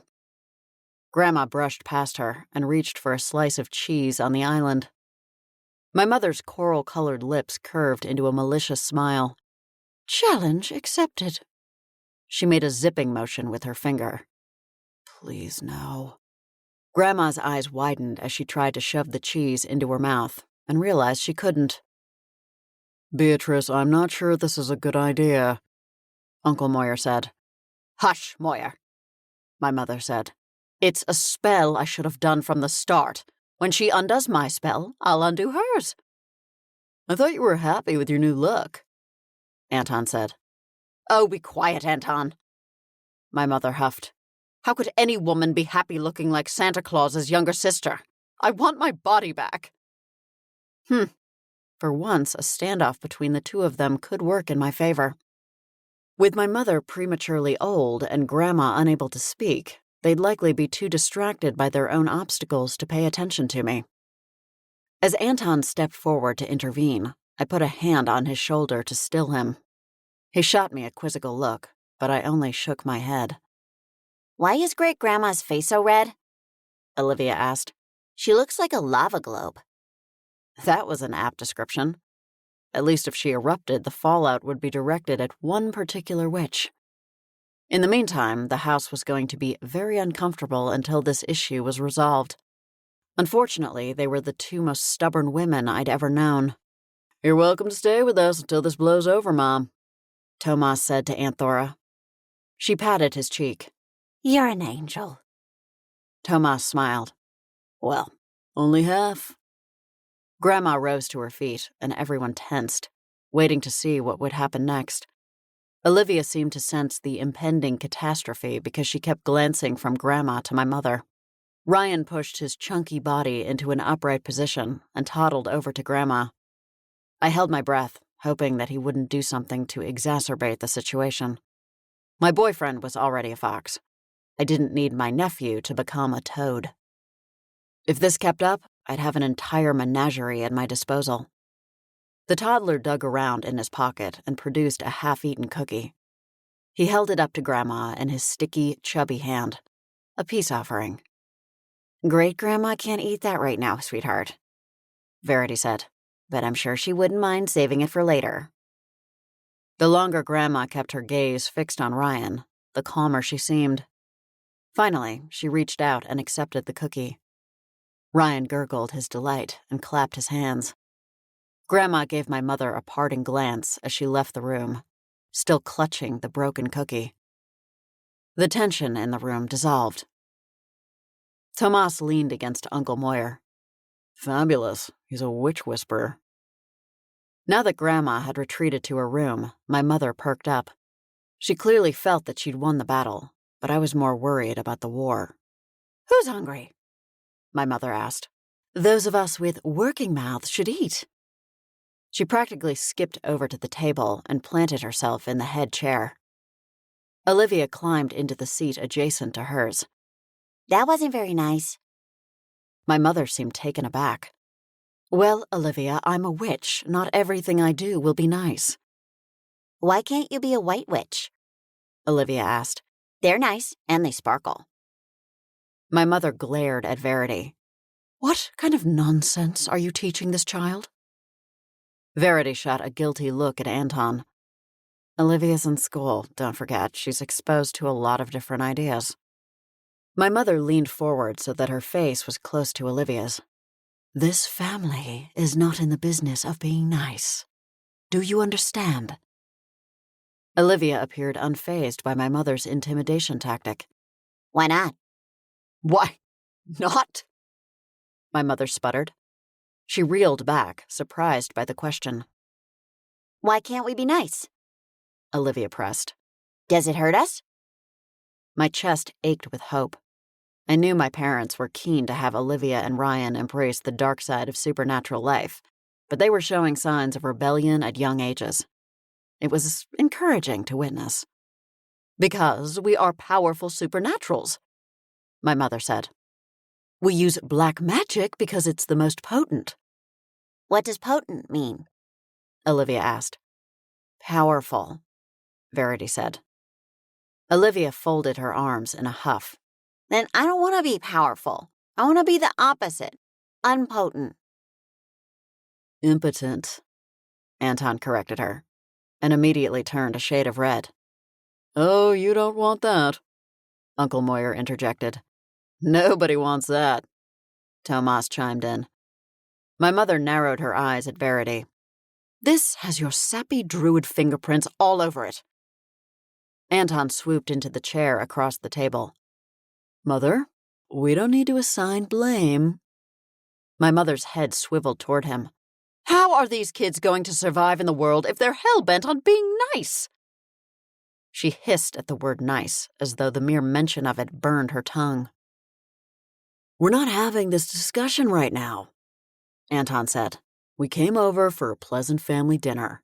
If you're going to have a meltdown over the way we're choosing to raise our kids, we'll go home and enjoy our dinner in peace and quiet. My mother slammed a hand on the table. Aha! So you are choosing to raise them this way. I knew it! Anton rolled his eyes. Don't twist my words. By the devil, you're a vengeance demon, she seethed. What's the matter with you? We didn't raise you to care about others' feelings. I told your father it was a mistake to let you attend public school. We should have sent you to boarding school in Otherworld. I shuddered at the thought. What kind of fury would I have become if I'd grown up in Otherworld? Probably the kind that got hunted by FBM agents. I'm in the midst of an interesting legal battle, Uncle Moyer said, as he helped his mother distribute the appetizers. Verity shot him a grateful look. Aren't you always in a legal battle? Anton asked. You're a lawyer. Yes, but this time I'm suing a former client, he said. She came to me, pitiful thing, desperate for me to acquire her soul in exchange for a favor. Sounds like a typical transaction, my mother said. What makes it interesting? Ariel is a natural redhead. He practically spat. I want to sue for breach of contract and false representation. Redheads have no soul, Olivia exclaimed. Exactly, Uncle Moyer said. The trickster colored her hair black before the meeting. I had no idea I was dealing with a ginger. That was either incredibly brave or incredibly stupid, my mother said. Did she think you wouldn't find out? I think she believed she'd be long gone by then, Uncle Moyer said. But the truth has a way of finding the cracks and filtering through. Those are called roots, Tomas quipped. I want to see Aunt Eden's new house, Olivia said. She gripped a knife and fork in each hand and banged them on the table. My heart jumped. That's not a good idea right now, Olivia. There are lots of tools lying around because John's nearly finished. I can shine a spotlight, Anton said. It'll be fine. I hesitated, trying to come up with a reasonable excuse. I'd rather wait until it's completely done so I can show it off properly. It would be nice to get furniture. Oh, I know the perfect place to furniture shop, Moyer said. There's a wonderful antique shop in town called Treasure Trove. That sounds promising, I said. Where is it? Behind that Indian takeout place, he said. You can douse yourself in the scent of curry as you go in, and it will cling to you for the rest of the day. I happen to like the smell of curry, Tomas said. I don't mind that he wears it like a fragrance. Foster is a friendly, Uncle Moyer said. He's one of us? I asked. No, but he has the sight, Uncle Moyer said. I think it's part of the reason he's so good at finding antiques. He sees beauty that other humans overlook. That's a nice way of putting it, I said. Dinner was too far behind schedule for me to wait to eat. I shoved another carrot stick in my mouth and chewed hungrily. Quickly, I washed it down with a glass of homemade lemonade. Well, it's been fun, but I'm expected at a council meeting. I checked the clock on my phone. In about 10 minutes. Lucky you, Anton grumbled. I kissed Olivia and Ryan on their heads and grabbed my purse from the kitchen counter. Don't wait up. And whatever you do, don't go in the barn. Chapter 10. I breezed into Chop House and immediately spotted Julie and Meg, along with Ava, Meg's new friend, at a table close to the kitchen. I maneuvered my way through the clusters of other tables to greet them. Ooh, is that carrot cake? I asked. I'd missed out on dessert at the family dinner, so maybe I'd order a slice of heaven here. Raphael took great pride in his culinary creations. With cream cheese frosting, Meg said. I tried not to salivate. Is there any other kind? Ava sliced the entire top of frosting off her cake and covered her fork with it. It's like eating a sugar cloud. I didn't know this taste existed in the world. It's magical, Julie said, with a wink at me. There's a meeting tonight, huh? Unfortunately, I said. Believe me, I'd much rather be watching reruns of Friends. At least I had a mission to accomplish during this particular meeting, which made attendance worthwhile. If I managed to break through with the chief, it would be worth it. What kind of meeting are you going to? Ava asked. She licked the last of the frosting off her fork. Oh, book club, I said quickly. We meet in the back room of the restaurant. Cool, Ava said. I love to read. Which book are you discussing tonight? Some rich white guy's autobiography, I said. Really dull. I'll need a cup of coffee to make it through the meeting. Maybe next time you'll get to choose the book, Ava said. My mom used to be in a book group in our old town, and they let another member choose each month. Ava pulled out her phone. That reminds me, I promised I'd call my mom and tell her what time to expect me home. Julie smacked Meg's arm. See? She uses technology to communicate with her mother so that there's no fear that she's been kidnapped or died in a ditch. Meg's face turned stony. Mom, please don't embarrass me in front of my friend. And you're going to call, not even text? Julie asked, impressed. She likes to hear my voice, Ava said. She says you can't tell tone from a text. Your mother sounds very wise, Julie said. I hope I get to meet her soon. She'd like that. She hasn't really met any new friends since we moved here. She says I'm lucky because I get to go to school and have forced interaction, but she has to make small talk in the cereal aisle. She's not wrong, Julie said. It can be hard for mothers of older friends to make friends. We're not congregating at the park with our strollers and coffee anymore. Excuse me just a sec. Ava tapped her screen and turned away from the table to talk to her mother. Julie crooked a finger, beckoning me closer. I heard a rumor about the chief, she said, lowering her voice. My palms broke into a sweat, and I wiped them on my pant legs. Had we not been careful enough? Had someone seen us together before his transformation? Heard what? Julie inclined her head toward the back room. I assume it's what you'll be discussing in the meeting. Did she think I needed the council's permission to date him?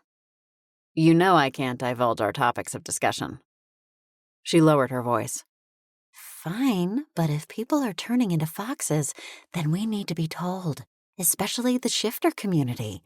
What if we accidentally hurt someone that we think is prey? Phew. How did you hear about it? No one's supposed to know. I told her. Raphael appeared beside me. I caught a glance at my cousin. How did you find out? I run a busy restaurant, Eden. It's as gossipy as a hair salon. You know that. I gripped the back of my chair and looked at him with pleading eyes. Please don't tell anyone in my family. Not a word. Not to worry, he said. I won't say a thing. I know how serious it can be if word gets around. To be honest, I haven't seen anyone in over a week. Thora was in here with Ted O'Neill, and that's the last time I saw anyone. A smile touched his lips. You have to admire a woman that brings her own lemons to the restaurant. I squinted at him. Do you? Aunt Thora's obsession with lemons bordered on insanity. It was bad enough when customers brought their own tea bags and sugar packets. They were fresher than anything I had in stock, Raphael said. And you know I take great pride in my masterpieces. Oh, I know. Raphael sliced and diced his ingredients like he was preparing the contents of a cauldron for a ravenous coven. His precision with a blade was unparalleled. If you needed surgery on a newt's eye, he was your warlock. Ava turned back to the table. Mom seems happy that I'm being social. It must be hard, Julie said. I can't imagine trying to fit in somewhere new at this point in your education. You must be thinking, what's the point? Because You'll be heading to college soon anyway. Ava stuffed her phone back into her small, sparkly purse. I guess, but it's more pleasant to pass the time with friends. Besides, I'm not sure I want to go to college. Julie nearly choked on her mouthful of cake. I'm sorry. Is that an option? Meg gave her mother a hard look.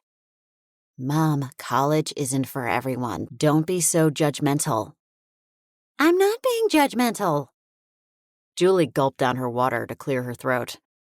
I just think a degree is important in this world, no matter what your future plans are. See? Judgmental. Meg turned to her friend.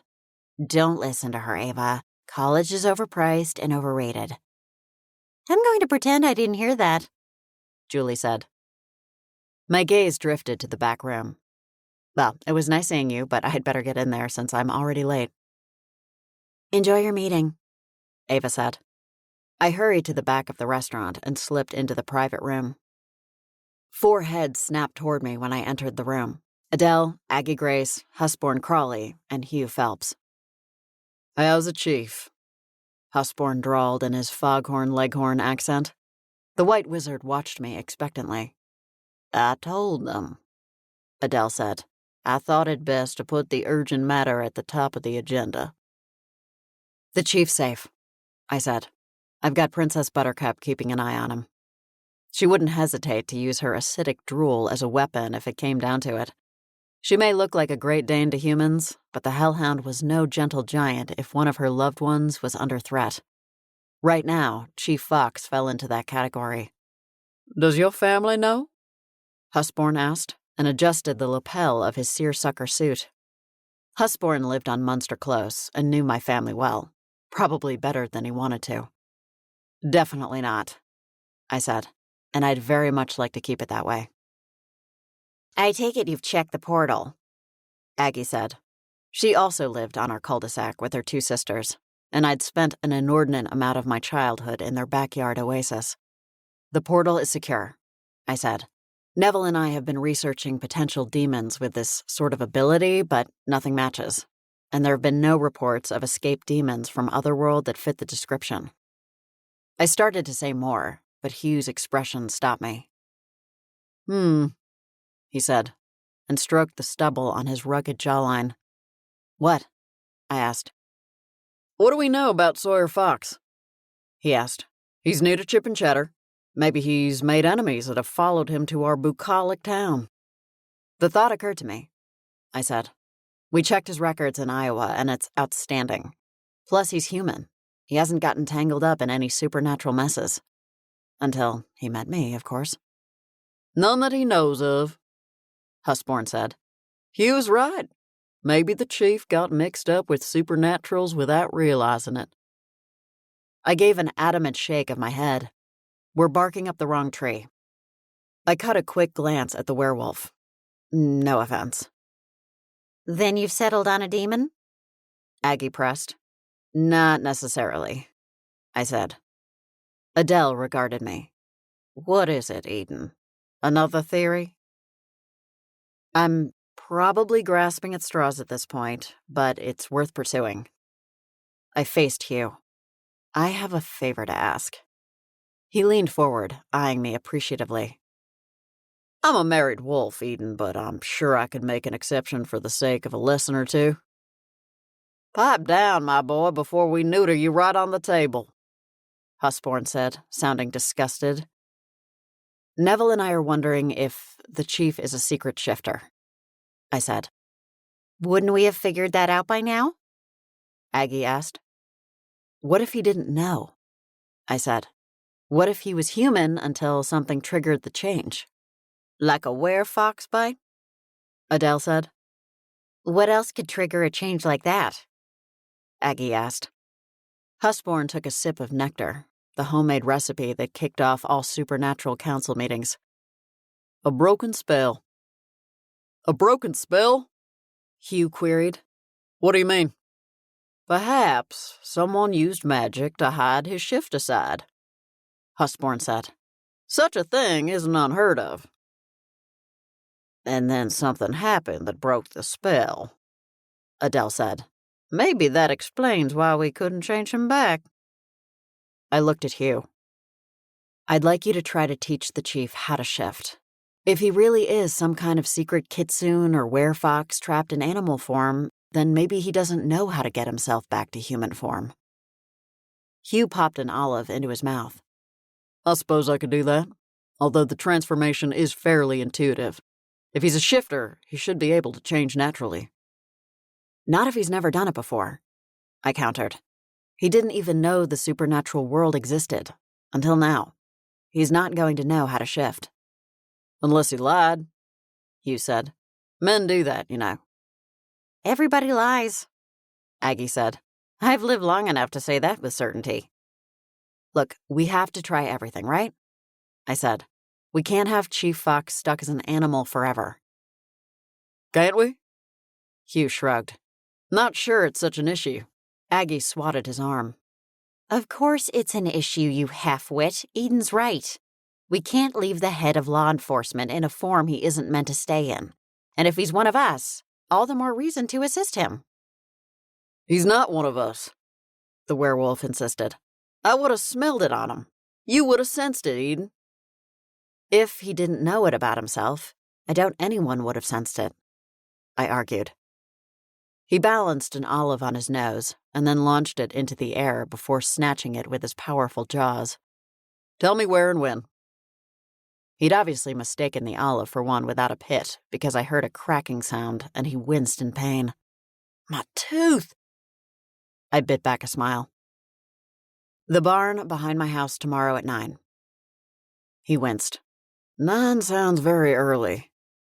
The carpenter comes at 10, so we need to clear out before he arrives. John had a tendency to sleep late on his boat. Not that I blamed him.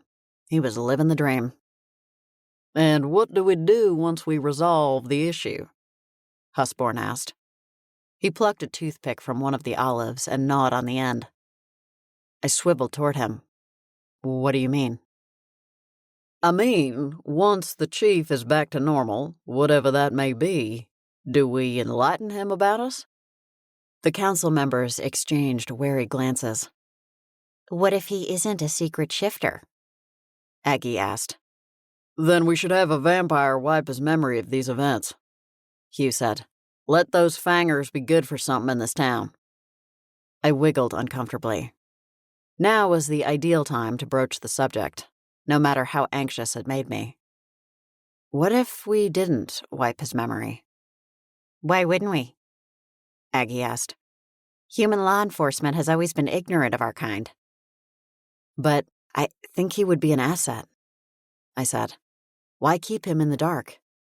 That's obvious, Husborn said. Because he's human. It's too much for him. They can't handle someone tearing away the veil. Be like snatching a child's security blanket. Except Sawyer had already proven that he could handle it. I propose that we put it to a vote.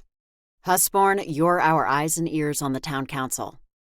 Why not let Chief Fox be our eyes and ears in law enforcement? Because you're our eyes and ears in law enforcement, Hugh said. That's the whole point of the FBM outpost. No, the whole point of the outpost is to monitor the portal, I said. Looking out for supernatural interferences is secondary. Adele stroked the pearls around her neck. He's been involved in a few supernatural incidents already without his knowledge, and he handled himself remarkably well. What about his deputy? Hugh asked. We're going to expect him to keep it secret from that gonad, aren't we? He's too stupid to share information as important as this. Deputy Guthrie is a hard pass, Husborn drawled, making a sideways chopping motion with his hand. I think we can trust the chief, I said, especially after we rescue him from whatever situation he's gotten himself into. He'll feel indebted to us. I figured it couldn't hurt to throw an extra reason in there. Aggie rubbed her hands together in a nervous gesture. Oh my, this would be unprecedented. We've never had a member of law enforcement in the know. She drew a breath. But I agree with Eden. I think Chief Fox would be an asset to the council, as well as to the supernatural community at large. Think about it. He'll be able to assess a situation and recognize whether he can handle it or whether he needs to call for supernatural reinforcements. Chief O'Neill didn't have that luxury. If he had, maybe he'd still be alive today, Adele said. I think it's in everyone's best interest, including the chief's. All in favor? Aggie asked. I watched as each hand went up. Hugh hesitated for a fleeting moment, but I was pretty sure it was only to be difficult. Perfect, I said. My phone vibrated in my purse, and I rooted around the black hole of small belongings until I found it. Hello? Eden, it's Sean. He cleared his throat. It's Deputy Guthrie. Speak of the gonad. Is everything okay? Not really, he said. I closed my eyes and prayed to every deity in existence that Sawyer was all right. What happened? It's about that snake. I perked up. What about it? Meet me at that lady's house, the one who reported the sighting. Eloise Worthington? I asked. That's the one. Do you remember the address? I do. I hesitated to ask my next question. Did you find the snake? No, but it looks like the snake found her, Sean said.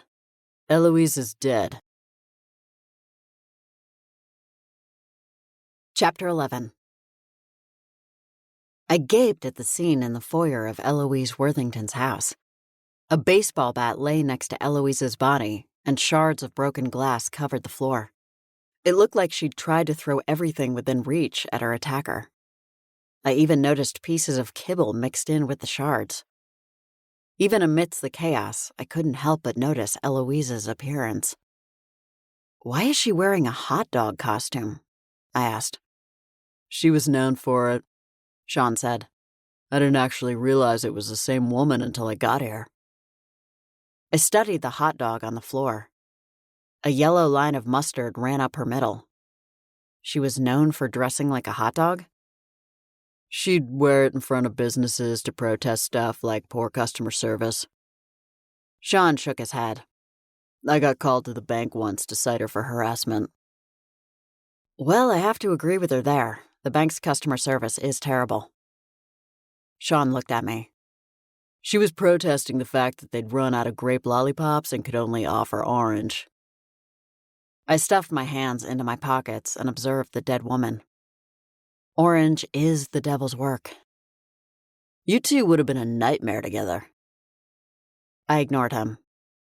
Are you sure it was the snake that killed her? He pointed to her arm. Puncture wounds equals snake bite. Poisonous too. You mean venomous? Same thing, he said dismissively. No, it isn't. Whatever, Professor Fury, he scoffed. I have a degree too, you know. In massive douchebaggery? He glowered at me. Oh, that was your minor. Got it. I shifted my focus back to Eloise. How did you even know to come here? She called to say she'd seen the snake and asked me to come, he said. I guess I wasn't fast enough. He shifted a few shards of glass with the front of his shoe. Whatever happened to animal control? I asked. He shrugged. They haven't had any luck finding it. Seems smart for a snake. I crouched down for a closer look at the puncture wound. Sean didn't realize that more than a snake could cause a mark like that. There was no evidence of blood, and Eloise seemed to have retained hers, so a vampire was unlikely. I returned to a standing position. Where's the cat, Mischief? Sean shrugged. Who cares? We have a dead woman in front of us. I gasped. Who cares? There's a killer snake on the loose, and that cat is the right size for a snack. He observed me. Why is the cat's fate more pressing than the woman's? For starters, the cat is still alive. I hoped. If Mischief was anything like Grandma's cat Candy, then she could handle herself. So maybe the cat would be okay. Then again, Eloise had a baseball bat and still ended up dead on the foyer floor. It must have been a sneaky snake attack. Is there any other evidence? How did the snake get in? It wasn't as though Eloise would have invited the creature inside for tea and biscuits. I haven't noticed an entry point. Sean paled, making his freckles even more prominent. Do you think it's some kind of velociraptor snake that's smart enough to open doors? I fought the desire to smack my forehead. And his. No, Sean, I don't think we need to call in Jeff Goldblum anytime soon. Not that I would object to actual Jeff Goldblum. He was an icon. We'll have to ask the neighborhood to be on alert, Sean said. I gazed at Eloise's lifeless body. They're going to be devastated to lose one of their own. I don't know, Sean said. The neighbors didn't have very nice things to say about Eloise the last time we were here. My jaw unhinged. So her death is no big deal? I didn't mean it that way, Sean said. I just don't think there will be any candlelight vigils. He scribbled a few notes on a pad of paper. Whatever went down here was vicious. That snake was out for blood. I don't think that's how snakes work, I said. Could have fooled me. Eloise fought hard. He rubbed his hand along his brow. We need to find this snake before it hurts someone else. Or their cat, I added. He looked at me askance. You really need to chill out about the animals.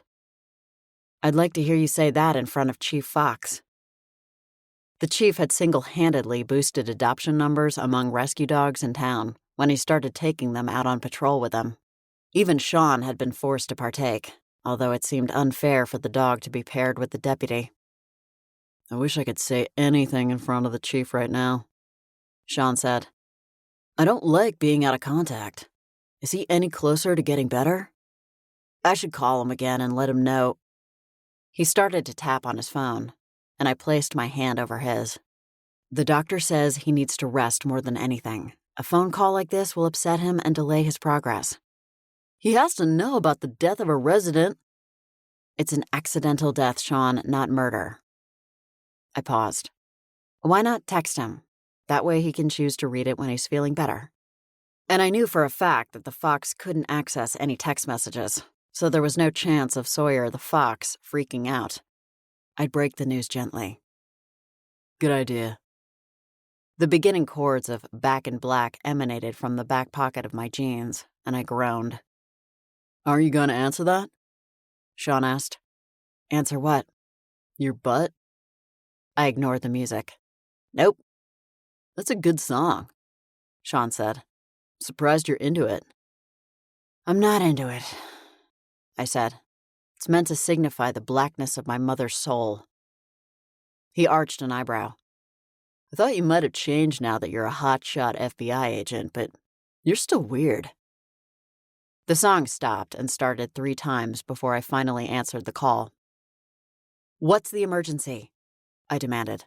I'm in the middle of an emergency. So am I. My mother's voice sounded frantic. The light bulb's gone out on the paddle fan, and I need your man hands to deal with the screwing. I would have thought the screwing part was right up your alley, I said. Don't you sass me while I'm in my final witch form, she threatened. You're not back to your old, young self yet? I smiled at Sean so that he thought I was simply teasing my mother. Your grandmother is about to buy a one-way ticket to the burial ground, my mother ground out. Please don't, I said. I'd call Anton, but it happened after he left, and you know that Verity won't let him come back to help his poor mother. She blew an annoyed breath into the phone. She'll do anything to keep my baby boy away from me. Your baby boy is a grown man with a wife and 2 kids. I'm sure she'd like help putting the kids to bed. You wouldn't understand, Eden, she said. You don't have a family of your own to love and cherish. Why would I? I'm too busy avoiding the one I have. Don't you start with me, young lady. I'm more than happy to add more money to the murder jar. Sean squinted. Did she just say something about a murder jar? I covered the phone with my hand. She says she needs me to look at her scar. She had a mole on her butt biopsy this week. I figured an embarrassing comment about my mother's body would be enough to distract him. Sure enough, Sean's lip curled. Hope it's nothing, I can't come home right now, I said. The light bulb will have to wait until tomorrow. But it's dark, my mother complained. Then use another light. I shoved my phone back into my pocket. I guess you're going to deal with the body and I'm going to hunt for the snake? And the cat. Sean raked a hand through his hair. I don't think either one of us gets the better end of the stick. Because there is no better end. Only a bitter end for Eloise. I'm going to search the house for mischief before I look for the snake. The thought of checking under the beds freaked me out. I didn't want to come face to face with a set of fangs. Maybe we shouldn't split up, Sean said, looking around anxiously. I arched an eyebrow. Why not? It's starting to feel like a horror movie, but instead of a rabid dog, we're dealing with a rabid snake. Well, that's impossible because snakes aren't mammals, I said. Sean's brow creased. They can't be rabid? I groaned in exasperation. I'd wonder about your education if I hadn't sat next to you in science class. He adjusted his belt, seemingly to give the appearance of having everything under control. It's getting late. I'll call the chief medical examiner's office now. I tiptoed through the foyer, avoiding the broken glass and the body. Here, kitty kitty. I walked slowly through the house and made the whispering sound reserved for cats. I checked in closets and under beds. I even checked inside the kitchen cabinets, but no dice. It was time to search outside. I took a flashlight from the junk drawer next to the refrigerator and headed out the back door. It was possible the cat was staying close to the house, but staying hidden. Mischief, I called softly. Come here, girl. You don't want to stay out here with that nasty snake roaming free. I rifled through my purse to see whether I had anything that would tempt a cat. My fingers slid over my wallet, my badge, a packet of tissues, a tampon, and a half-eaten granola bar. Nope, nothing for mischief. Darkness washed over me as I left the house, and I switched on the flashlight. I crept along the perimeter of the yard looking for eyeshine and listening for the sound of a slithering snake. At this point, the discovery of either one would be a bonus. The scattering of leaves grabbed my attention, and I directed the light into the cluster of trees behind the house. A deer stared back at me, its dainty tail flicking back and forth. Carry on, I said. Nothing to see here. I moved to the bushes along the side of the house and came up empty-handed. There were no streetlights in this neighborhood, so I was glad to have the flashlight. I continued to the neighbor's house and found more snakeskin in Mrs. Langley's yard, but no actual snake and no cat. I proceeded to scan every yard on the block without success. As much as I hated to give up, there was nothing more I could do tonight. I left Sean to handle Eloise and went home to break the sad news to the chief. I snuck into the house as quietly as I could and hoped that Princess Buttercup didn't alert anyone to my arrival. I tiptoed upstairs to the attic and found Alice hovering protectively over the fox that was curled in a tight ball on my pillow. He raised his head when he saw me.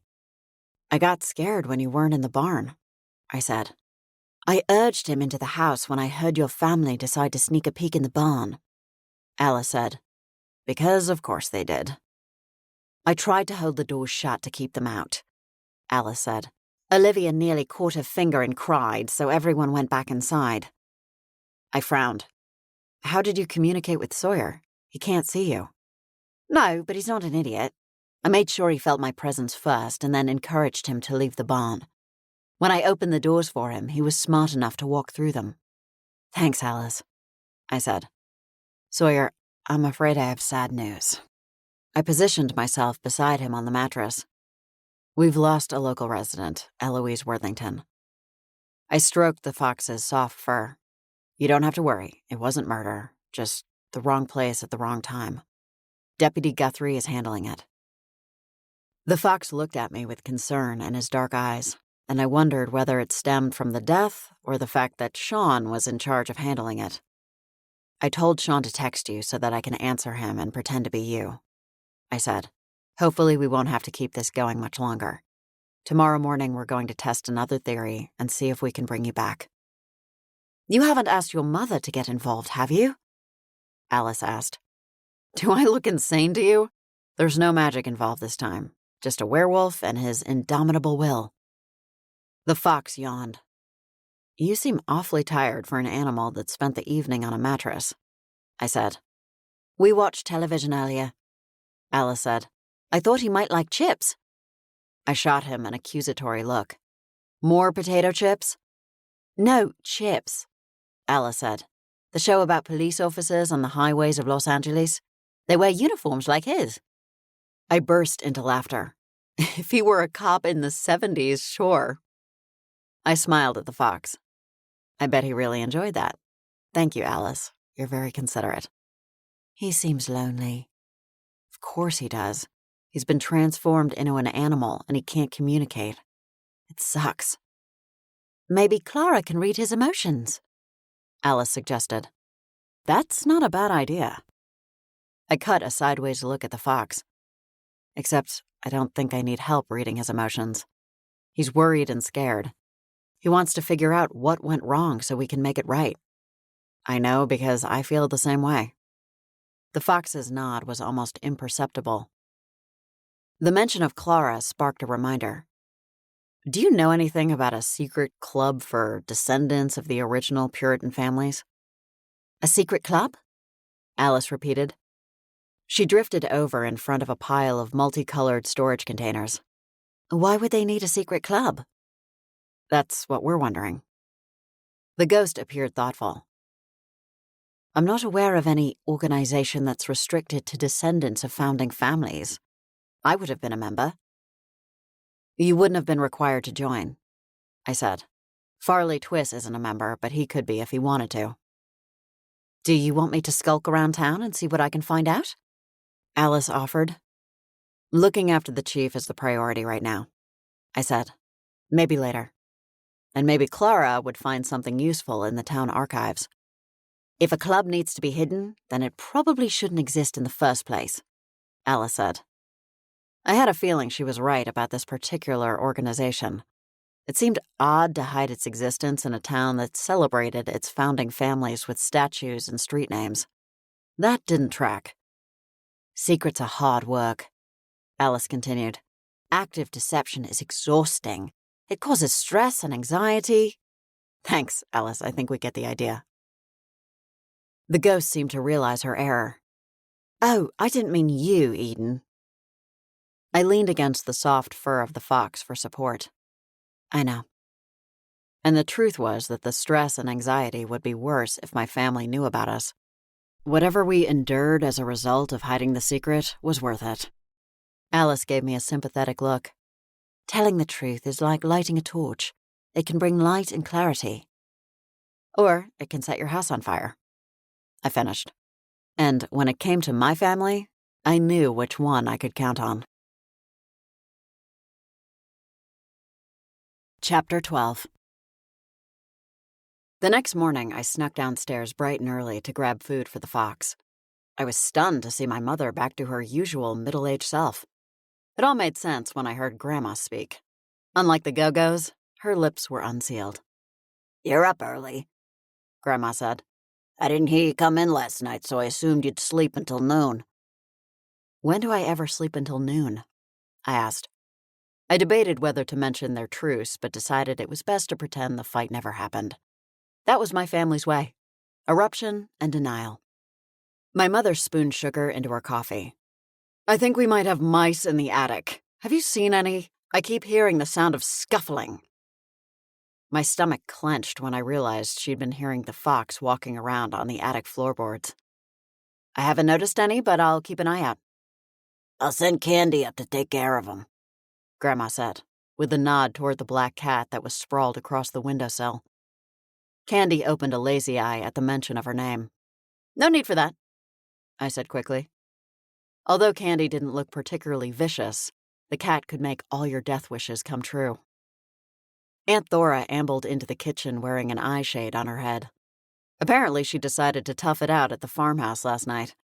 There are muffins in the tin. I made lemon poppy seed. Great, thanks.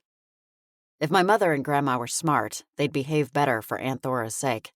If she left, so did the delicious baked goods that everyone inhaled. "Coffee's in the pot," my mother said. "I know it isn't up to your exacting standards, but it's there." Thank you. I had no desire to pick a fight. Now that she and Grandma were out of each other's crosshairs, I'd be a tempting target. "How was the meeting last night?" my mother asked. "Anything interesting to report?" "No," I lied. "Just the usual." It's been a bit of a lull for you, hasn't it? Aunt Thora said. It seems like demons were climbing out of the woodwork. I guess that's finally calmed down. Seems so. I filled a mug to the brim with coffee and inhaled the aroma. It was one of my favorite smells in the world, even when the coffee itself was mediocre. The bright yellow mug read, "I am a ray of effing sunshine," in block cap letters. One of Grandma's. "I don't recall Paul Pidcock having so much activity," Grandma said. "It must be something you're doing." My mother glanced at her. "What? You think the demons sent a memo around Otherworld advertising fresh meat in the Chipping Cheddar FBM office?" Grandma shrugged. "Could be. You don't know." I joined them at the table. I highly doubt it. I drank my coffee in contemplative silence. Part of me wanted to launch into a tirade about their spell on Tanner.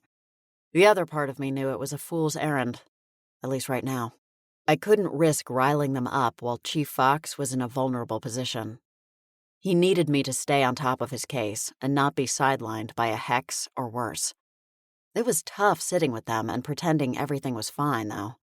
I'd suppressed the anger I felt toward them in order to keep the peace. At some point, my lid would blow. It was inevitable. Princess Buttercup's low growl told me that my guest had arrived. As casually as I could without raising suspicion, I left the table. The hellhound followed me to the attic steps. "You stay here. Hugh is here to do me a favor, and I don't need you spewing the flames of the underworld at him. It's rude." I ran upstairs and scooped up the fox, tucking him under my shirt to keep him out of sight in case I passed any family members on the way out. His fur tickled the bare skin of my stomach, and I suppressed a giggle. Do you think your family won't notice that huge bulge under your shirt? Alice asked, drifting next to me. "I'll just tell them I'm pregnant," I said. "That'll distract them long enough for me to escape." "I think you're safe if you hurry," Alice said. "Your mother and grandmother are still at the table." I held my breath and walked downstairs on the tips of my toes, then slipped out the back door. I set the fox on the ground, and we ran to the barn where Hugh awaited us. His hair was unkempt and his clothes slightly disheveled. He wasn't kidding about not being an early riser. I opened the doors to the barn. "Watch out for the tools and tarps. John's almost finished, and I don't want anything to slow him down." Hugh gave the room an admiring glance. "This room is going to be quite the feature." I don't know how you can tell. John's taken great pains to hide everything so he can do a big reveal. He'd been inspired by all those HGTV shows. I'm not allowed anywhere in the barn except this room. "I was thinking about converting an outbuilding on my property. I'd like a man cave." He knocked on a wooden post on the wall. "I definitely think I'll hire him. This transformation is remarkable." "It is," I agreed. "And I'm counting down the minutes until I can move in. Feel free to call me to keep you company if you get lonely." I pointed in the direction of the farmhouse. "You do realize that I can't throw a stone without hitting a member of my family, right? There's no such thing as lonely for me." "I think my wife misses her homeland," Hugh said with a tragic sigh. "I fear it might have been a mistake to bring her here." Gee, imagine my shock that a mail-order werewolf bride isn't living the dream. Hugh rolled up his sleeves. "Let's get down to business, shall we? I have a busy day today, and sarcasm isn't on the agenda." Hey, the sooner the chief is back in his physical form, the better for everyone. Hugh clucked his tongue as he regarded the fox. "A dull brown coat. Too bad you didn't get anything flashier to attract female attention." "I don't think the chief is concerned about attracting foxy ladies," I said. Hugh shrugged. "He might want to consider it if this is a new normal for him." I resisted the urge to punch Hugh in the Adam's apple. This is not a new normal, I insisted. Even if he is a kitsune or some kind of shifter, it doesn't mean he'll want to use his abilities. Hugh grunted his disagreement. You're the anomaly, Eden, not the norm. Most of us are comfortable with who we are. We actually like our supernatural selves. I bristled. I like myself. Hugh snorted. Whatever. He moved into a crouched position to address the fox. Listen up, Chief Fox. I'm a werewolf, in case you haven't worked that out yet. I'm going to walk you through how to shift. When I finish, you can try. Simple, right? I glanced at the fox to see whether he understood. Based on his earlier responses, he seemed to be following the conversation without any trouble. Hugh started to strip off his clothes. He'd made it as far as his black boxer briefs when I threw out my hands. Whoa, slow down there, partner. I don't think we need the full show. Hugh grinned. Honey, everybody needs a glimpse of this package. The fox lowered himself to the ground and covered his eyes with his paws. You're here to help him shift, not strip, I said, trying not to sound impatient. Hugh stood in his briefs and socks and faced the fox. I'm not sure if it'll be exactly the same for you, but you should feel a special kind of energy in the pit of your stomach. Something that doesn't quite belong, yet also feels absolutely right. I rolled my eyes. That's crystal clear, Hugh. You should consider teaching a class. The werewolf ignored me. Then you focus on that energy and start pulling on it. You want it to open like a flower in your gut. I winced. Now there was a lovely image. The animal is coiled in there like a snake, and you're going to let it loose. Hugh continued. I gestured to the fox. He's already let it loose, Hugh. That's why we're here. How does he put the furry genie back in the bottle? Hugh rubbed his hands together. It's what I'm attempting to demonstrate. Tell me again why you needed to strip for this demonstration? I asked. Hugh leered at me. Thought you might want to show me the bedroom afterward. The fox snarled. I thought you were only into werewolves, I said. What's with the sudden onslaught of smarminess? For marriage and progeny purposes, yes, Hugh said. Now that I have my bride, I'm open to other arrangements. He inclined his head toward the fox. I don't see why the chief should object. We're two willing adults. Make that one willing adult. I'm not interested. I motioned to the pile of clothes. You might as well get dressed. I intended to shift to wolf form and then back again. Hugh grabbed his shirt and pulled it down over his head. But honestly, I don't think I'm what he needs. How can you tell? I asked, suddenly filled with desperation. He hasn't shifted yet. Exactly my point. If he were a shifter, we'd see an arm or a leg by now. Some evidence that he can transform at will. Whatever's happened to him, I'm afraid his will has nothing to do with it. What in the devil is going on in here? My body jolted at the sound of Grandma's voice. Good morning, Mrs. Pritchard, Hugh said warmly. Why are you getting naked in the barn with Eden? Her gaze flicked to the fox. Is this some kind of weird threesome? No, Grandma, you don't understand. Grandma crossed her arms. I understand kink when I see it. My mother appeared behind her. You should at least get another shifter involved. A random fox from the woods could be riddled with disease. Inwardly, I groaned. Leave it to my mother to offer threesome tips. You sound like you have experience in these matters, Mrs. Fury, Hugh said. My mother's eyelashes fluttered. Please, call me Beatrice. All the men do. That's not all they call you, Grandma muttered. She moved toward the fox and swatted at him. Get out of here before we all get rabies. I rushed between them. Leave him alone. Oh, how sweet. Eden's already become attached, my mother said. Sweetheart, you can have a physical relationship without getting emotionally involved. Trust me, I do it all the time. An involuntary shudder escaped me. There are so many things wrong with that sentence that I don't know where to start. Hugh zipped his pants and slipped on his shoes. The barn suddenly feels a bit crowded. I think I'll be going. Sorry I couldn't be more help. My mother made a sad face. Oh, could you not manage? He managed fine. I maneuvered in front of Hugh before he registered the offensive remark. What does Eden need help with in the barn? Grandma asked. She has John for the carpentry work. Not the barn, Hugh said. The fox. No. Thanks, Hugh. See you later. Grandma and my mother looked at the fox in question. What's wrong with the fox? Grandma asked. Looks healthy to me. Yes, but the chief would like to resume his human form, Hugh said. I wanted to throttle the werewolf. The chief? My mother echoed. That fox is the chief? He's been stuck in fox form for days, Hugh said. Eden asked for my help in getting him to shift back. Since when is he a shifter? My mother asked. He's not, Hugh said. At least I don't think that's what we're dealing with. Grandma bent over to examine the fox and looked directly into his eyes. He's aware of everything that's happening. I know, I said. How can you be sure?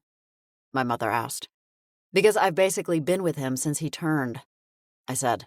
He's been staying with me in the attic so that I could make sure he was safe until he returned to normal. My mother's cheeks were tinged with pink. He's been staying in the attic, under our very roof, and you didn't tell us? Oops, I can see I've stirred the cauldron on this one. Good luck, Eden. Hugh slipped out from behind me and clapped me on the back before making his way to the exit.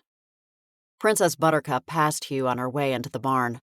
She must have heard the commotion and come to check things out. She sniffed the floor where Hugh's clothes had been and then sprawled across the middle of the room. This is unbelievable, my mother complained. Did you really think you could keep a secret from me, Eden Joy Fury? Wow, the middle name, too. I've kept a lot of secrets from you over the years, I shot back. You didn't know about Tanner until Anton blabbed. I could practically see the steam ready to blow from my mother's ears. And what does this have to do with that wretched human boyfriend of yours? Because that fox is also a wretched human, I said. No, wait, just a human, not a wretched one. I was careful to omit the word boyfriend. Why is he your responsibility? Grandma asked. Because supernatural occurrences in this town are my responsibility. I can't very well hand him over to Deputy Guthrie. What about the Supernatural Council? My mother asked. Or is that why Hugh was here? She glanced at the doorway where Hugh had disappeared. I can't say I'd mind if he came back for another striptease. Grandma snapped her fingers in front of my mother's face. Leash your inner harlot, Beatrice. We have a situation.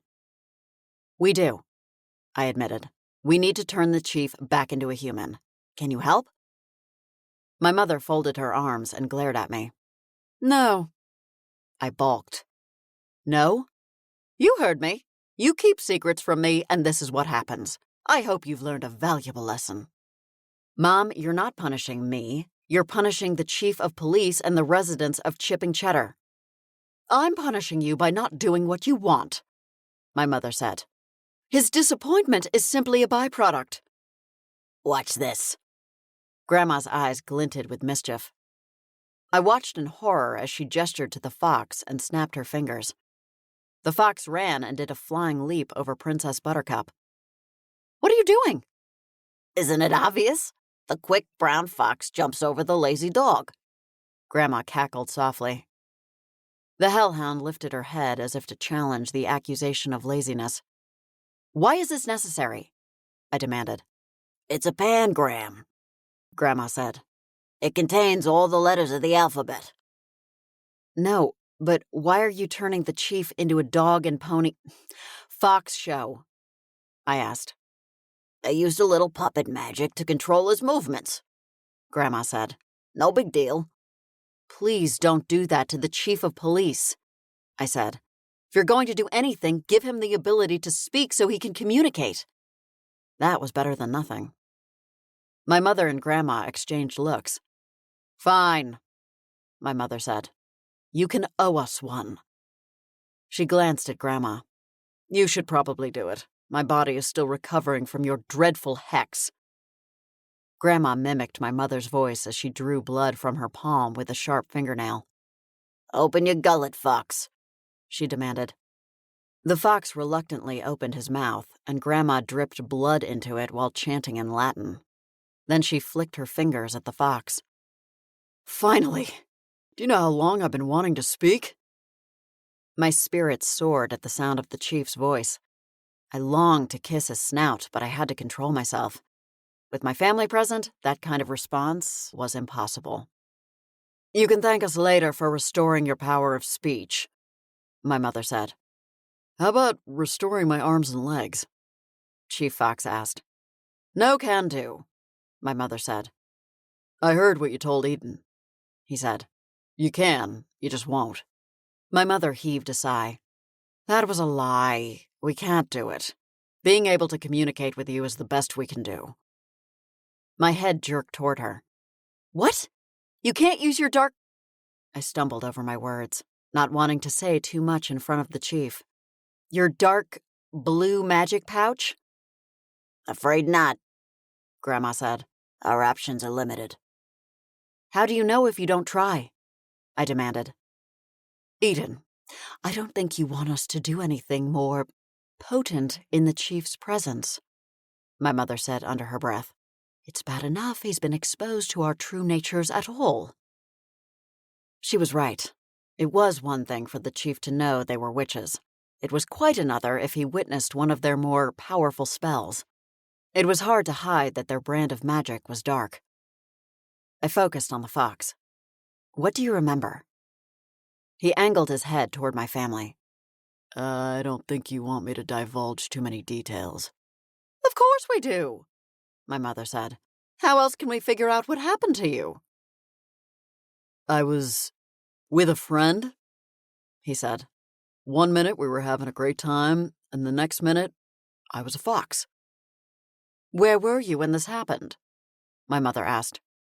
In my house, the chief replied. What were you doing? Grandma asked. Watching television, playing little critters. What's little critters? The chief asked. I waved him off. It's not important. I wasn't doing anything that would turn me into a fox, he said. My mother popped a hand on her hip. Well, you must have done something or this wouldn't have happened, she said. You're blaming the victim now? Chief Fox asked. Fine, if you must know, we just locked lips. My mother smiled. Oh, do tell. How was it? Very nice. I'd definitely do it again if I get the chance. I could have sworn the fox was smiling. I didn't realize you had that kind of friend in town, Grandma said. Because the chief's personal life isn't our business, I said quickly. How did you know this happened, Eden? Aunt Thora asked. His friend called me, I said. They know what I do and figured I could help. Grandma crossed her arms. Being a fox is the least of his problems. I looked at her. How so? Now he knows about us, she said. We have to kill him. No, we have to help him, I said. I don't recommend planning my murder when I can hear you, the fox said. Grandma shrugged. Who cares? You'll be dead. What about a demon? My mother asked. Isn't that your job, Eden, to figure out this stuff? I stifled a frustrated groan. Neville and I have been doing the research, but we haven't come up with a plausible option. I thought a shifter was a possibility. Apparently not, Grandma said. The LaRue witches couldn't undo the spell either, the chief said. My mother and Grandma exchanged looks. I'm sorry, Grandma said. I think I misheard you because you're a fox. Did you say the LaRue witches tried to break the spell on you? Yes, the chief said. I pressed my lips together. I was going to pay for that revelation. I had to ask Adele first. She's on the council. My mother smiled. And clearly that was an exercise in futility because he's still a fox. What do we do now? Chief Fox asked. I pulled my phone from my pocket. Now that you can speak, I think we should call Deputy Guthrie and let him know you're alive. I think he was starting to doubt me. The fox directed his attention to my mother and Grandma. Would it be possible to have privacy? I'm about to conduct official police business on speakerphone. Yes, Chief Fox, my mother said. We understand. And please don't reveal my condition to anyone, he said. We can't afford to have panic in the streets. I highly doubt that would happen, Grandma said. There are other ways of keeping the peace besides a human in uniform.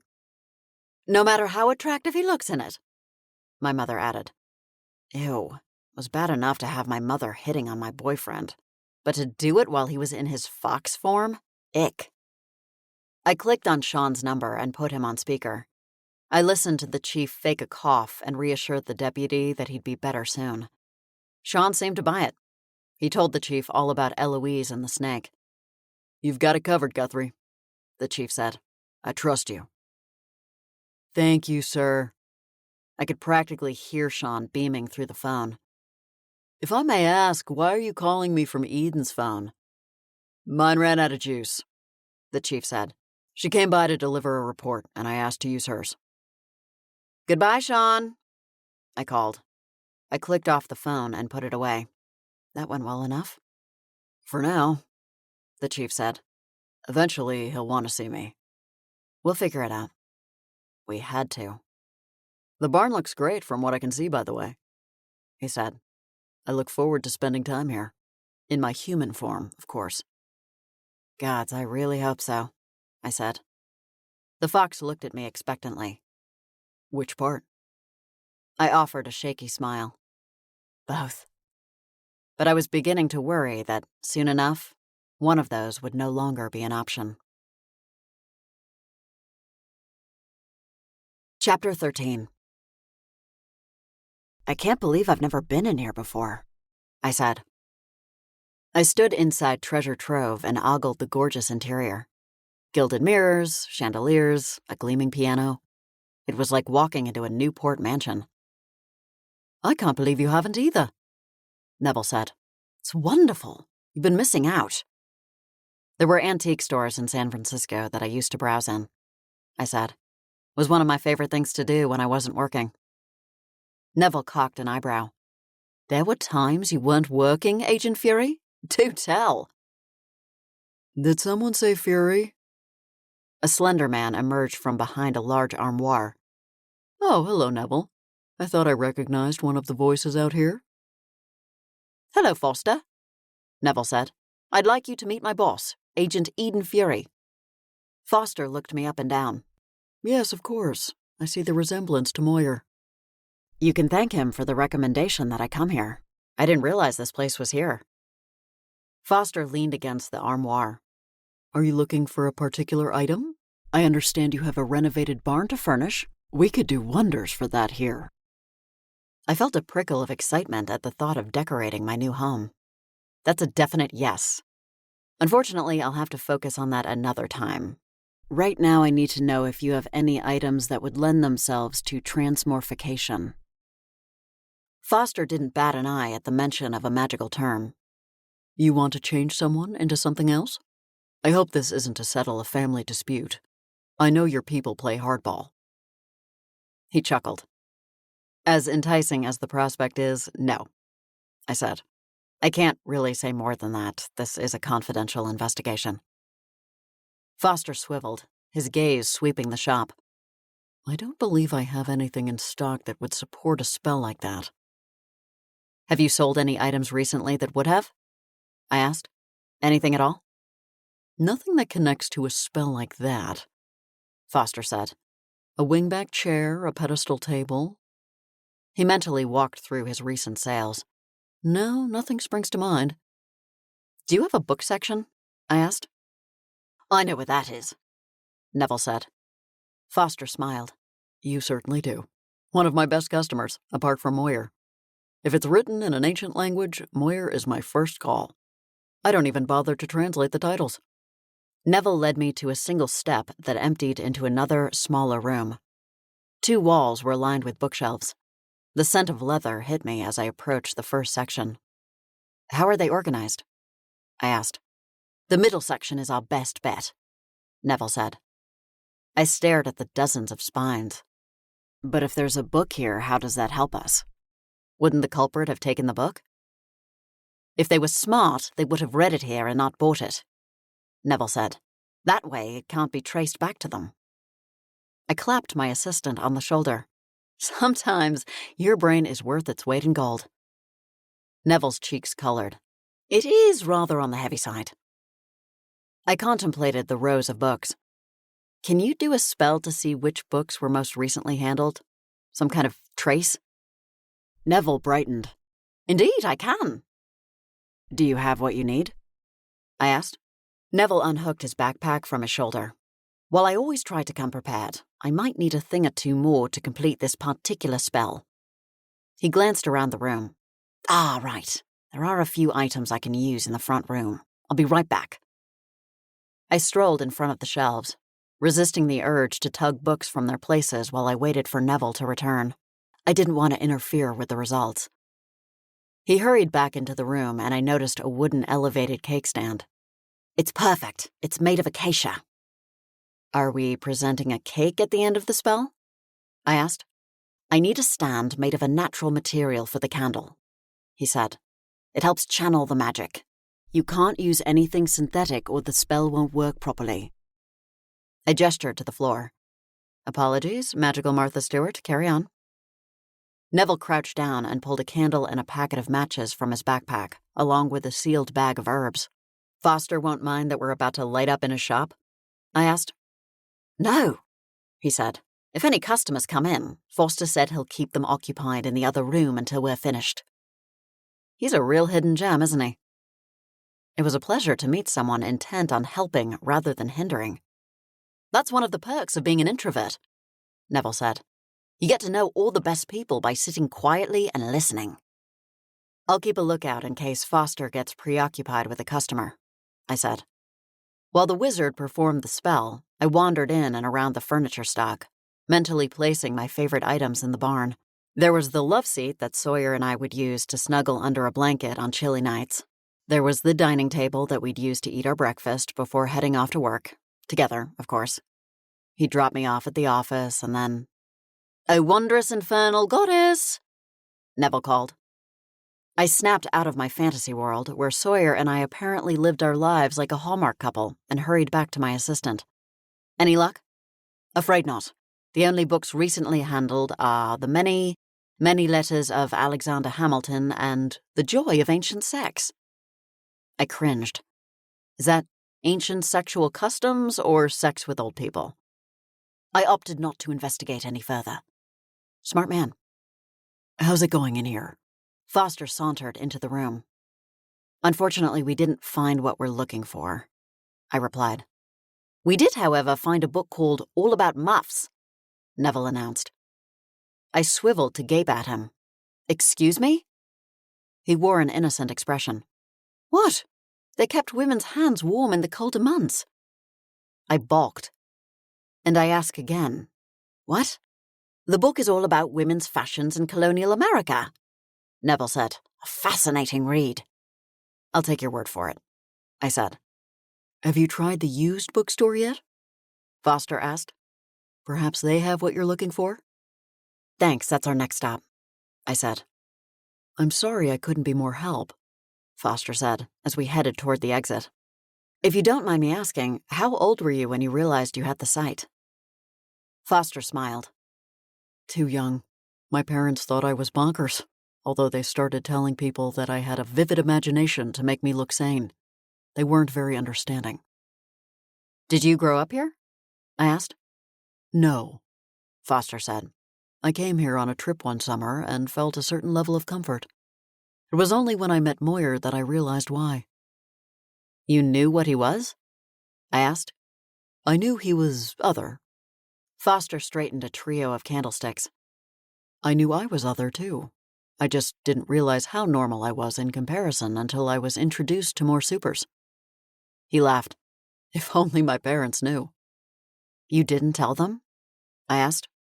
He bowed his head. They died long before then. I think they'd be pleased to know that I found my place in the world, though. Childhood is rough for kids like me. There's so much confusion. Maybe if I'd grown up here where it's more accepted. I'm glad you're happy here. It was ironic in a way. Foster had found greener pastures in the very place I'd left, in search of greener pastures.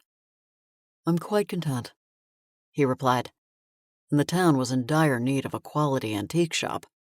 The other options are adequate, but they're more for tourists, full of knickknacks and other tchotchkes.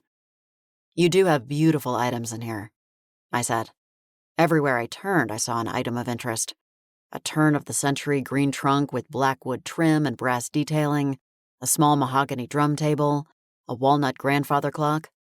Best of all, no creepy dolls. And be sure to come back when it's time to decorate that beautiful barn, Foster said. I promise. Neville and I left the shop, and the smell of curry burned my nostrils. Are you ready for lunch, Agent Fury? Neville asked. I'd rather hit the bookstore first, I said. I'm feeling too anxious to eat. You go ahead, though. I'll let you know if I find anything. You can't perform the trace spell without me, he said. I don't know that I need to do one. It depends. Neville's stomach rumbled, and he laughed, his cheeks tinged with pink. Oops, I guess I should make eating a priority. I clapped him on the back. Catch up with me when you're done. I'll take Achilles for a walk as well. Let me stretch those tiny legs. Good idea. We parted ways at the corner, and I carried on walking to Barely Buzzed Books. The shop was a newer addition to town and took over the original bookshop after I left for college. According to Grandma, it was owned by a dirty hippie who hasn't seen a haircut since 1979, and she refused to step foot in there. Grandma also vented about the fact that the shop served tea but not coffee, as though coffee was a requirement for book browsing. A bell rang as I opened the door, and the woman behind the counter offered a friendly smile. She was short and stout with cropped brown hair and perfectly square teeth. So much for a dirty hippie. Welcome, my name is Penelope. Let me know if you need help finding anything. I scanned the interior. It had a homey feel, with garden furniture that functioned as seating and stacks of books that looked more like someone's home library than a shop. I glanced at the floor and realized I was standing on an area rug with the design of a pentagram. The design was nearly lost amidst a riot of colors. Expecting any evil spirits? I joked, and pointed to the rug. Penelope followed my finger. Oh, I just like the rug. I found it in the antique store here for my house, but it didn't suit my living room, so I brought it here instead. It looks like it belongs, I said. Thank you. Can I offer you any tea? I have a nettle tea with mint that's sublime. I'm good, thanks. I approached the counter. I'm doing an online university class, and I need to do research on the weirdest topic. I laughed awkwardly. Transmorphication. Have you ever heard of such a thing? The woman's brow furrowed. No, but it sounds interesting. What is it? Changing one thing into another, I said vaguely. Like water into ice? She asked. I hesitated. Less science and more pseudoscience. You're taking a pseudoscience class. Awesome. Does it cover telepathy and astral projection? Not quite. Can you tell me if you have any books on the subject? Penelope turned to her computer. Let me take a look for you. She typed on the keyboard and peered at the results. Nothing under that term. Is there another one I should try? Animal transformation? Penelope smiled. Like werewolves? Yes, I said, without further explanation. Penelope clicked the keys and squinted. How about that? We have a few options. Well, sort of. I leaned over the counter, trying to see the screen. What does that mean? It means the book includes the topic but isn't dedicated to it. Like maybe there's a chapter on it or something. If it's mentioned in the index or the table of contents, it'll show up in the results. Perfect. If you could point me in their direction, that would be great. I can point you to 2 of them. Another one was purchased recently, and we only had 1 copy, so I'm afraid you're out of luck. On the contrary. What's the name of the book? The one that was purchased? I nodded, and she reviewed the screen. Spells and Enchantments for the Beginner. She laughed. I remember that one. The cover was so pretty. I think that's the main reason I ordered it for the store. I know this is a strange request, but would you mind telling me the name of the person who bought the book? Penelope hesitated. I don't think I can do that. It would violate their privacy. I dug around my purse and produced my badge. To humans without the sight, it read FBI. Penelope's eyes widened. I'm so sorry, I didn't realize. I'm investigating cyber fraud, I said. It would be helpful to have that name. For a moment, I worried that Penelope would demand a warrant, but she turned back to the screen in a tizzy. Yes, absolutely, you can count on me, ma'am. Agent Fury, I said. Penelope hit a button, and the printer came to life.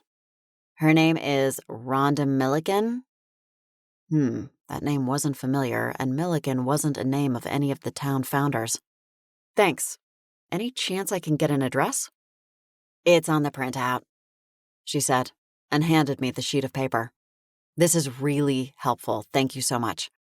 Feel free to come back anytime. On Tuesdays, we host a trivia night, and Thursdays are open mic. Sometimes we host a poetry slam. That sounds fun. Sort of. I try to make this place more than a bookstore. I want it to be a spot for the community to gather, like the old mill used to be. I also rent out the lower floor to organizations for their meetings. A lot of book clubs like to use it. There's a lower floor? She gave me a sheepish grin. Technically, it's the basement, but nobody likes to say they hold their meetings in a basement. It's set up real nice with couches and a big coffee table. If you're interested, I can give you a tour. It's not a huge space, so it won't take long. Maybe another time, I said. Now that I had a lead, I didn't want to get distracted. Just make a note that you can't have a group with more than 25 people because of fire safety regulations. I have a group that meets once a month, and they're at the max. I told them they can't add anyone new or they'll have to meet somewhere else. Apparently, they used to meet at the library, but they wanted to move to a private space. Wow, that sounds like a good group if they can attract that many people on a regular basis. What kind of books do they read? History, apparently, Penelope said. That's all I know. They're funny about sharing information. She laughed it off. I don't see what's so embarrassing about history books. You'd think they were down there watching porn. Let's hope not, or I might have to make an appearance, I teased, wiggling my badge. Penelope covered her mouth. Oh my, I can just imagine the look on Joan Warland's face if you accused her of watching porn with a group of old men. My radar pinged. Joan Warland? She's in this book club? Yes, do you know her? I suppose you would. She's a fixture in this town, isn't she? Come to think of it, lots of them are fixtures. Who else? I asked. I had a feeling I already knew the answers, or some of them anyway. Penelope pursed her lips, thinking. Patrick Smallwood, Oliver Sewell, Yolanda Lloyd, Greer Hatton. I don't have a list of names, but those are the ones I've noticed heading down there. I leave Patrick a key, and he locks up when they're done. That's very trusting of you, I said. She shrugged. He's a small business owner. Actually, most of them are.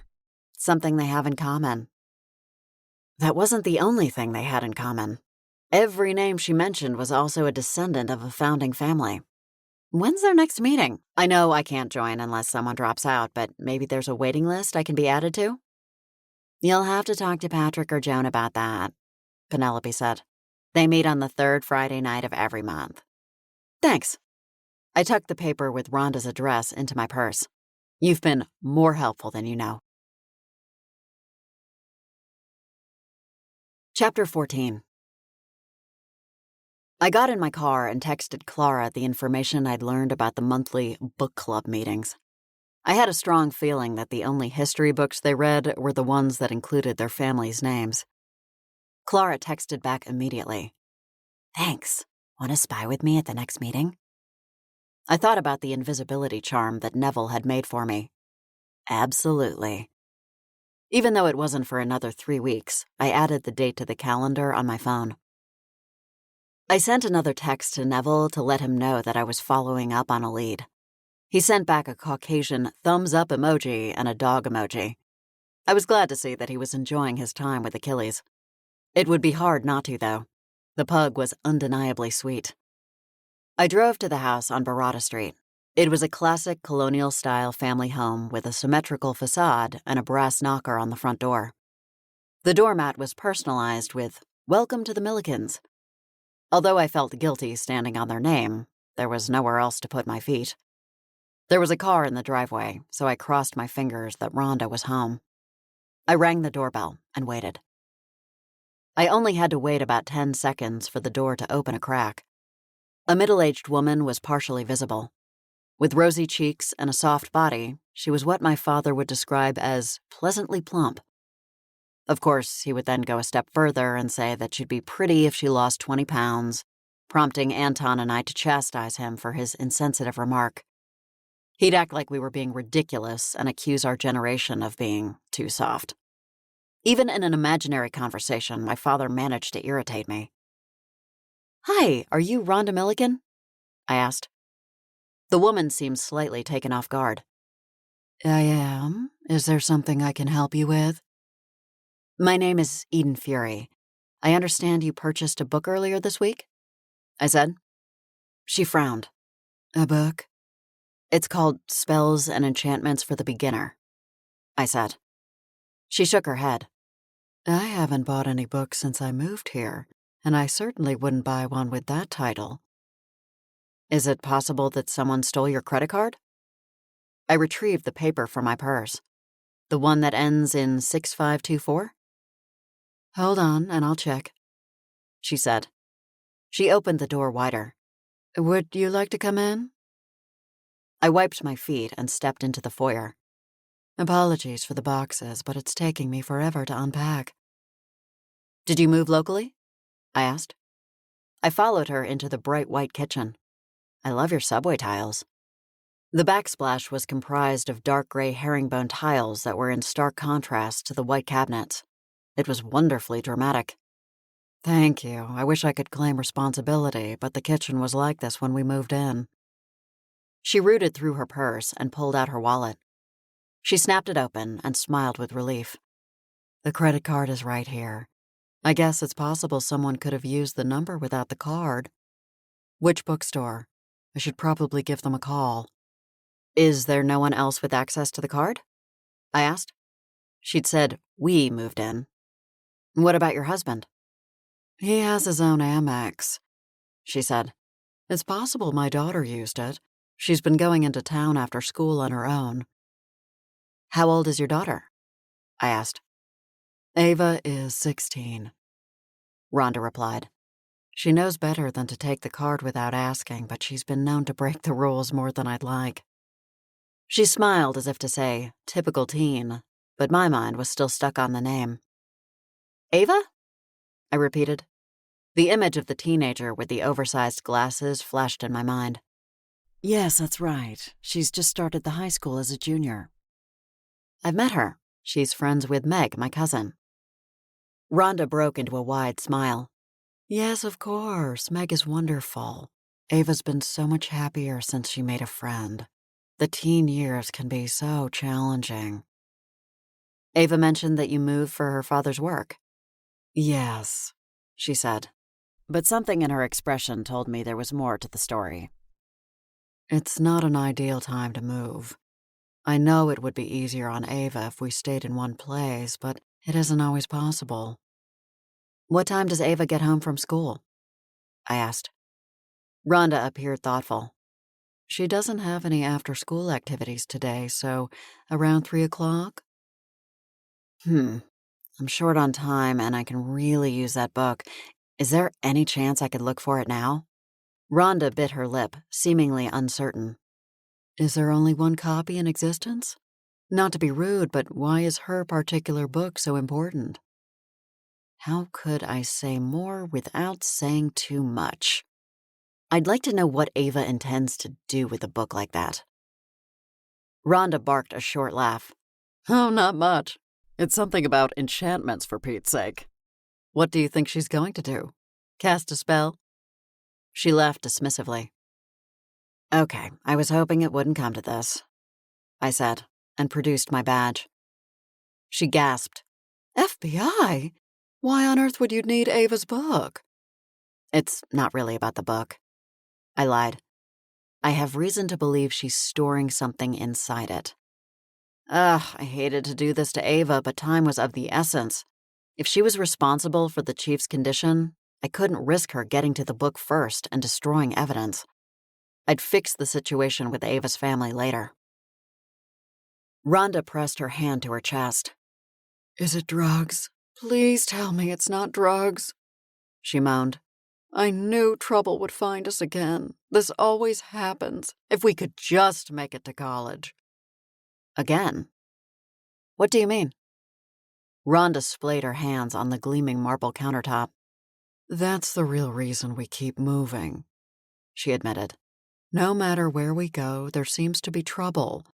My family blames me, of course. Blames you for what? Could Rhonda be involved somehow? They warned me not to adopt a child, that they always came with unknown baggage. But my husband and I couldn't have a child of our own, and we really wanted to be parents. People come with all sorts of baggage, I said, adopted or not. Tears welled in Rhonda's eyes. I'm so sorry. That must sound awful. I don't mean to suggest we don't love Ava. We love her beyond all reason. You don't have to explain yourself to me, I said. I understand. Family is complicated. I knew that better than anyone. Is she in trouble? Rhonda asked. I'll let you know once I've seen the book. Rhonda crooked a finger. Follow me. She took me to a door. She spends her free time in the basement. My husband and I don't go down there. We try to respect her privacy, especially at this age. That's commendable. I'm not so sure. Maybe if I had stricter rules, we wouldn't keep having problems. I lingered at the top of the steps. What kind of problems do you mean? Rhonda licked her lips, appearing to debate how much to reveal.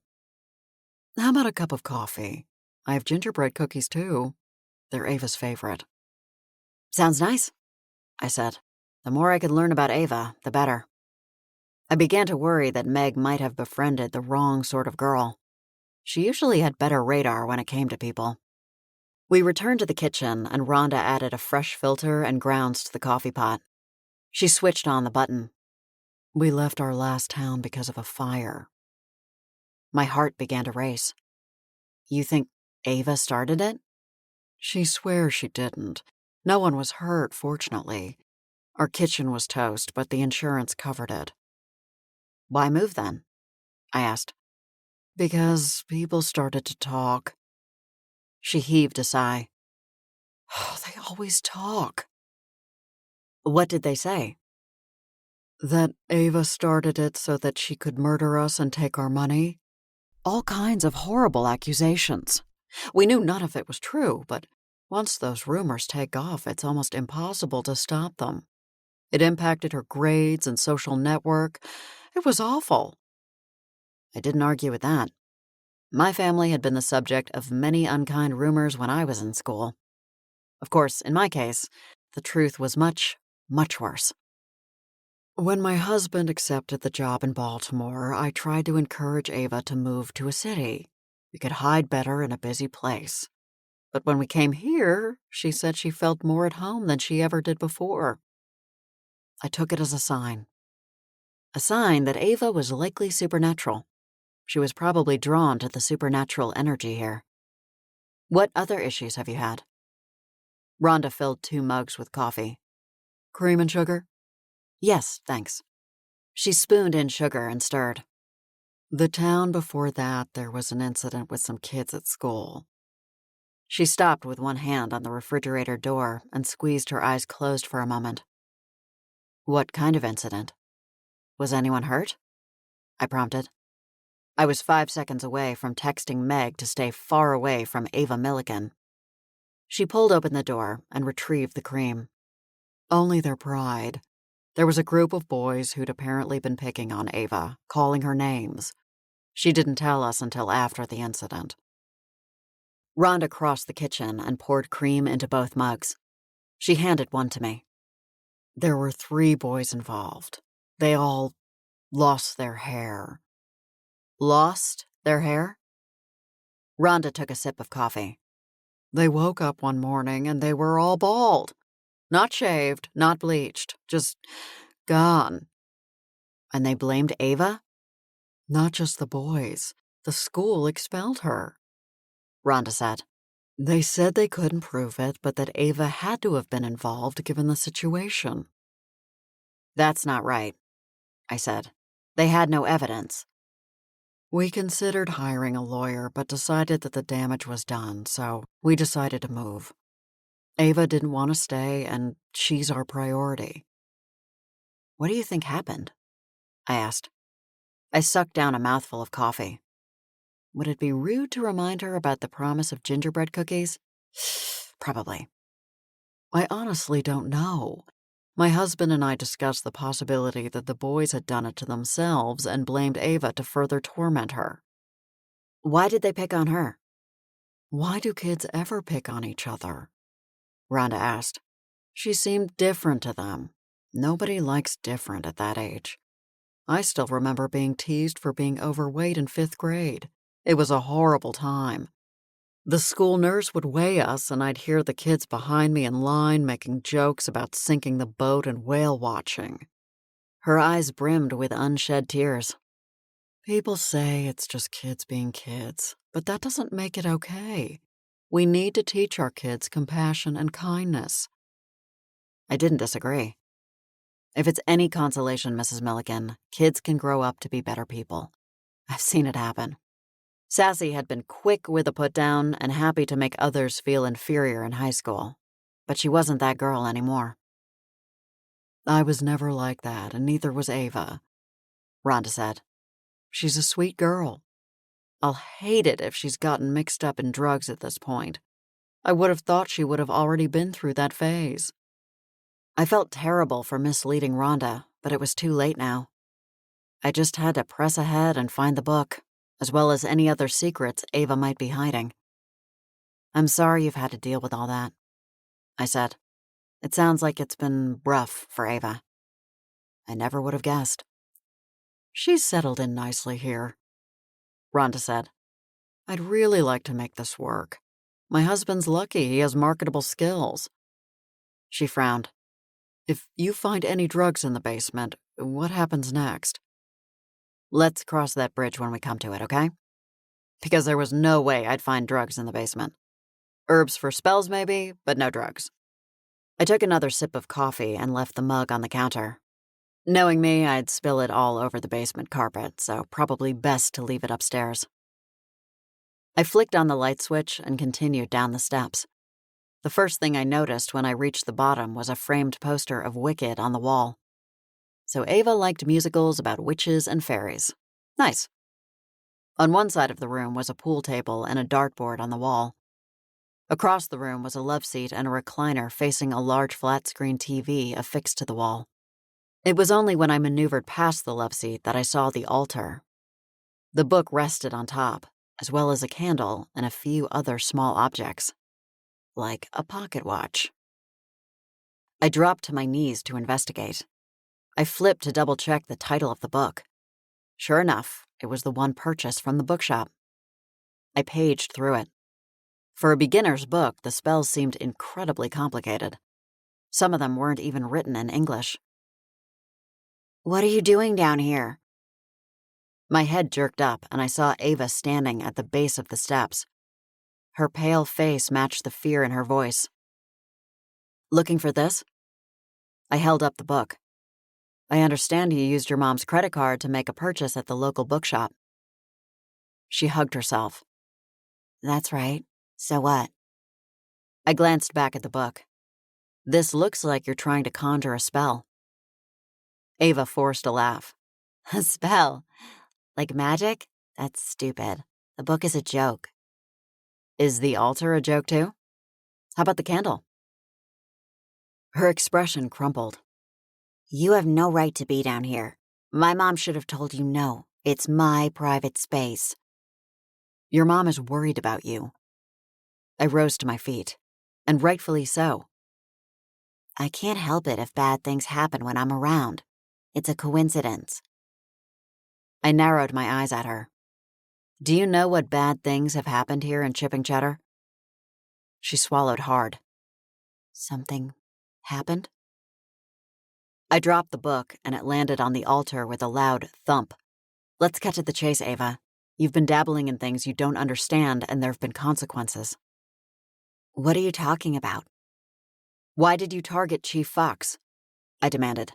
What happened? Did he catch you shoplifting or something? Ava's face grew beet red. No. Something happened to the chief of police?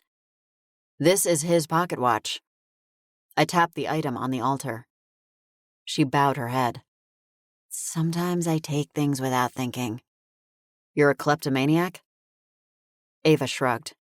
I guess. When did you take this from Chief Fox? I asked. In the coffee shop? She said. You stole it out of his pocket? No, he set it on the counter when he pulled money from his pocket. I took it when he was distracted. He didn't seem to notice that he'd done it. What were you trying to do with this book? Ava kneeled on the floor beside me.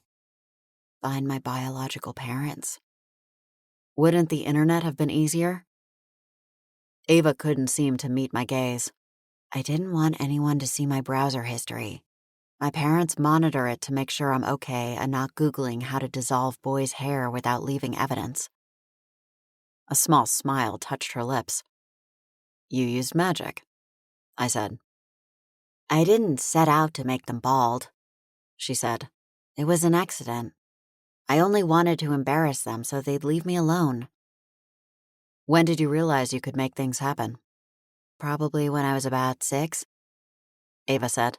At least, that's when I realized that what I could do wasn't normal. Did you tell your parents? Not exactly. Ava rubbed her hands anxiously on her thighs. I started asking about my biological parents. I thought maybe that would help me understand myself better. I shifted off my knees to sit on my bottom. But your parents didn't like that, did they? She shook her head. They freaked out. They said they didn't want me to track them down, that the adoption office sealed the records for a reason, and I should be content with my life. So you kept quiet. She fiddled with the pocket watch on the altar. I felt like a bad seed from a rotten apple. I worried that if I told my parents about some of the strange things I could do, they'd want to give me up too. I felt a pang of sympathy. It had to be difficult for her, trying to navigate a magical path all alone. She had no support, no knowledge.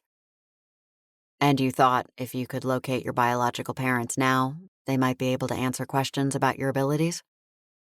She bit her lip and nodded. There was no one else to ask without sounding crazy. I squeezed her arm. Ava, you're not crazy. You're a witch. She tipped up her chin to look at me. You believe in witches? Kind of hard not to. My mother is one, so is my grandmother and her sister. Fear and confusion marred Ava's smooth features. Actual witches? Yes. Listen, I'm going to tell you this because clearly you can keep a secret. Chipping Cheddar is full of supernaturals, but only humans with the sight can detect us. To everyone else, we look like regular humans. Her eyes widened. All kinds of supernaturals? Not just witches? Wizards, warlocks, vampires, werewolves, vengeance demons. Ava's mouth dropped open. Demons? There are different kinds of demons. Some are more primitive. Those you have to watch out for. That's my job.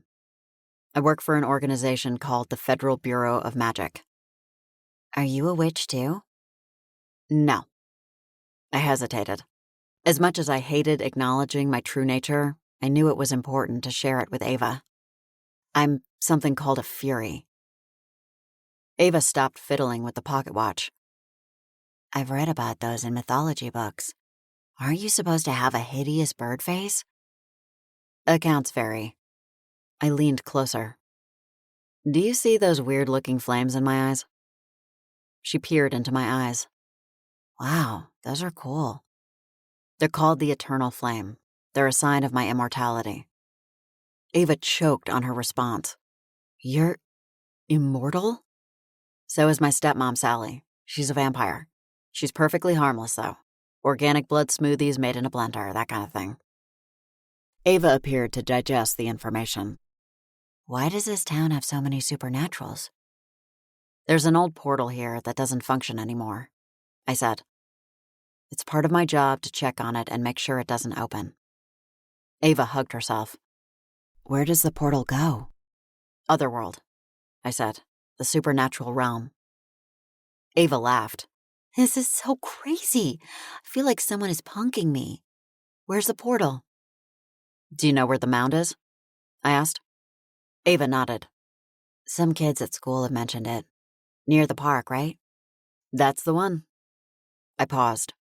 There are other kids at school like you, too. Meg's a werewolf. She takes after her mom. Ava's face registered shock. I sensed something about them, but I didn't know what it was. When I first met Meg at school, I felt connected to her, if that makes sense. It does. You aren't alone here, Ava, so I don't want you to feel that way. There are supernaturals here that can help you, even if they can't teach you magic. Ava nodded. Not alone. That would be a nice change. Now, I need to know which spell you did and what you used so I can help Chief Fox, I said. Ava cringed. What did I do to him? You turned him into an actual fox, I said. He's safe, but he needs to be restored to his human form. Is he supernatural? No, he's human, but he knows about us. That fact seemed to relieve her. He can have his pocket watch. I'm sorry I stole it. My gaze flicked to the altar. What else did you steal? I picked up a locket on a fine chain and dangled it in the air. That belongs to a lady I met at the library. She was checking out a book and dropped her purse. Everything fell out, so I helped her pick it up. Except this. I popped open the locket and gasped when I saw the tiny pictures inside. What's wrong? Do you know her? Nausea threatened the contents of my stomach. Oh no, this is worse than I thought. I wasn't going to sell them, Ava said. It's psychological. That's what one of my therapists told me. I don't handle stress well. I stared at the picture. This woman's name is Mrs. Langley, and she's currently slithering around town as a venomous snake. I hesitated, not wanting to tell her the rest. Ava covered her face with her hands. I did that? Is she okay? I honestly don't know. Now I really had to find that snake. Ava blinked at me. How do you know she's venomous? Great balls of fury. I couldn't lie to her, not now. Because Mrs. Langley, the snake, is responsible for the death of a woman. Ava shrank back in horror. No. I'm afraid so. A woman named Eloise Worthington, her neighbor. Ava began to cry. I never meant to hurt anybody. It was an accident. I thought if I followed the spell in the book, I could find my parents and they'd explain why I'm so different. Show me the spell. Ava turned the book toward her and flipped through the pages. This one. She handed the book to me. It's in Latin, I said. I know. I used Google to translate it. I squeezed my eyes closed. No wonder the spell went horribly wrong. I don't understand how I turned them into animals. I didn't even use their belongings as part of the spell, Ava said. Not intentionally, I said. They were on the altar when you cast the spell. That's what happens when you're untrained. And using Google to translate. I thought about my own negative attitude toward FBM training and vowed to do better, or at least give Neville less attitude. It wasn't just bureaucratic nonsense. As a powerful Fury, I was more dangerous than 10 Avas combined. I owed it to everyone in town to have complete control over my abilities. What happens now? Ava asked. Do you have a tote bag? I'm going to take this stuff to some witches I know and see if we can reverse the spell. Ava jumped to her feet. Do you need me? I'm not sure yet. I'll let you know. She went to a nearby closet and retrieved a burlap tote bag. I shoved everything from the altar into the bag, including the book. Are they going to be okay? She asked. her voice cracking. I slung the bag over my shoulder. I sure hope so, because the alternative was too horrible to contemplate. Chapter 15. On my way to the LaRue house, I stopped by the Havarti Rescue Center to borrow a cage. "I'm not even going to ask what you need it for," Eileen said. She placed the cage on the counter, and I was relieved to see it would be big enough for the snake.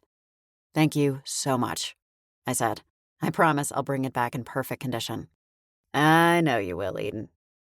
Eileen slid the cage toward me. "I hear the chief isn't well. You know anything about that?" "He should be better soon," I said. "He just needed bed rest." "Don't we all?" Eileen said good-naturedly.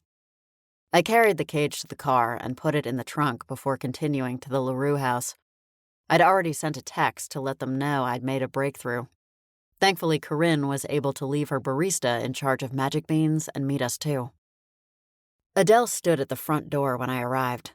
Her elegant fingers were slotted together as she watched me approach. Despite her calm demeanor, I sensed the tension emanating from her body. "Well?" she prompted. I walked up the steps, carrying the tote bag. "Inside." She turned and entered the house, closing the door behind me. Rosalie and Corinne sat at the round kitchen table wearing matching curious expressions. "That's a big bag you've got there," Rosalie said. "I hope it's full of answers." "You can say that." I produced the spell book and set it in the middle of the table. "It turns out that there's a new witch in town. Her name is Ava Milliken, and she's in high school." Adele blinked. "A new magical family moved to town? Didn't they register with the council?" "No family. Only Ava is magical," I said. Ava was adopted into a human family with no clue about the supernatural world. Her powers have been slowly growing over time, and she's accidentally done the spell. "How do you accidentally do a spell?" Rosalie asked. "Oh, it's possible," Adele said. "I seem to recall you accidentally turning your fingers into sticks." Rosalie bristled. "I was 8. She stretched out her hands to examine her fingers. "I was mortified. I had to wear long sleeves over my hands until I could figure out how to reverse the spell." "Which you didn't," Adele gently reminded her. "I discovered the issue and did it for you. It was far too complicated for a girl your age."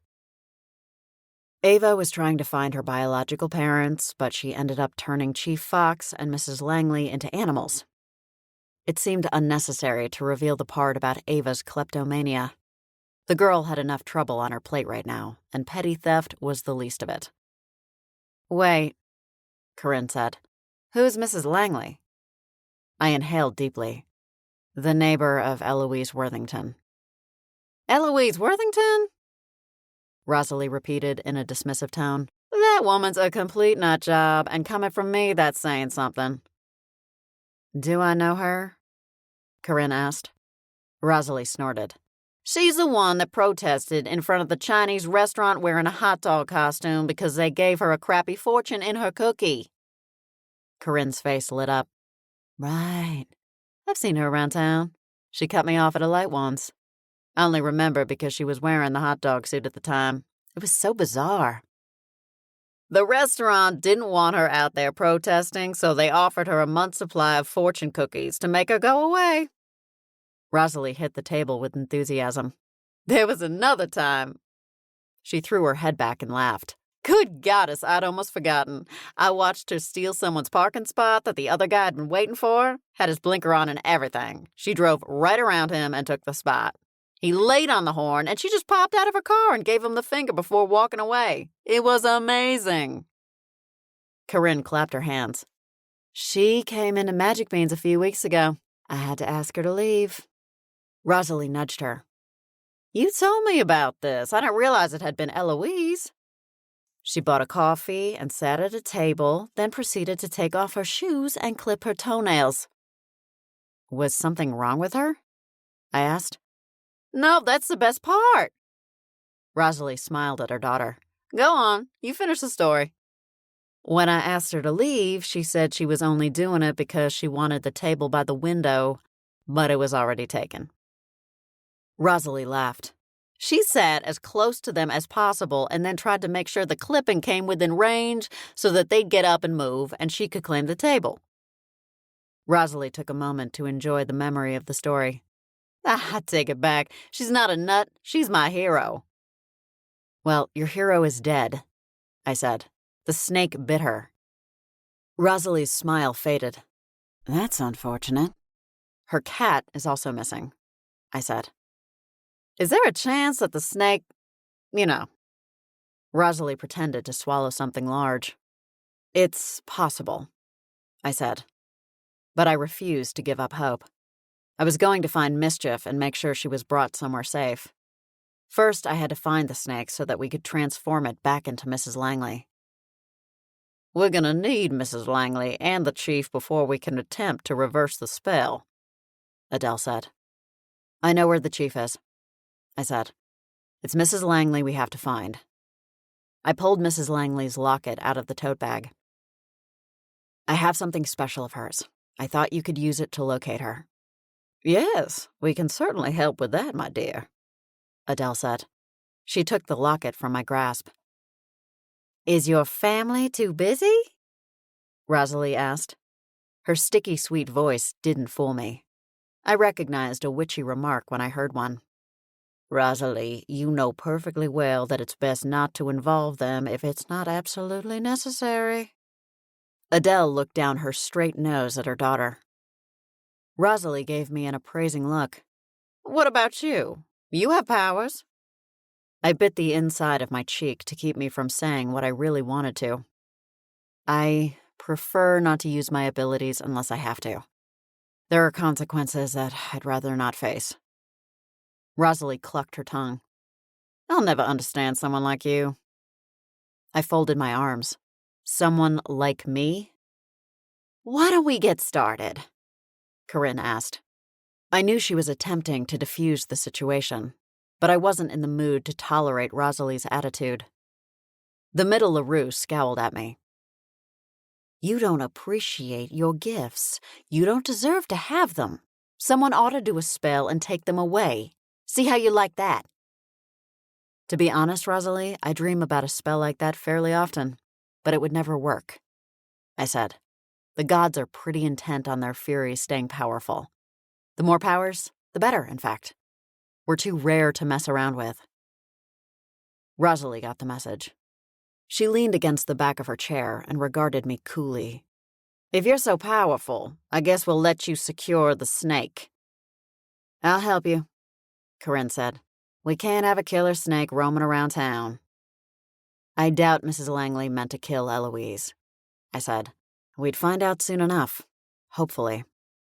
Adele set a mortar and pestle on the altar and began to organize the necessary items.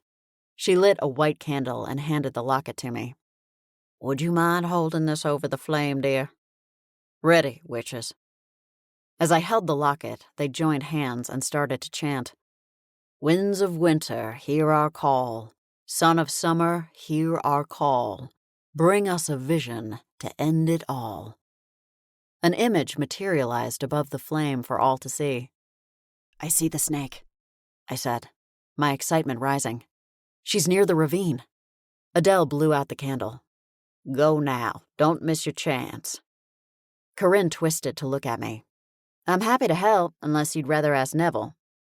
A witch is every bit as valuable as a wizard, I said, and Corinne was already with me. Corinne beamed. I'll bring a few items with me for spells, just in case. Bring the herbs for the trapping spell, Adele advised. The snake can travel through places you can't. You need to be ready. Yes, Gran.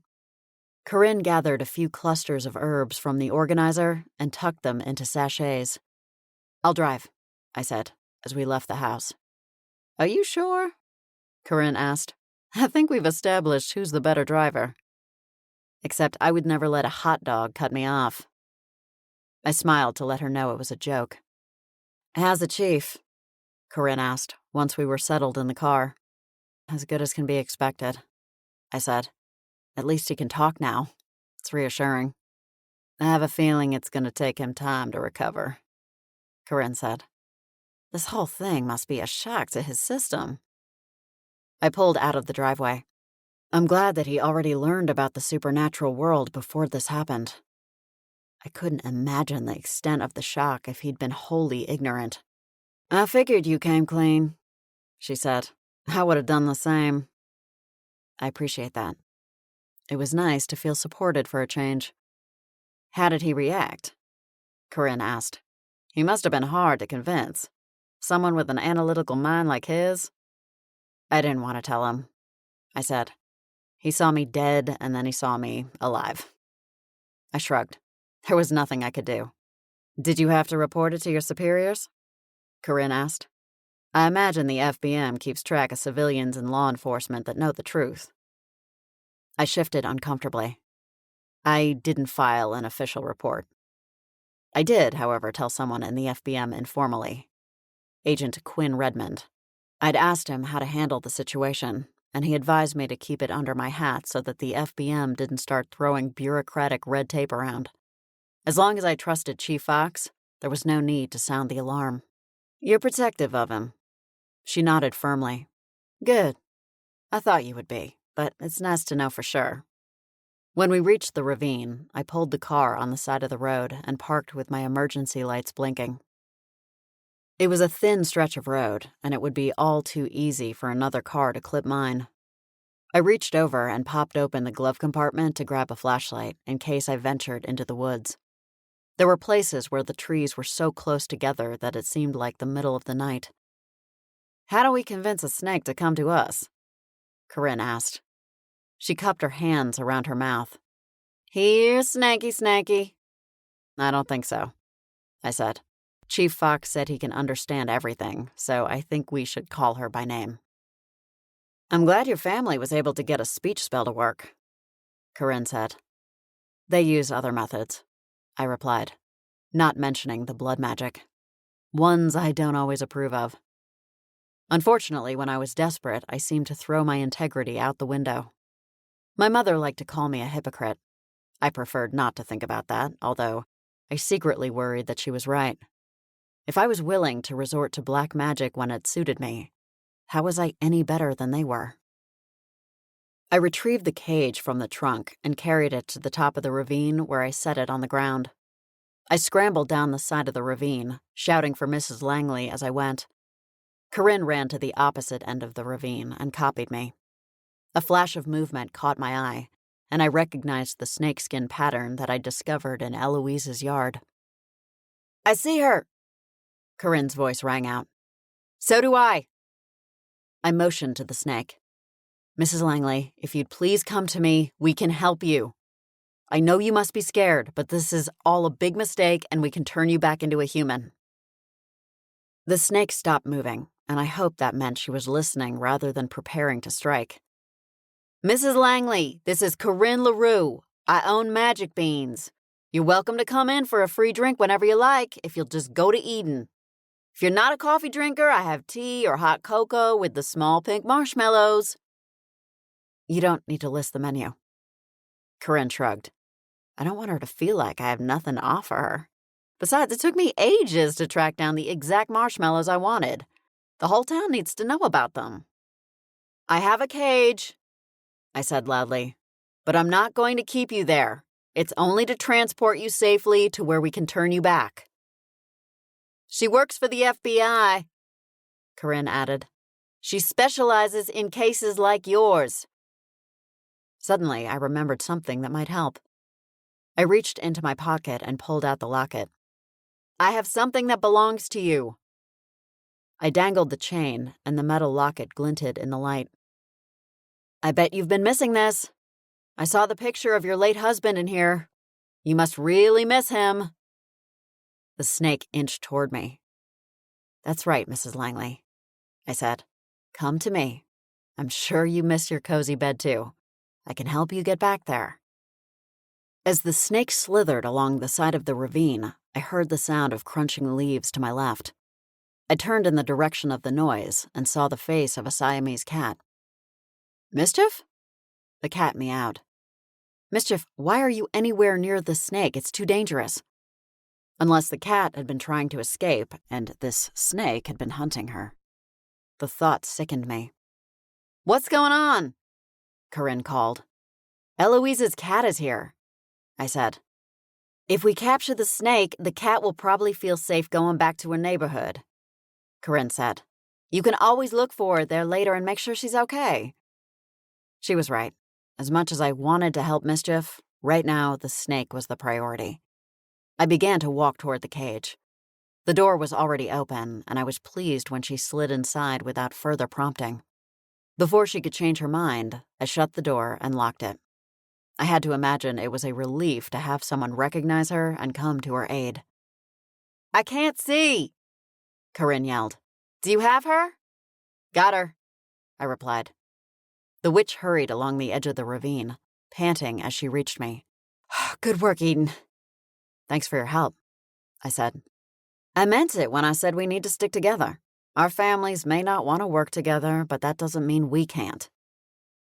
Corinne helped me lift the cage into the trunk, and we returned to our seats in the car. To be fair, I don't want to work with my family either, I said.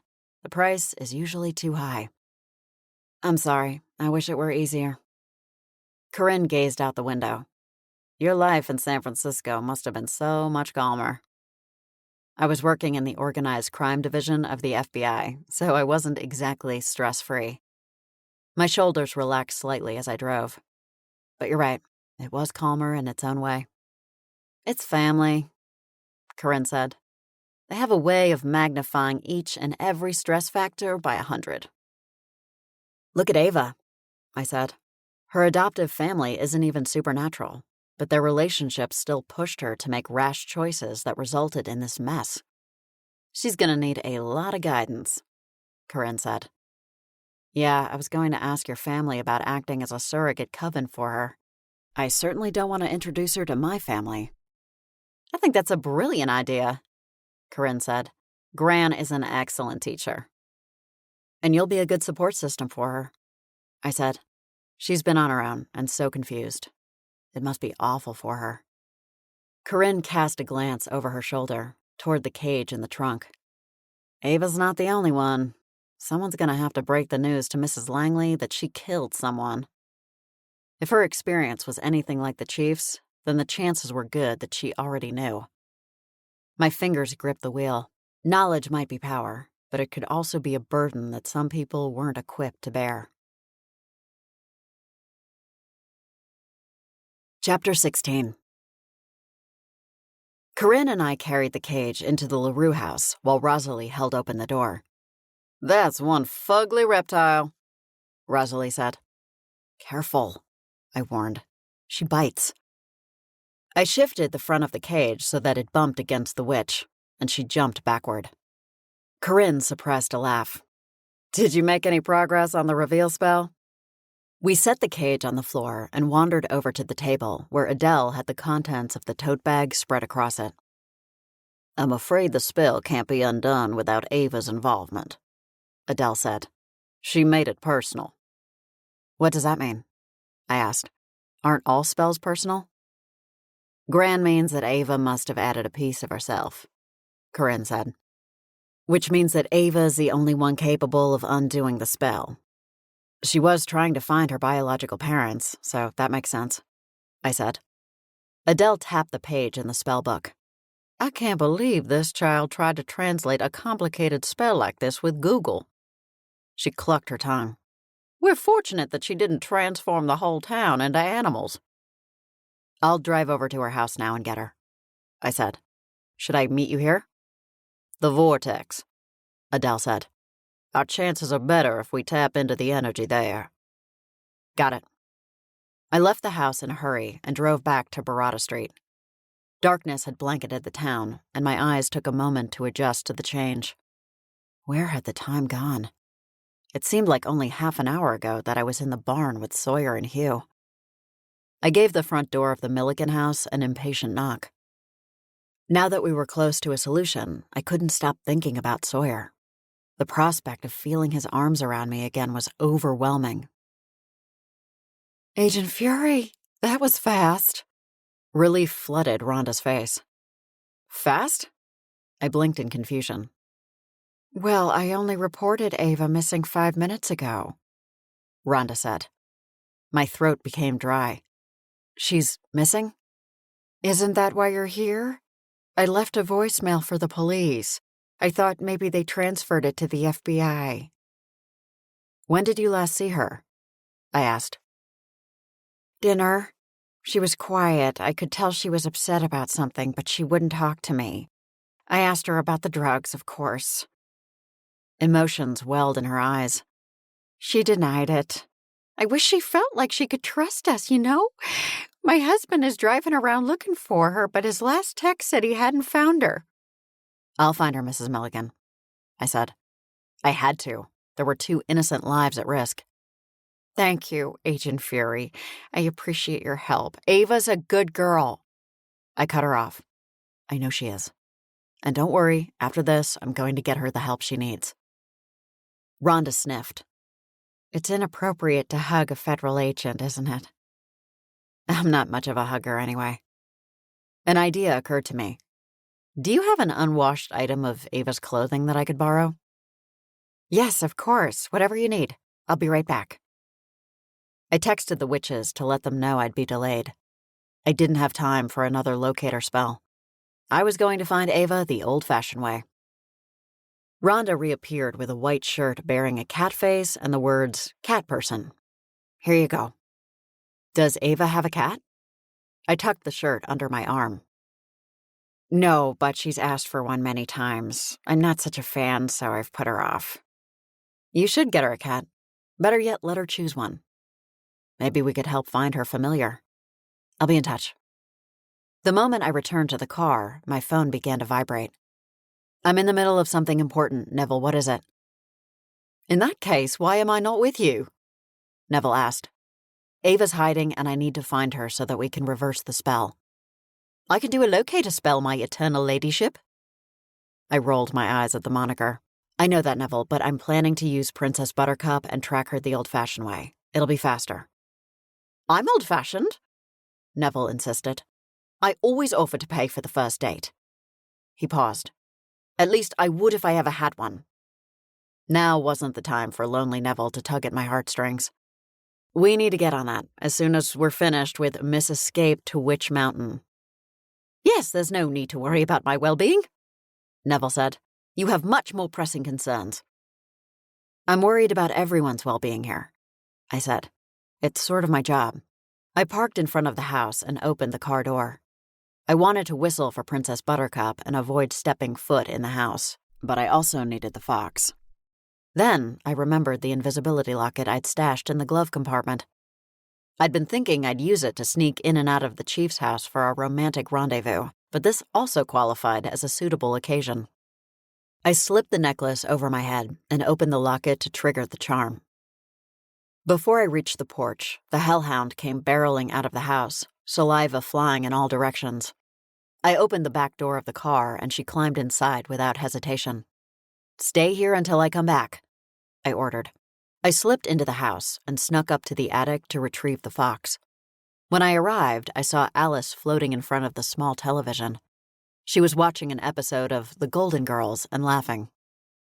Oh, gee, Fox, isn't that Dorothy a hoot? Alice said. The fox couldn't hear her, of course. He only heard the television. At least it offered him some form of entertainment while he was trapped. I closed the charm and came into view. The fox lifted his head, startled by my sudden appearance. Eden? Eden, why are you sneaking around? Alice asked. Because I'm in a hurry, I said. I picked up the fox and huddled him against my chest. I'm going to take you out of here now. Just stay quiet. Your boobs are really firm, he said, his tone muffled. Are they supernatural? This is not a good example of staying quiet. I crept downstairs. Anyway, my breasts have dense tissue. Nothing exciting. On the contrary, he said. I'm finding them very exciting right now. I pushed his nose out from between my boobs and hurried out of the house. It wasn't easy to see in the rearview mirror with a hellhound perched on the back seat, so I relied heavily on the side mirrors as I drove to the woods. I figured if I were Ava, that's where I'd go to hide. I parked on the side of the road and held Ava's shirt under the hellhound's nose. I need to find this girl, Buttercup, I said. She's a young witch and doesn't know what she's doing, so no spewing acid at her. The hellhound barked and nudged open the car door. I raced after her, not wanting her to get so far ahead that I lost sight of her. The scent of fresh pine and sea salt filled the air, triggering thoughts of the chief. Olfactory memory was fascinating to me. One sniff and I was back on the sofa in his living room before his unfortunate transformation. In the distance, an owl hooted and pulled me from my reverie. At least, I hoped it was a real owl and not one of Ava's teachers. I drew a calming breath and shook my hands. It's just a regular owl, I reassured myself. In terms of personal items, the altar only had the chief's pocket watch and Mrs. Langley's locket. It seemed that Princess Buttercup had sniffed every leaf and stick in the woods without success. The hellhound trotted back to me, her head hung in shame. No need to feel guilty. I kissed the top of her head. You did a great job. The next time I need to track an escaped demon from Otherworld, you're on the team. I straightened as the realization hit me that there was another place Ava might go. A place she thought she belonged. Come on, Buttercup. I think I know where to look. Princess Buttercup galloped alongside me all the way back to the car. When I got there, I noticed a car with flashing red lights parked behind mine. A familiar figure peered through the windows. I folded my arms. Are you licking the glass? The deputy whipped around. What? No. He grimaced. Why would anyone lick the windows of your filthy car? You tell me. You're the one with your face pressed against it. Sean tried to maintain a professional demeanor. Why are you parked illegally? My hands moved to rest on my hips. It's the side of a deserted road, Sean. Who cares? I care, he said. I'm in charge while the chief is sick, and it's up to me to keep strict law and order in this town. Or what? It'll descend into chaos? Yes, my park job on the side of the empty road is destined to plummet us into a zombie apocalypse. Sean glowered at me. You're not above the law, Eden. I don't care how shiny that badge of yours is. I'm not trying to act above the law, I shot back. I'm also not trying to act like a complete ass. I thought you were a kidnapper, Sean said. I got a report about a missing girl. That's what I'm doing here, I said. She isn't in these woods, but I think I figured out where she is. I'm headed there now. He pulled out a pad and began to write me a ticket. Hey, what are you doing here? I just told you I'm searching for Ava, too. I'm doing my job, Eden. It's nothing personal. You're ridiculous. I couldn't wait to get the chief back in working order. Princess Buttercup growled at Sean for good measure, and he took a step backward. You should leash a dog that big? He said. That's another ticket I can issue. I patted the hellhound's head. Great Danes are called gentle giants for a reason. She wouldn't hurt a fly, unless someone was getting on my bad side. He placed the ticket on my windshield. You can thank my generous nature that I'm only giving you this one. I ripped the ticket from the windshield and opened the door for Princess Buttercup. The hellhound made a point of brushing her slobber on Sean's trousers as she passed him. I taught her well. I slammed the door and sped off, deliberately spinning the wheels to spray dirt onto Sean's uniform. The immature part of me was pleased with the send-off. I drove across town and parked across the street from Davenport Park. Princess Buttercup barked excitedly and wagged her tail when she spotted the park. I'm afraid we don't have time to play right now, I said. Finding Ava is our priority. The hellhound trotted beside me as I made my way toward the hillside. Stand guard and don't let anyone near here. The hellhound barked once, and I ducked inside the mound. Sure enough, Ava kneeled in front of the portal with her hands splayed on the wall. Her head turned at the sound of my entrance. What are you trying to do? I demanded. Open a doorway? She said. What does it look like? Ava, you can't open a doorway to a dormant portal, I said. Certainly not with her level of power. Ava turned back to the portal and closed her eyes, appearing to concentrate. You don't know. Maybe I can. Apparently, I can do a lot of things I didn't realize. I moved to stand beside her. Why would you want to open the portal? Maybe my parents are there. Maybe that's why they didn't keep me. Tears streamed down her cheeks. They left me here because they wanted me to grow up in a safe place. I placed a hand flat on her back. If that's true, then why defy them? You have a good life here with your adoptive parents. I don't belong here, Ava said, her voice trembling. I can't be trusted. Trouble finds me wherever we go. That's because you're a witch with human parents and no training, I said. Under the circumstances, I think you've done remarkably well. Ava wiped away the tears from her cheeks. You do? I can't imagine what it's been like for you, growing up with the knowledge that you can make things happen, but not having anyone to ask for help or guidance. I crouched next to her. You must feel very much alone. I fished a tissue from my purse and handed it to her. She blew her nose. I don't want to be a witch. I'd rather be human like my parents. She paused. My adoptive parents. Ava, I realize how scary and confusing this must be for you. I hurt those people, Ava said, and swallowed a cry. I shouldn't have magic. I don't deserve it. Being a supernatural has nothing to do with whether you've earned it. It's the same as being born with brown hair or green eyes. It's just a part of who you are. I don't want it to be me, she said.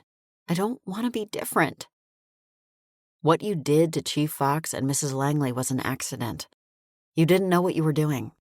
Do you think we all haven't experienced unintended consequences at one time or another? Human or not, we've all been there. She sniffed. You've hurt people? I slid to my bottom and drew my knees to my chest. I have. I almost killed my partner, Fergus. I thought it was Neville. Neville is my FBM assistant, I said. Fergus was my mentor with the FBI. A human. I produced another tissue from my purse and gave it to her. I didn't realize you worked for the FBI. I don't anymore. They transferred me after the Fergus incident. I was too big of a risk. Ava blew her nose again. Why did you even want to work for the FBI when you have supernatural powers? I offered a rueful smile. Because, like you, I decided I didn't want them. Why? If your family is supernatural too, why would you want to be normal? I didn't want to burden her with my own issues. It's complicated. Ava managed to smile. Well, you still have a cool job. Federal Bureau of Magic sounds pretty awesome. It has its moments. You have to remember, though, the humans in town think I still work for the FBI, the cybercrime division. That's not as cool. She stuffed the tissues into her pocket.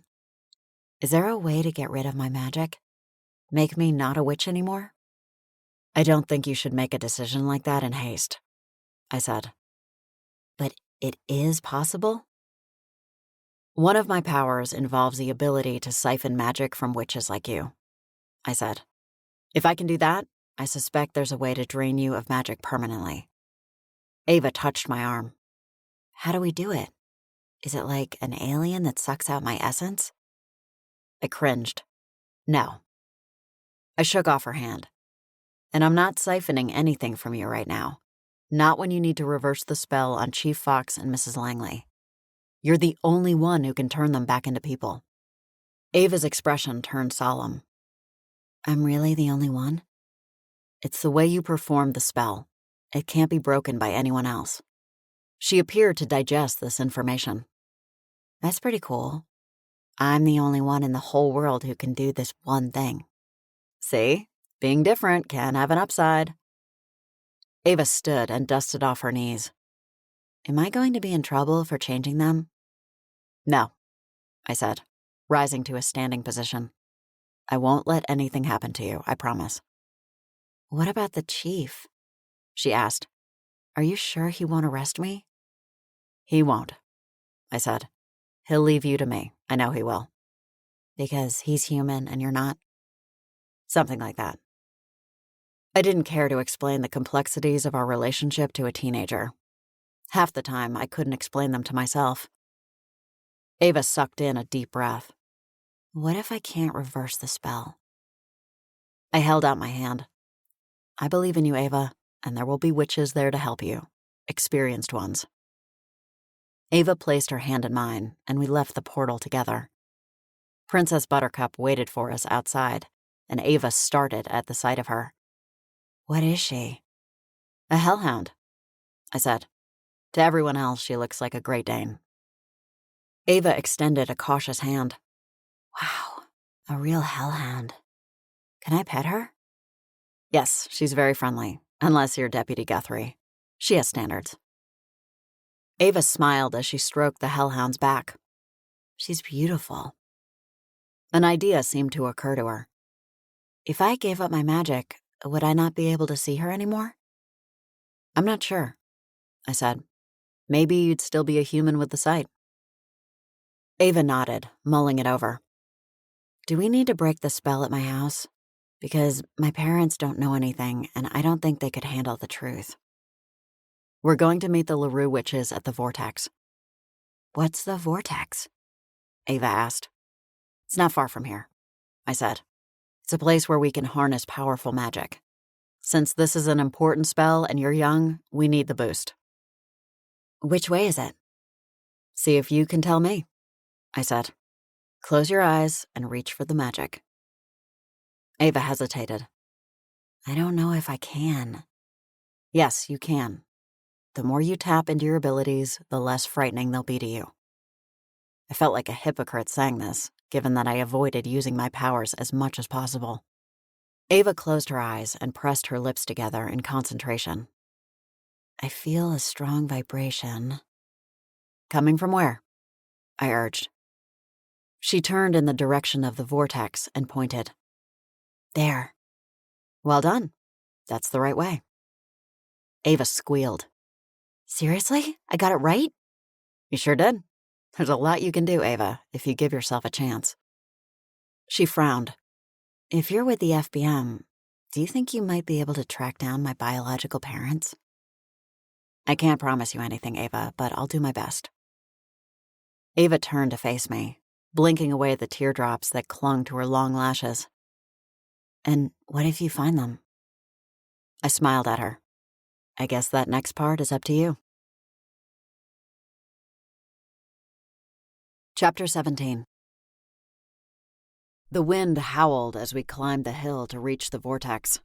The witches were there, along with the fox and the snake, which was still in her cage. They'd already drawn the magic circle. Welcome, Ava. Adele strode across the grass and clasped Ava's hands in hers. She kissed the teenager on each cheek. My name is Adele LaRue. This is my daughter Rosalie and my granddaughter Corinne. I'm Ava Milligan. She gulped. I'm a witch. The LaRue witches broke into laughter. Yes, I believe we've established that, Adele said, not unkindly. This is the vortex, huh? Ava asked. I feel a pull. She glanced at the ground. It's coming from the ground. That's right, I said. It's where ley lines converge. Ava's eyes widened at the sight of the fox and the snake. She immediately hurried over to the fox and dropped to her knees. I'm so sorry, sir. I didn't mean to do this to you. The fox lowered his head. I know, Ava. It's gonna be okay. Ava shrieked and fell backward. I probably should have mentioned that he can talk now, I said sheepishly. Ava's gaze shifted to the snake coiled in the cage. Both of them? No, my family did a spell on the chief that gave him the power of speech, I said. Ava turned to the snake. I'm really sorry, Mrs. Langley, about everything. I never meant to hurt anyone. We should get moving, Rosalie said. Why? Is there a moon issue? I asked, looking up at the sky. No, I'm supposed to meet a date for drinks, she said. Corinne appeared slightly embarrassed by her mother's admission. I shot her a sympathetic look that said, "Been there, girl." Ava, why don't you take your place in the circle and we'll guide you through the next steps, Adele said. Ava hesitated before stepping into the circle. She approached the altar, seemingly entranced. This one's nicer than mine. "It should be," Rosalie said. "It was made by one of our ancestors back in New Orleans 200 years ago." I noticed 2 bowls of sand and a black taper candle, as well as the pocket watch and locket. Ava placed her hands on the sides of the altar. What do I do? "First, you need to dig an outline of a man in one bowl of sand and an outline of a woman in the other," Adele said. "Then you light the candle and let the wax melt into the design of each bowl." Ava glanced over her shoulder. What about the animals? "They'll go in the circle with you," Corinne said. The fox gingerly entered the circle and sat, while Corinne pushed the cage across the chalk line. "Once the outlines are filled with wax, I'll do a cooling spell so that the wax hardens into shapes," Adele said. "Then you can repeat after me." Ava chewed her lip as she stared at the altar. Okay, I'm ready.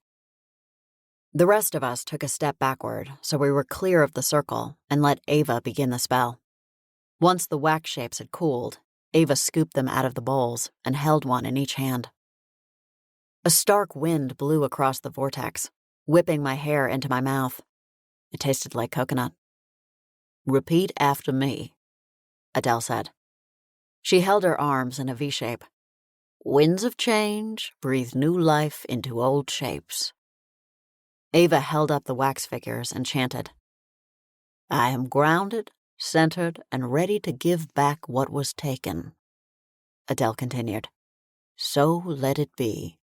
Ava repeated the chant. Light sparked from the wax figures, and the animals began to twitch. They turned in a circle, so quickly that their forms became unidentifiable. By the time Ava lowered her arms, 2 people had joined her in the circle. Chief Fox was on his hands and knees, wearing the same clothes as when he'd transformed.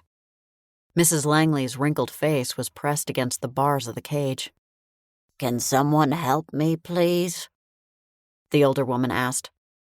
Corinne rushed over to open the cage and helped Mrs. Langley escape her tiny prison. The older woman immediately vomited upon exiting the cage and narrowly missed Corinne's feet. I ran to the circle, intending to embrace the chief. It was only when I crossed the white chalk line that I realized I had to be discreet. I shook his hand. "Good to have you back, Chief Fox." He smirked. "Good to be back, Agent Fury." Ava appeared on the verge of tears. "Are you both okay?" Corinne checked the soles of her shoes to make sure she hadn't stepped in vomit. "I'm good."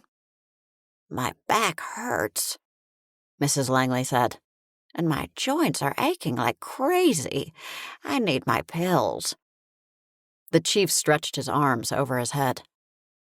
"I'm much better now. Good job, Ava." How can you say that? Ava asked. I'm the reason you were stuck as a fox in the first place. The chief moved to stand in front of her. "You didn't have to turn us back. You could have been so scared of getting in trouble that you refused to try. But you hung in there and made it happen. You should be proud of yourself." Ava's lips parted. She seemed uncertain how to respond. Does everyone know I turned into a snake? Mrs. Langley asked. My children must be worried sick. "They don't know, Mrs. Langley," I said. I suppose it would be too much for them to take in, the older woman said. "To be perfectly frank, I'll probably collapse later from a stroke. I've been trying to stay calm this whole time, but it hasn't been easy. I won't even watch television programs with supernatural influences. I didn't even like Casper, and he was meant to be a friendly ghost." You've done very well, Mrs. Langley, Adele said, "and we promise you won't have a stroke later. There are precautions we intend to take." She gave me a pointed look, and I understood. "I don't think my neighbor will agree that I've done very well." Mrs. Langley said with an abrupt laugh. Eloise tried to hit me with a baseball bat. The older woman touched her lips. I think I might have bit her. Ava stifled a cry, and the chief and I exchanged uneasy looks. Someone had to tell her the truth. I stepped forward, but the chief cut me off. Mrs. Langley, I'm afraid you did bite your neighbor, he said. The older woman laughed. She deserved it. She's been a thorn in the side of our neighborhood since the day she moved in, but everyone's too afraid to say anything to her. At least she won't know it was me. I don't need her dancing on my front lawn in her hot dog suit. I shifted my weight from foot to foot, waiting for the chief to drop the bombshell. Mrs. Langley, he said, Eloise won't be dancing in her hot dog suit anymore. That's a relief. Did someone finally take the horrible thing away from her? Not exactly. Eloise is dead, Rosalie blurted. It seemed that her date was more pressing than the need to be tactful. You killed her.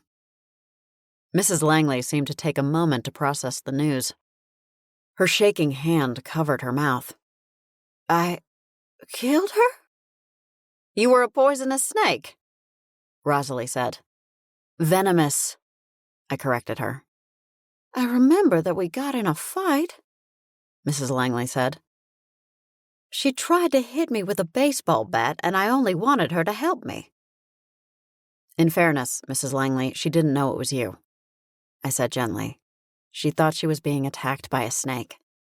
Because she was. The older woman touched her teeth. I didn't realize I was venomous. I was only trying to protect myself. It was all so confusing, like a distorted nightmare. I gave her arm a reassuring squeeze. It must have been awful for you. I'm so sorry. Her hazel eyes met mine. What does this mean? Am I under arrest? She glanced at the chief. Will I spend the rest of my life in prison? Granted, it won't be long given my current state, but still. I would have liked to spend more time with my grandchildren. I don't think this falls under my jurisdiction, the chief said. He cut a glance at me. What do you say, Agent Fury? What happened to Eloise Worthington stays right here on this hill, I said. I won't be filing a report with my agency. She was killed by a snake in a freak accident, Adele said.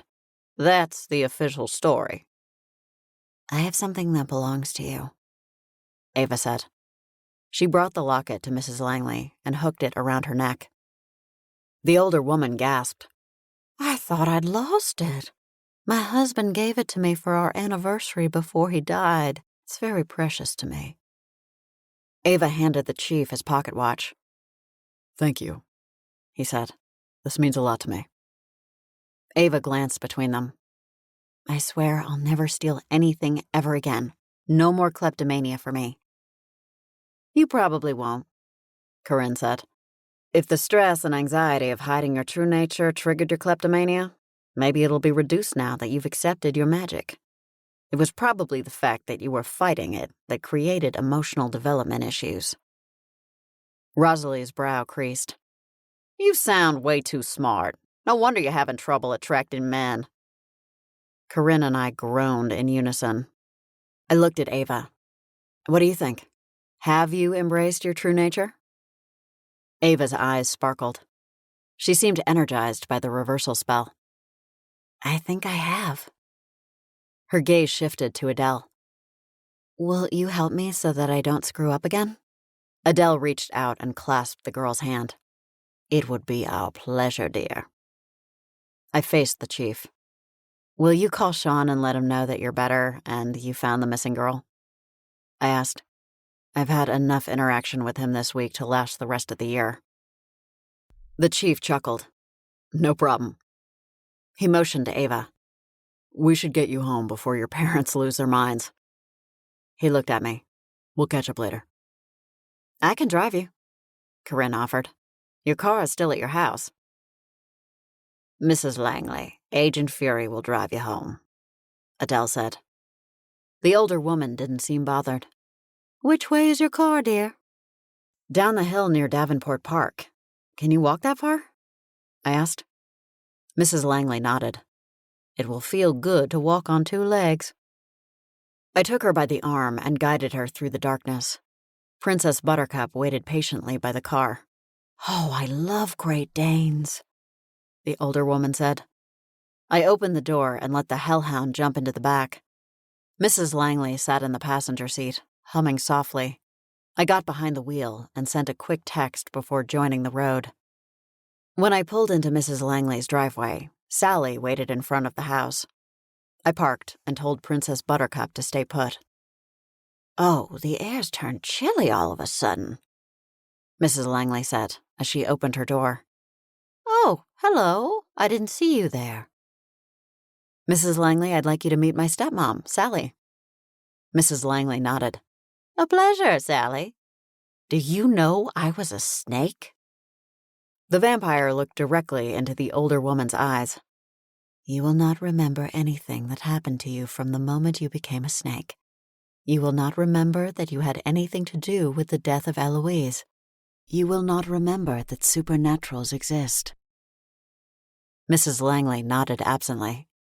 I will not remember. Sally smiled, showing her fangs. Good luck to you. Mrs. Langley seemed to come to her senses. She looked around her yard. Hello?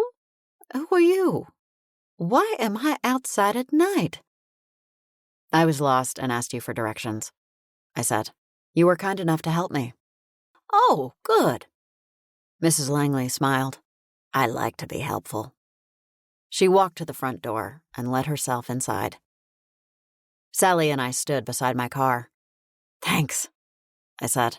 Sorry about the short notice. It's no problem. How's the chief? Pretty good, all things considered. I opened the door and slid into the seat. Do you need me to erase his memory too? She asked. That won't be necessary, I said. The council has agreed to let him in on our secret. Sally fixed me with an anxious look. I like him, Eden. I really do. But have you forgotten that you're immortal? That you're dangerous? I tightened my grip on the wheel. I'm not dangerous to him. Maybe not deliberately, but you're dangerous all the same. He's the chief of police, I said. His job has its own dangers. The vampire leaned against the car in frustration. Eden, darling, I will never try to tell you how to live your life. No, that's my father's job. She bit back a smile. Indeed. I don't want to think about my immortality on the best of days, so I certainly don't want to ponder it in connection with the chief. Does anyone else know about you two? Sally asked. There was no point in denying it. I could tell that she knew. No family, I said, and I'd like to keep it that way. You want to talk about dangerous? That's where the real problem is. I don't disagree with you there. Sally stared into the darkness. I love you, Eden. I don't want to see you hurt. Sawyer won't hurt me. Not with his actions, no, Sally said. But his human nature is enough to cause you irreparable harm. He'll only be young and handsome for so long. And then what? I laughed. You think I'll ditch him at the first sign of gray hair? No, of course not, she said. I only mean that there will come a point when it's clear that one of you is aging and the other isn't. So I'll be the Paul Rudd in our relationship? I said. I don't know who that is, Sally said. You should. He's awesome. I heaved a sigh. Listen, Sawyer knows all about me, and he accepts it. I can't ask for more than that. The rest will need to navigate as it comes. We only recently started dating. It might not last a year, let alone a lifetime. Look at my parents. They thought they'd be together for their lifetimes, and the marriage didn't even last a human lifetime. Beatrice's loss was my gain, Sally said. They're better off apart, I said. I agree with that. Sally looked at me. Do you really think it's that fragile that you won't last a year? No, I admitted.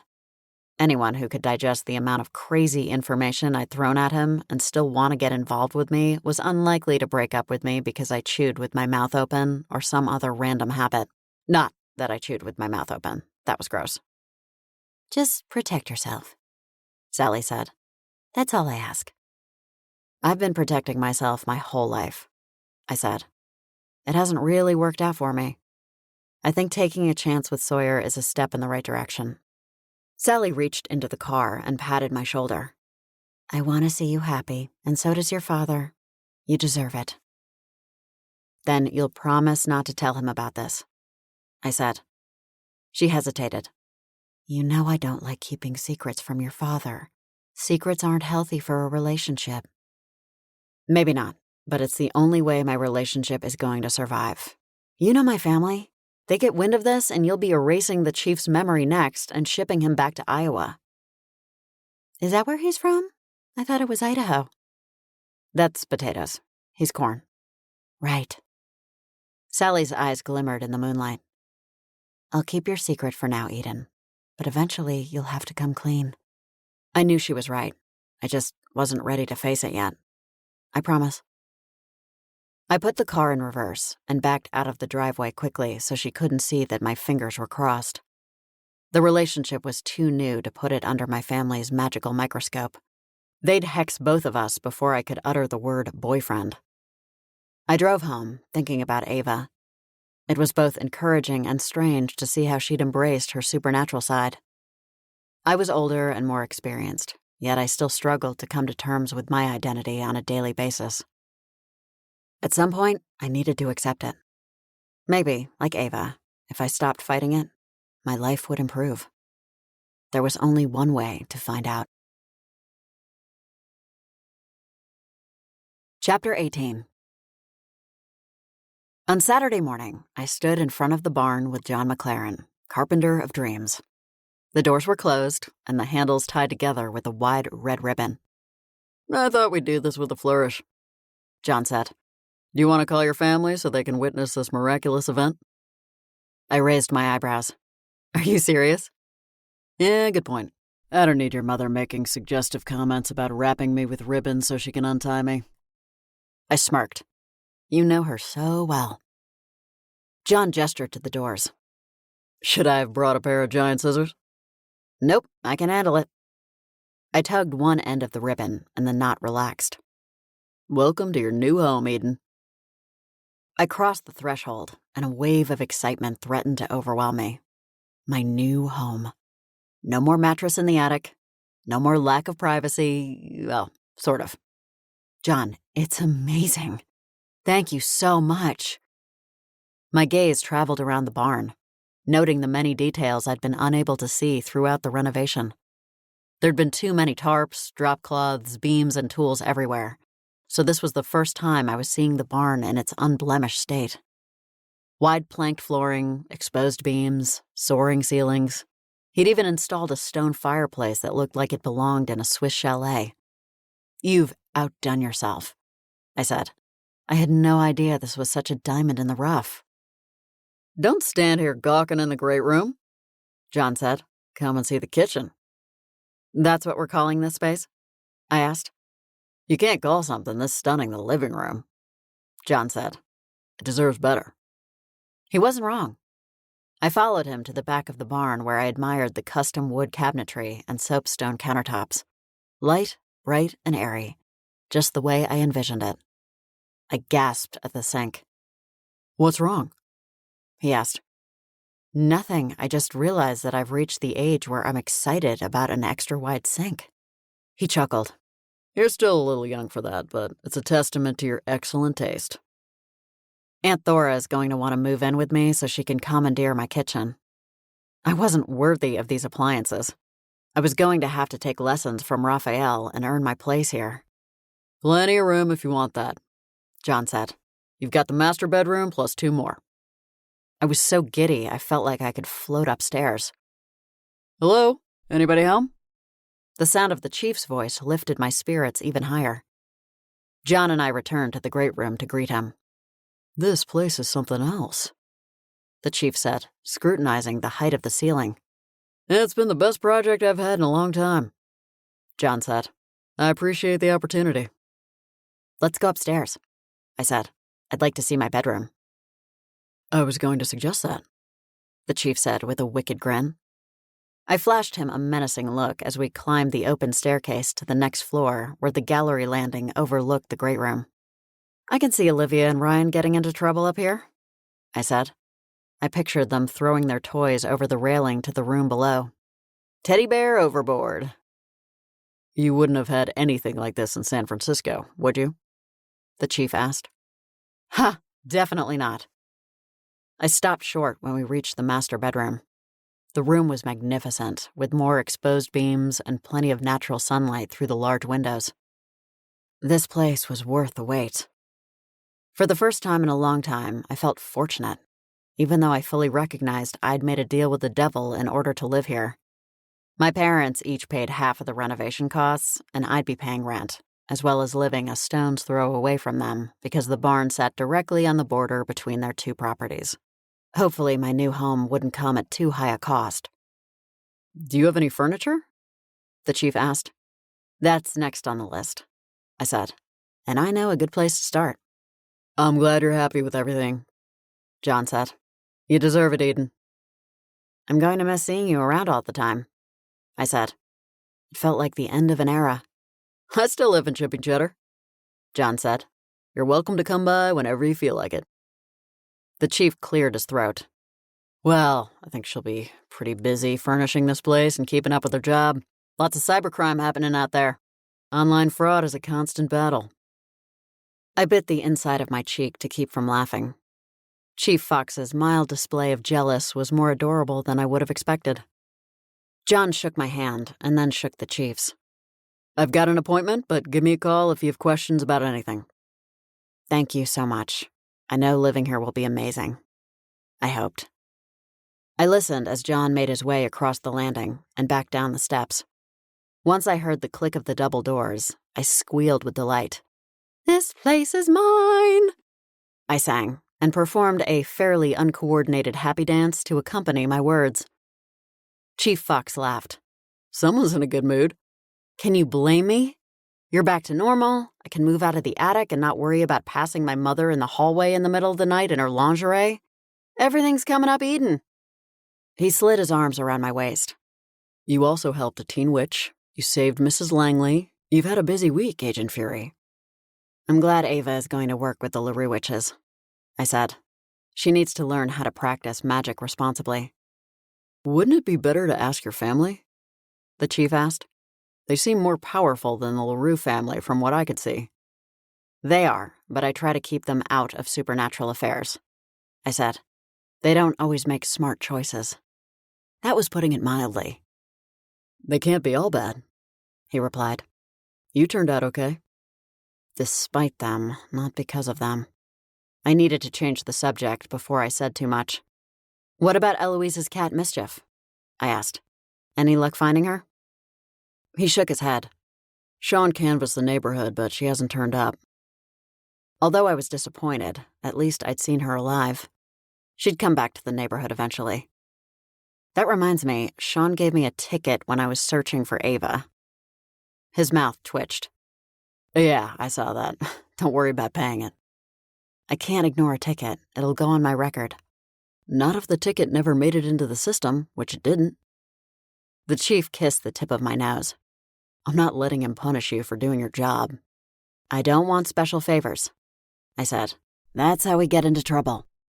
I placed my hands on his cheeks and enjoyed the rough texture of his stubble against my skin.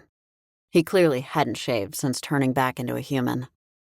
He curled his fingers around mine. What's wrong? A second ago you were living your best life. Trust me, I am. I sighed. It's just that when you were a fox, there was this moment where I thought maybe you were a secret shifter, and I realized how much easier our lives would be if you were. Because we wouldn't need to sneak around? Basically. He released my hands. Do the FBI regulations not apply if the chief of police is a supernatural? Somehow I doubt that. He peered at me. Are you sure you're not disappointed that I'm a boring human after all? There's nothing about you that's disappointing or boring, Sawyer. Except maybe the fact that you sound vaguely Canadian sometimes. I just wish it could be easier. Some things are worth the trouble, though, right? He asked. I detected a slightly hopeful tone and hated that he felt the need to question it. 100%, I said. I edged into his arms and rested my cheek against his chest. I wouldn't change a thing about you. Ditto. Wings and flamin' eyeballs and all. Say, there's something I've been meaning to ask you, he said. When I first turned into a fox, you said, they won't get away with this. He inclined his head. Who'd you mean by they? I cleared my throat, struggling for a good answer. My family likes to get into mischief, and sometimes they cross the line. Cheese and crackers, that had to be the lamest lie I'd ever told. Why would they target me? He asked. I thought maybe they found out about us and wanted to teach me a lesson. He pulled back slightly. By turning the chief of police into a forest animal? It's not what I would call mischief. Well, they weren't the responsible party, so it's all good, I said, wishing this conversation would end. I didn't want my family to know more about the chief, and I didn't want the chief to know more about my family. Sally's words came flooding back to me. Secrets aren't healthy for a relationship. Maybe not, but sometimes they were necessary. Ignorance was safest when it came to the dark side of my family. The chief studied me. Do I need to be concerned about your family? As the chief of police, I mean? No, I said quickly. They mostly inflict harm on each other. Or me, depending on their moods. They don't like other people enough to get involved with them. Sounds like some people I know back in Iowa. I doubt that very much. He kissed me firmly on the lips. And while we're on the subject, I don't think you bring trouble because of your true nature. But I definitely think trying to hide it makes things worse. I peered at him. What are you talking about? Back when I was a fox in your attic. He stopped and chuckled. Never thought that was a sentence I'd utter. Anyway, when I was a fox, you said that you bring trouble wherever you go because of your true nature. It isn't being a fury that's problematic. It's the fact that you resist who you are. It was true for Ava, and it's true for you. It's sort of necessary given that I live in the human world, I said. Can you imagine how people would react if they knew the truth? He squeezed my waist. Like me? With patience and understanding? They wouldn't, and you know it. They'd be scared to death. They'd want to burn me at the stake. That's what we do to things we don't understand. We attack. It's human nature. I think you underestimate us, he said. Trust me, Sawyer, you're the exception and not the rule. Then maybe think about it differently than you have been. Don't worry so much about other people and whether or not they'd accept you. Focus on accepting yourself first, and the rest will follow. I'm a work in progress, Sawyer. Aren't we all? He took my hand. Let's go downstairs. I'd like to see the kitchen where you'll be cooking my gourmet meals. What? I asked with such force that he burst into laughter. He pointed at me. You should see the look on your face. Priceless. I cupped his rugged jaw in my hand and squeezed.